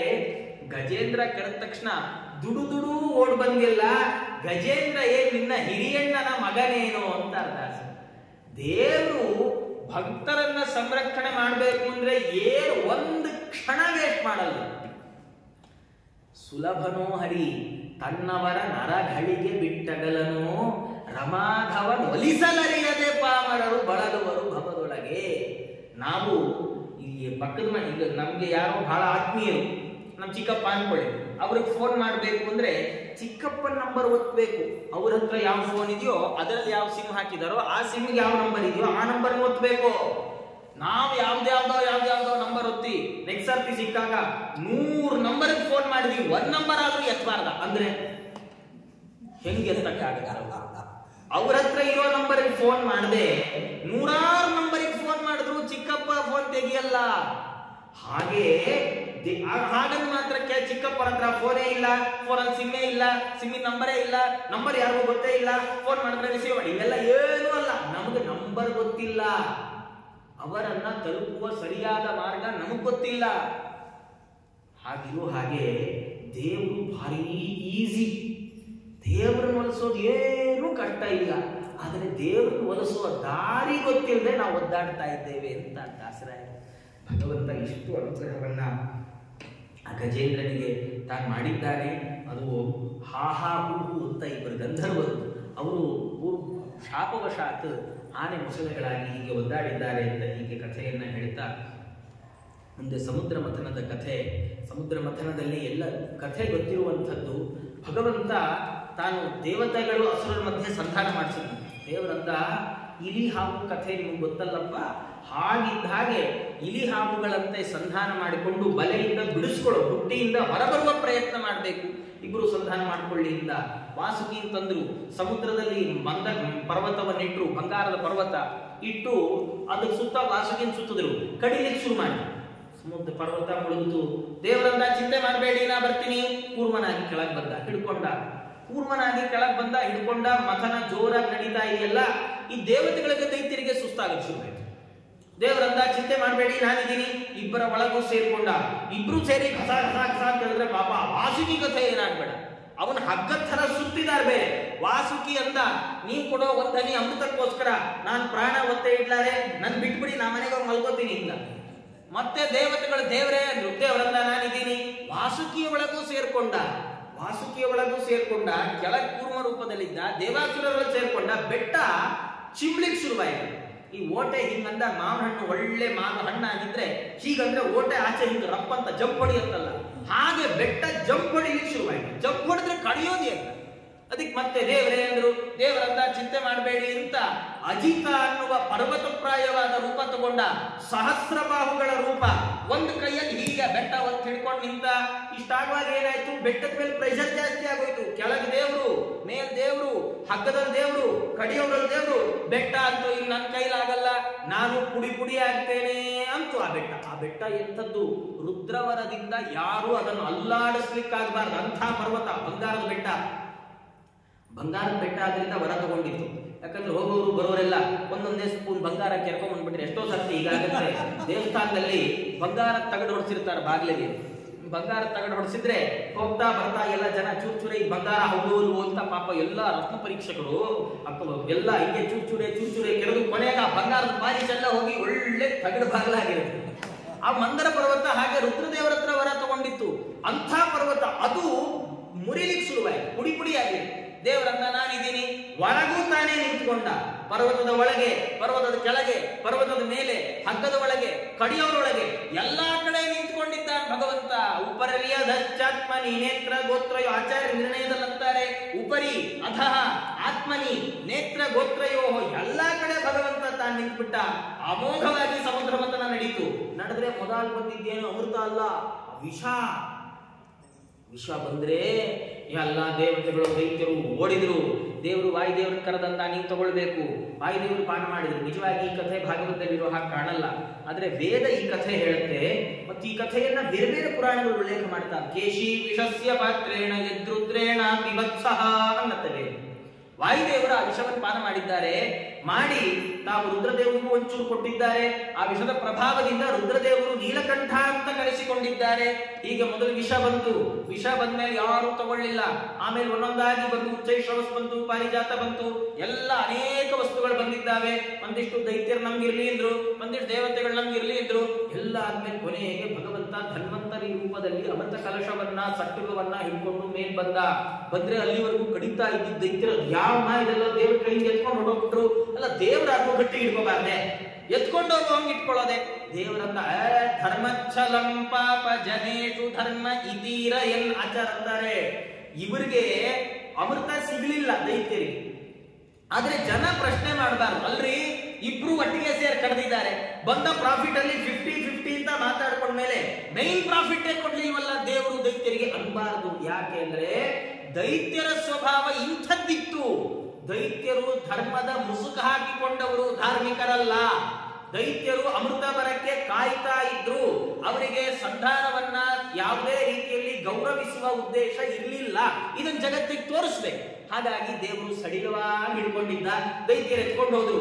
ದೇವರಂತ ಇನ್ ನಿಮ್ಗೆ ಅಮೃತ ಕೊಡಲ್ಲ, ಗೊತ್ತಾಯ್ತಲ್ಲ ನಿಮ್ ಬುದ್ಧಿ, ಕೊಡಲ್ಲ ಅಂತ ಮೋಹಿನಿ ಅವತಾರವನ್ನು ಸ್ವೀಕಾರ ಮಾಡ್ದ. ಅಮೃತವನ್ನ ದೇವತೆಗಳಿಗೆ ಮಾತ್ರ ಹಂಚಿದ. ದೈತ್ಯರಿಗೆಲ್ಲ 3 ನಾಮ ಹಾಕ್ಬಿಟ್ಟ ಭಗವಂತ. ಅವಾಗಿಂದ ಇವಾಗಿನ ತನಕ ಯಾರಾದ್ರೂ ಧರ್ಮದ ಸೋಲು ಹಾಕೊಂಡ್ರೆ 3 ನಾಮ ಹಾಕಕ್ಕೆ ರೆಡಿಯಾಗಿದ್ದಾನೆ. ಅದಕ್ಕೆ ದಾಸರಂದ್ರು 3 ನಾಮಗಳ ಧರಿಸಿದ ಕಾರಣವೇನೋ ಸಾರಿಪೇಳೆಲೋ ಈಗಲೇ. ಯಾರಿಟ್ರು ನಿನಗೆ 3 ನಾಮ ದೇವರಿಂದ? ನಾನಿಟ್ಟಿದ್ದಲ್ಲ, ನಿಮಗಿಡಕ್ಕೋಸ್ಕರ ರೆಡಿ ಮಾಡಿ ಇಟ್ಕೊಂಡಿರೋದು ಅಂದ. ಕಥೆ ಎಷ್ಟು ನೀವೆಲ್ಲ ಕೇಳಿರ್ತೀರಿ. ದೇವರಿಗೆ ಭಾರಿ ದೊಡ್ಡ ಹರಕೆ ಹೊತ್ಕೊಂಡು 100 ರೂಪಾಯಿ ಮಾತ್ರ ಹುಂಡಿಗೆ ಹಾಕಕ್ ಹೋದವ್ರು ಕೈ ನುಗ್ರಾನೇ ಬಿದ್ದೋಯ್ತು. ಇಂಥವೆಲ್ಲ ಬೇಕಾದಷ್ಟು ಕೇಳಿದ್ವಿ ಕಥೆಗಳು. ದೇವರು ಬಿಡೋಲ್ಲ ಹಾಗೆಲ್ಲ. ಹಾಗಾಗಿ ಅವರಿಗೆ ಅಲ್ಲೇ ಕರ್ಮ ಮಾಡಿದ್ದಕ್ಕೆ ಅಲ್ಲೇ ಪ್ರತಿಫಲ. ಮೋಹಿನಿಯಾಗಿ ಅವರಿಗೆ ಯಾರಿಗೂ ಅಮೃತವನ್ನೇ ಹಂಚಲಿಲ್ಲ ಭಗವಂತ. ಎಲ್ಲ ಅಮೃತವನ್ನ ದೇವತೆಗಳು ಕುಡಿದ್ರು. ಅವರೆಲ್ಲ ಕಷ್ಟಪುಷ್ಟರಾದರು. ರಾಹು ಒಬ್ಬ ಮಧ್ಯದಲ್ಲಿ ಸೇರ್ಕೊಂಡ್ಬಿಟ್ಟ. ಸೂರ್ಯಚಂದ್ರ ಹೇ ಸ್ವಾಮಿ ರಾಹು ರಾಹು ಅಂತ ಅವನ ಕೈ ದೇವರ ಅಮೃತ ಹಾಕಿದ್ದ. ಯಾಕೆ ಹಾಕಿದ ದೇವ್ರು ಗೊತ್ತಾಗ್ಲಿಲ್ವಾ ಅಂತ ಕೇಳ್ಬೇಡ್ರಿ. ರಾಹು ತಪಸ್ಸು ಮಾಡಿ ಅಮೃತ ಕುಡಿಬೇಕು ಅನ್ನೋ ವರ ಪಡ್ಕೊಂಡಿದ್ದ. ಅದಕ್ಕೆ ದೇವರಂದ ಅಮೃತ ಕುಡಿದು ನಿನ್ನನ್ನು ಕೊಲ್ಲೋದಕ್ಕೆ ನಂಗೊಳ್ತೀನಿ, ಕುಡಿ ಅಮೃತನ ಅಂತ ಕೈಗೆ ಹಾಕ್ದ. ಕೈಗೆ ಹಾಕಿದ್ರೆ ಅವನ ಕಂಠ ತನಕ ಇಳಿದಿತ್ತು ಅಮೃತ. ದೇವರು ಚಕ್ರದಿಂದ ಅವನ ತಲೆ ತೆಗೆದುಬಿಟ್ಟ. ದೇಹವನ್ನ ಸಮುದ್ರಕ್ಕೆ ಬಿಸಾಕಿದ. ನಮ್ಗೇನಂದ್ರೆ ಕಲ್ಪನೆ, ತಲೆ ರಾಹು ಆಯ್ತು, ದೇಹ ಕೇತು ಆಯ್ತು ಅಂತ. ಹಾಗಲ್ಲ ಇರೋದು. ತಲೆ ರಾಹುವಿನ ಶಿರಸ್ಸು, ಆ ಶಿರಸ್ಸಿನಲ್ಲಿ ಕೇತು ಅನ್ನುವ ದೇವತೆಗಳು ಸೇರ್ಕೊಂಡು ಅಮೃತ ಕುಡಿದು ಅಮರ ಆದ ತಲೆ ರಾಹುವೂ ಹೌದು, ಅದರ ಒಳಗೆ ಕೇತು ದೇವತೆಗಳು ಸೇರಿದ್ರಿಂದ ಅದು ಕೇತುವೂ ಹೌದು. ಈಗ ರಾಹು ಕೇತುಗಳು, ಅದಕ್ಕೆ ನೋಡಿ ನೀವು ಈ ಪಂಚಾಂಗ ಸ್ವಲ್ಪ ನೋಡಕ್ಕೆ ಯಾರು ಪರಿಚಯ ಇರೋರಾದ್ರೆ ಗೊತ್ತಾಗ್ಬಿಡುತ್ತೆ. ರಾಹು ಎಲ್ಲಿರ್ತಾನೋ ಅಲ್ಲಿಂದ ಡೆಡ್ ಆಪೋಸಿಟ್ಗೆ ಕೇತು ಇರ್ತಾನೆ. ನಮಗೆ ಜಾತಕ ಪಂಚಾಂಗದಲ್ಲಿ ಒಂದು ಗ್ರಹದ ಜಾಗ ಗೊತ್ತಾಗ್ಬಿಟ್ರೆ ಸರ್, ರಾಹು ಅಥವಾ ಕೇತು. ರಾಹು ಇಲ್ಲಿದ್ರೆ 12 ಮನೆ ಇರುತ್ತಲ್ಲ, ರಾಹು ಎಲ್ಲಿರ್ತಾನೋ ಅಲ್ಲಿಂದ ಸರಿಯಾದ ಆಪೋಸಿಟ್ ಮನೆಯಲ್ಲಿ ಕೇತು ಇರ್ತಾನೆ ಅಷ್ಟೇ. ಅದು ಹಾಗೆ ಛಾಯಾಗ್ರಹಗಳು ಹಾಗೆ ರಾಹುವಿನ ತಲೆಯಲ್ಲಿ ಕೇತು ದೇವತೆಗಳ ಪ್ರವೇಶ ಮಾಡಿಸಿ ಅವನು ಹೀಗೆ ತಾನು ಸಮುದ್ರ ಮಥನವನ್ನ ಯಶಸ್ವಿಯಾಗಿ ನಿರ್ವಹಿಸಿದ್ದಾನೆ. ಆಮೇಲೆ ಏನಾಗಿದೆ, ಒಮ್ಮೆ ಬಲಿಚಕ್ರವರ್ತಿ ಅವನು ಭೃಗುಕುಲದ ಎಲ್ಲ ಮುನಿಗಳು ವಿಶ್ವಜಿದ್ಯಾಗ ಮಾಡಿಸಿದ್ದಾರೆ. ಅವನು ದೇವಲೋಕದ ಮೇಲೆ ಅವನು ಬಿದ್ದ. ದೇವತೆಗಳೆಲ್ಲ ಓಡ್ ಹೋದ್ರು. ಭಗವಂತ ತಾನು ವಾಮನನಾಗಿ ಬಂದ. ಬಲಿ ಹತ್ರ ಅಂದ, 3 ಹೆಜ್ಜೆ ಕೊಡು ಸಾಕು. ಬಲಿ ಅಂದ, ಛೇ, ಏನ್ ಕೇಳಬೇಕು ಅಂತ ಗೊತ್ತಿಲ್ಲಲ್ಲ ನಿನಗೆ? ನನ್ನ ಹತ್ರ ಬಂದು 3 ಹೆಜ್ಜೆ ಕೇಳ್ತಾರ? ಕೇಳು, 3 ಲೋಕದ ಆಧಿಪತ್ಯ ಕೇಳು. ವಾಮನ ಅಂದ, ನೋಡು, ಕಥೆ ಹೇಳ್ಬೇಡ. 3 ಹೆಜ್ಜೆಯಿಂದ ಖುಷಿ ಪಡದೇ ಇರೋನು ಇಡೀ ದ್ವೀಪ ಕೊಟ್ಟರು ಖುಷಿ ಪಡ್ಲಾರ. ಇದು ನಮ್ದೇ ಕಥೆ. ಅಲ್ಪ ತೃಪ್ತನಾಗಿದ್ರೆ ಅವನು ತೃಪ್ತನಾಗ್ತಾನೆ. ಮಹತ್ವಾಕಾಂಕ್ಷಿಗೆ ತೃಪ್ತಿ ಇಲ್ಲ. ಅವನು ಅಲ್ಪ ತೃಪ್ತನಾಗಿದ್ದಾನೆ, ಅವನು ಬಹಳ ಸುಖವಾಗಿರ್ತಾನೆ. ಹಾಗಂದದ್ದಕ್ಕೆ ಆಯ್ತು ಕೊಡ್ತೇನೆ ಅಂತ ಮಾತು ಕೊಟ್ಬಿಟ್ಟ. ಶುಕ್ರಾಚಾರ್ಯ ಅಂದ್ರು, ಅಲ್ಲೋ ಯಾರ ದೇವರದು, ಕೊಡಬೇಡ. ಶುಕ್ರಾಚಾರ್ಯ ನೀವ್ ಹೇಳಿದೆಲ್ಲ ಕೆಳಕಾಲ ಹೋಗ್ರಿ ಅಂತ ಶುಕ್ರಾಚಾರ್ಯ ಶಾಪ ಹಾಕಿದ. ನೀನ್ ರಾಜ್ಯಭ್ರಷ್ಟನಾಗ್ತಿ ಶಾಪ ಹಾಕಿದ. ಅದಕ್ಕೆ ದೇವ್ರು ಆಟ ಆಡಿಸಿದ್ರು. ಸರಿ ಕೊಟ್ರೆ ಉದ್ದ ಬೆಳೆದ. ಕಿಡ್ಡ ವಾಮನ ಉದ್ದದ ತ್ರಿವಿಕ್ರಮ ಅಂದ್ಬಿಟ್ಟ. 2 ಹೆಜ್ಜೆಯಲ್ಲಿ ಮೇಲಿನ ಕೆಳಗಿನ ಲೋಕಗಳನ್ನು ಅಳದ ಹಾಗೋಯ್ತು. ಇನ್ನೊಂದು ಹೆಜ್ಜೆ ಎಲ್ಲಿಡ್ಲಿ? ಬಲಿ ಅಂದ, ಸ್ವಾಮಿ ನನ್ನ ಅಹಂಕಾರ ಕಳೆದಿದೆ ಸ್ವಾಮಿ, ನನ್ನನ್ನೇ ನಿಮ್ಗೆ ಅರ್ಪಣೆ ಮಾಡಿಕೊಳ್ತೇನೆ ಎಂದ. ಅಂದ್ರೆ ದೇವರು 3ನೇ ಹೆಜ್ಜೆ ಅವನ ತಲೆ ಮೇಲೆ ಇಟ್ಟ ಅಷ್ಟೇ ಅಲ್ಲ, ಅವನನ್ನ ವರುಣ ಪಾಶದಿಂದ ಕಟ್ಸದ್ನಂತೆ. ದಾನ ಕೊಡ್ತೀನಿ ಅಂತ ಹೇಳಿ ಸುಳ್ಳು ಹೇಳಿದ, ಕಟ್ಟಾಕ್ರಿ ಒಂದು ಅನ್ನಂತ.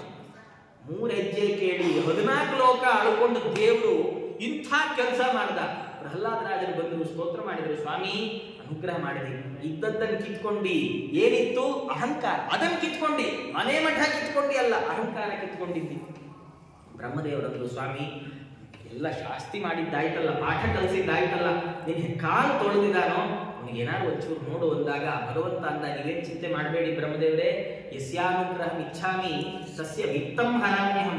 ಯಾರಿಗಾದ್ರೂ ಒಳ್ಳೇದು ಮಾಡಬೇಕು ಅಂತ ನಾನು ಬಯಸಿದ್ರೆ ಮೊದಲು ಅವ್ರ ಬ್ಯಾಂಕ್ ಬ್ಯಾಲೆನ್ಸ್ ಖಾಲಿ ಮಾಡ್ತೀನಿ. ಅವ್ರ ಜೀವನದಲ್ಲಿ ಒಳ್ಳೇದೇ ಆಗ್ಬಾರ್ದು ಹಾಗೆ ಮಾಡ್ತೀನಿ. ಎಲ್ಲ ಹತ್ರದಲ್ಲಿರೋರು ಬೆನ್ನಿನ ಚೂರಿ ಹಾಕ್ಬೇಕು ಹಾಗೆ ಮಾಡ್ತೀನಿ. ಹಾಗೆ ಮಾಡಿ ಅವರಿಗೆ ಸಂಸಾರದಲ್ಲಿ ವೈರಾಗ್ಯ ಬರೋ ಹಾಗೆ ಮಾಡಿ ನನ್ನ ಕಡೆ ತಿಳಿಸ್ಕೊಡ್ತೀನಿ. ನೀವೇನ್ ಚಿಂತೆ ಮಾಡಬೇಡ್ರಿ. ಹಾಗಾದ್ರೆ ಈಗ ಏನ್ ಮಾಡ್ಬೇಕು? ಬಲಿಚಕ್ರವರ್ತಿಗೆ ಪ್ರಹ್ಲಾದರಾಜರಿಗೆ ಅಂದಿದ್ದಾರೆ, ನೀವು ಏನ್ ಮಾಡಿ, ಸೀದಾ ಹೊರಟುಬಿಡಿ ಇದ್ರಲ್ಲಿಗೆ ಸುತಲ ಲೋಕಕ್ಕೆ ಹೊರಟುಬಿಡ್ಬೇಕು. ಆ ಸುತಲ ಲೋಕದಲ್ಲಿ ಈ ಕಲ್ಪದಲ್ಲಿ ಈ ಮನ್ವಂತರ ಅಲ್ಲಿರ್ಬೇಕು ನೀವು. ಯಾಕೆ? ಇವಾಗ ಇಂದ್ರ ಪುರಂದರನ ಕಾಲ, ನಾನೇ ನಿರ್ಣಯ ಮಾಡಿ ಅಂತ. ಮುಂದಿನ ಸಂದರ್ಭ ಬಂದಾಗ ಮುಂದಿನ ಇಂದ್ರ ಪದವಿಗೆ ನೀನ್ ಬರ್ತಿ ಅಂತ ಬಲಿಚಕ್ರವರ್ತಿಗೆ ಅನುಗ್ರಹ ಮಾಡಿ ಭಗವಂತ ಅವನ್ ಮನೆ ಕಾಯ್ತಾನೆ ಅಂತ ಹೀಗೆಲ್ಲ ಕಥೆ ನಾವು ಕೇಳಿದ್ದೇವೆ, ಅದು ಹೌದು. ಆದ್ರೆ ಮನೆ ಕಾದದ್ದಕ್ಕಿಂತ ಭಗವಂತ ಇಲ್ಲಿ ಭಾಗವತ ಹೇಳುವಾಗ ಅವರಂತಾನೆ, ನಿನ್ನ ಮನಸ್ಸಿನಲ್ಲಿ ಇನ್ಯಾವುದೇ ದುರಾಲೋಚನೆಗಳು ಬಂದರೂ ನನ್ನ ಅನುಗ್ರಹದಿಂದ ಅದು ಹೊರಟು ಹೋಗುತ್ತೆ. ಮನೆ ಕಾಯೋದಲ್ಲ ಮುಖ್ಯ, ಮನ ಕಾಯ್ತಾ ಇದ್ದಾನೆ ದೇವರು ಬಲಿಚಕ್ರವರ್ತಿ. ನಾವು ದೇವರನ್ನು ಕೇಳಬೇಕು, ಸ್ವಾಮಿ ಅಲ್ಲೆಲ್ಲೋ ಏನೇನೋ ಯೋಚನೆಗಳು ಬರುತ್ತೆ, ನನ್ನ ತಲೆನೂ ಒಂಚೂರು ಕಾಯಿ ಸ್ವಾಮಿ ಅಂತ ಭಗವಂತನನ್ನು ಕೇಳಬೇಕು ಅಂತ ಈ ಕಥೆ ಹೇಳ್ಕೊಳ್ತಾ ಹೀಗೆ ಆ ಬಲಿಚಕ್ರವರ್ತಿ ವಾಮನಾವತಾರದ ಕಥೆಯನ್ನ ಶುಕಾಚಾರ್ಯರು ನಿರೂಪಣೆ ಮಾಡ್ತಾ ಇದ್ದಾರೆ. ಮುಂದೆ ಹಾಗೆ ಹೇಳ್ತಾ ಒಂದು ಅಂಬರೀಷನ ಕಥೆ, ಮತ್ತೊಂದು 9ನೇ ಸ್ಕಂದದಲ್ಲಿ ರಾಮದೇವರ ಚರಿತ್ರೆ. ಗುರುವರ್ಥೇ ತ್ಯಕ್ತ ರಾಜ್ಯ. ಅವ್ರು ಹೇಳ್ತಾರೆ, ಭಗವಂತ ರಾಜ್ಯ ಬಿಟ್ಟ. ಯಾಕೆ ಬಿಟ್ಟ? ಗುರುವರ್ಥೇ, ತಂದೆ ಮಾತಿಗೋಸ್ಕರ ರಾಜ್ಯ ಬಿಟ್ಟವ. ಹಾಗಾಗಿ ರಾಮ ಆದರ್ಶ ಪುರುಷ ಆದ. ನಾವು ಬೇಕಾದ್ರೆ ಮನೆಗೋಸ್ಕರ ತಂದೆ ತಾಯಿ ಆಚೆ ಹಾಕ್ಬಿಡ್ತೀವಿ. ಅಯ್ಯೋ ಇದ್ರೆ ಸುಮ್ಮನೆ ಕಿರಿಕಿರಿ ಮಾಡ್ತಾರೆ, ಸುಳ್ಳು ಶ್ಲೋಕ ಸೇರಿಸುದಿನಾಚಾರ್ಯ ಅಂತ. ಅವನು ಗುರುವರ್ಥೆ ತ್ಯಕ್ತ ರಾಜ್ಯ, ಅವನು ರಾಜ್ಯವನ್ನೇ ಬಿಟ್ಟ, ಅಧಿಕಾರವನ್ನ ಬಿಟ್ಟ. ಪದ್ಮ ಪದ್ಭ್ಯಾಂ ಪ್ರಿಯಾಯ ಪಾಣಿಸ್ಪರ್ಶಾಕ್ಷಮಾಭ್ಯಾಂ ವೃಜಿತ ಪಥಿರುಜೋಯೋ ಹರೀಂದ್ರಾನುಜಾಭ್ಯಾಂ. ಈ ಒಂದು ಶ್ಲೋಕ ಭಾಗವತ ನೆನ್ಪಿಟ್ಕೊಳ್ರಿ. ಇದರಲ್ಲಿ ಪೂರ್ತಿ ಭಾಗವತ ಈ ಶ್ಲೋಕದಲ್ಲಿ ಇಡೀ ರಾಮಾಯಣ ಸಂಗ್ರಹ ಮಾಡಿಬಿಟ್ಟಿದ್ದಾರೆ ಭಾಗವತಕಾರ. ಭಗವಂತ ತಾನು ಅದ್ಭುತವಾದ ರೀತಿಯಲ್ಲಿ ಲೀಲೆಯನ್ನು ತಾನು ತೋರಿಸಿದ್ದಾರಪ್ಪ ಅಂತ ಹೀಗೆ ಹೇಳಿ ಈ ಸ್ಕಂದದ ಅಂತ್ಯದಲ್ಲಿ ಹೇಳುವಾಗ ಅವರು ಕೃಷ್ಣನ ಅವತಾರವನ್ನು ಹೇಳ್ತಾ ಸಮಾಪ್ತಿ ಮಾಡ್ತಾರೆ. ಭಗವಂತ ತಾನು ಭೂಮಿಗೆ ಬಂದ, ಕೃಷ್ಣ ಅಂತ ಕರೆಸ್ಕೊಂಡ, ನಂದಗೋಕುಲಕ್ಕೆ ಬೃಂದಾವನಕ್ಕೆ ಎಲ್ಲ ಒಂದ್ ಕಡೆ ಓಡಾಡ್ದ. ಎಲ್ಲೆಲ್ಲಿ ಓಡಾಡಿದ್ನೋ ಎಲ್ಲಾ ಕಡೆ ಸಮೃದ್ಧಿಯನ್ನೇ ತಂದಿಟ್ಟ. ಗೋಪಿಗೆಯರು ಗೋಪಿಗೀತೆಯಲ್ಲಿ ಬರುವಾಗ ಮುಂದೆ ದಶಮಸ್ಕಂದದಲ್ಲಿ ಬರುತ್ತೆ, ಅವರಂತಾರೆ ಜಯತಿ ತೇಧಿಕಂ ಜನ್ಮನಾ ವ್ರಜ. ಈ ಏನು ಗೊಲ್ಲರ ಹಟ್ಟಿ ಇದೆ, ಇದು ನಿನ್ನ ಹುಟ್ಟಿನಿಂದಾಗಿ ಇಷ್ಟು ಸಮೃದ್ಧವಾಗ್ಬಿಡ್ತು. ನಂದಗೋಕುಲ ಅಂದ್ರೆ ಯಾರಿಗೆ ಗೊತ್ತಿತ್ರಿ? ಗೋಕುಲ ಅಂದ್ರೆ ಯಾರಿಗೆ ಗೊತ್ತಾಗ್ತಿತ್ತು? ಬೃಂದಾವನ ಅಂದ್ರೆ ಯಾರಿಗೆ ಗೊತ್ತಿತ್ತು? ದೇವರು ಬಂದ ಎಲ್ಲ ಅಭಿವೃದ್ಧಿ ಆಗೋಯ್ತು, ಪಟ್ಟಣದ ಹಾಗೆ ಆಗೋಯ್ತು ಅಂತ ಭಾಗವತ ಉಲ್ಲೇಖ ಮಾಡಿದ್ರು. ಹೀಗೆ ಭಗವಂತ ತಾನು ಬಂದು ಮತ್ತೆ ಎಲ್ಲರ ಅನುಗ್ರಹಕ್ಕಾಗಿ ಭೂಮಿಗೆ ಬರ್ತಾನೆ ಅಂತ ಹೀಗೆ ಕಥೆಯನ್ನು ಹೇಳ್ತಾ ಇದ್ದಾರೆ ಅನ್ನುವಲ್ಲಿಗೆ ಇಂದಿನ ಉಪನ್ಯಾಸವನ್ನು ಮುಕ್ತಾಯ ಮಾಡ್ತಾ ಮುಂದಿನ ಕಥೆಯನ್ನ ಮುಂದಿನ ಉಪನ್ಯಾಸದಲ್ಲಿ ನೋಡೋಣ ಅಂತ ಹೇಳ್ತಾ, ಸರ್ವೇಂದ್ರಿಯ ಪ್ರೇರಕೇಣ ಶ್ರೀ ಪ್ರಾಣಾಂತ ಯದವೋಚ ಮಹಂತೇನ ಪ್ರಿಯತಾಂ ಕಮಲಾಲಯ ಮುಕ್ತೇಶ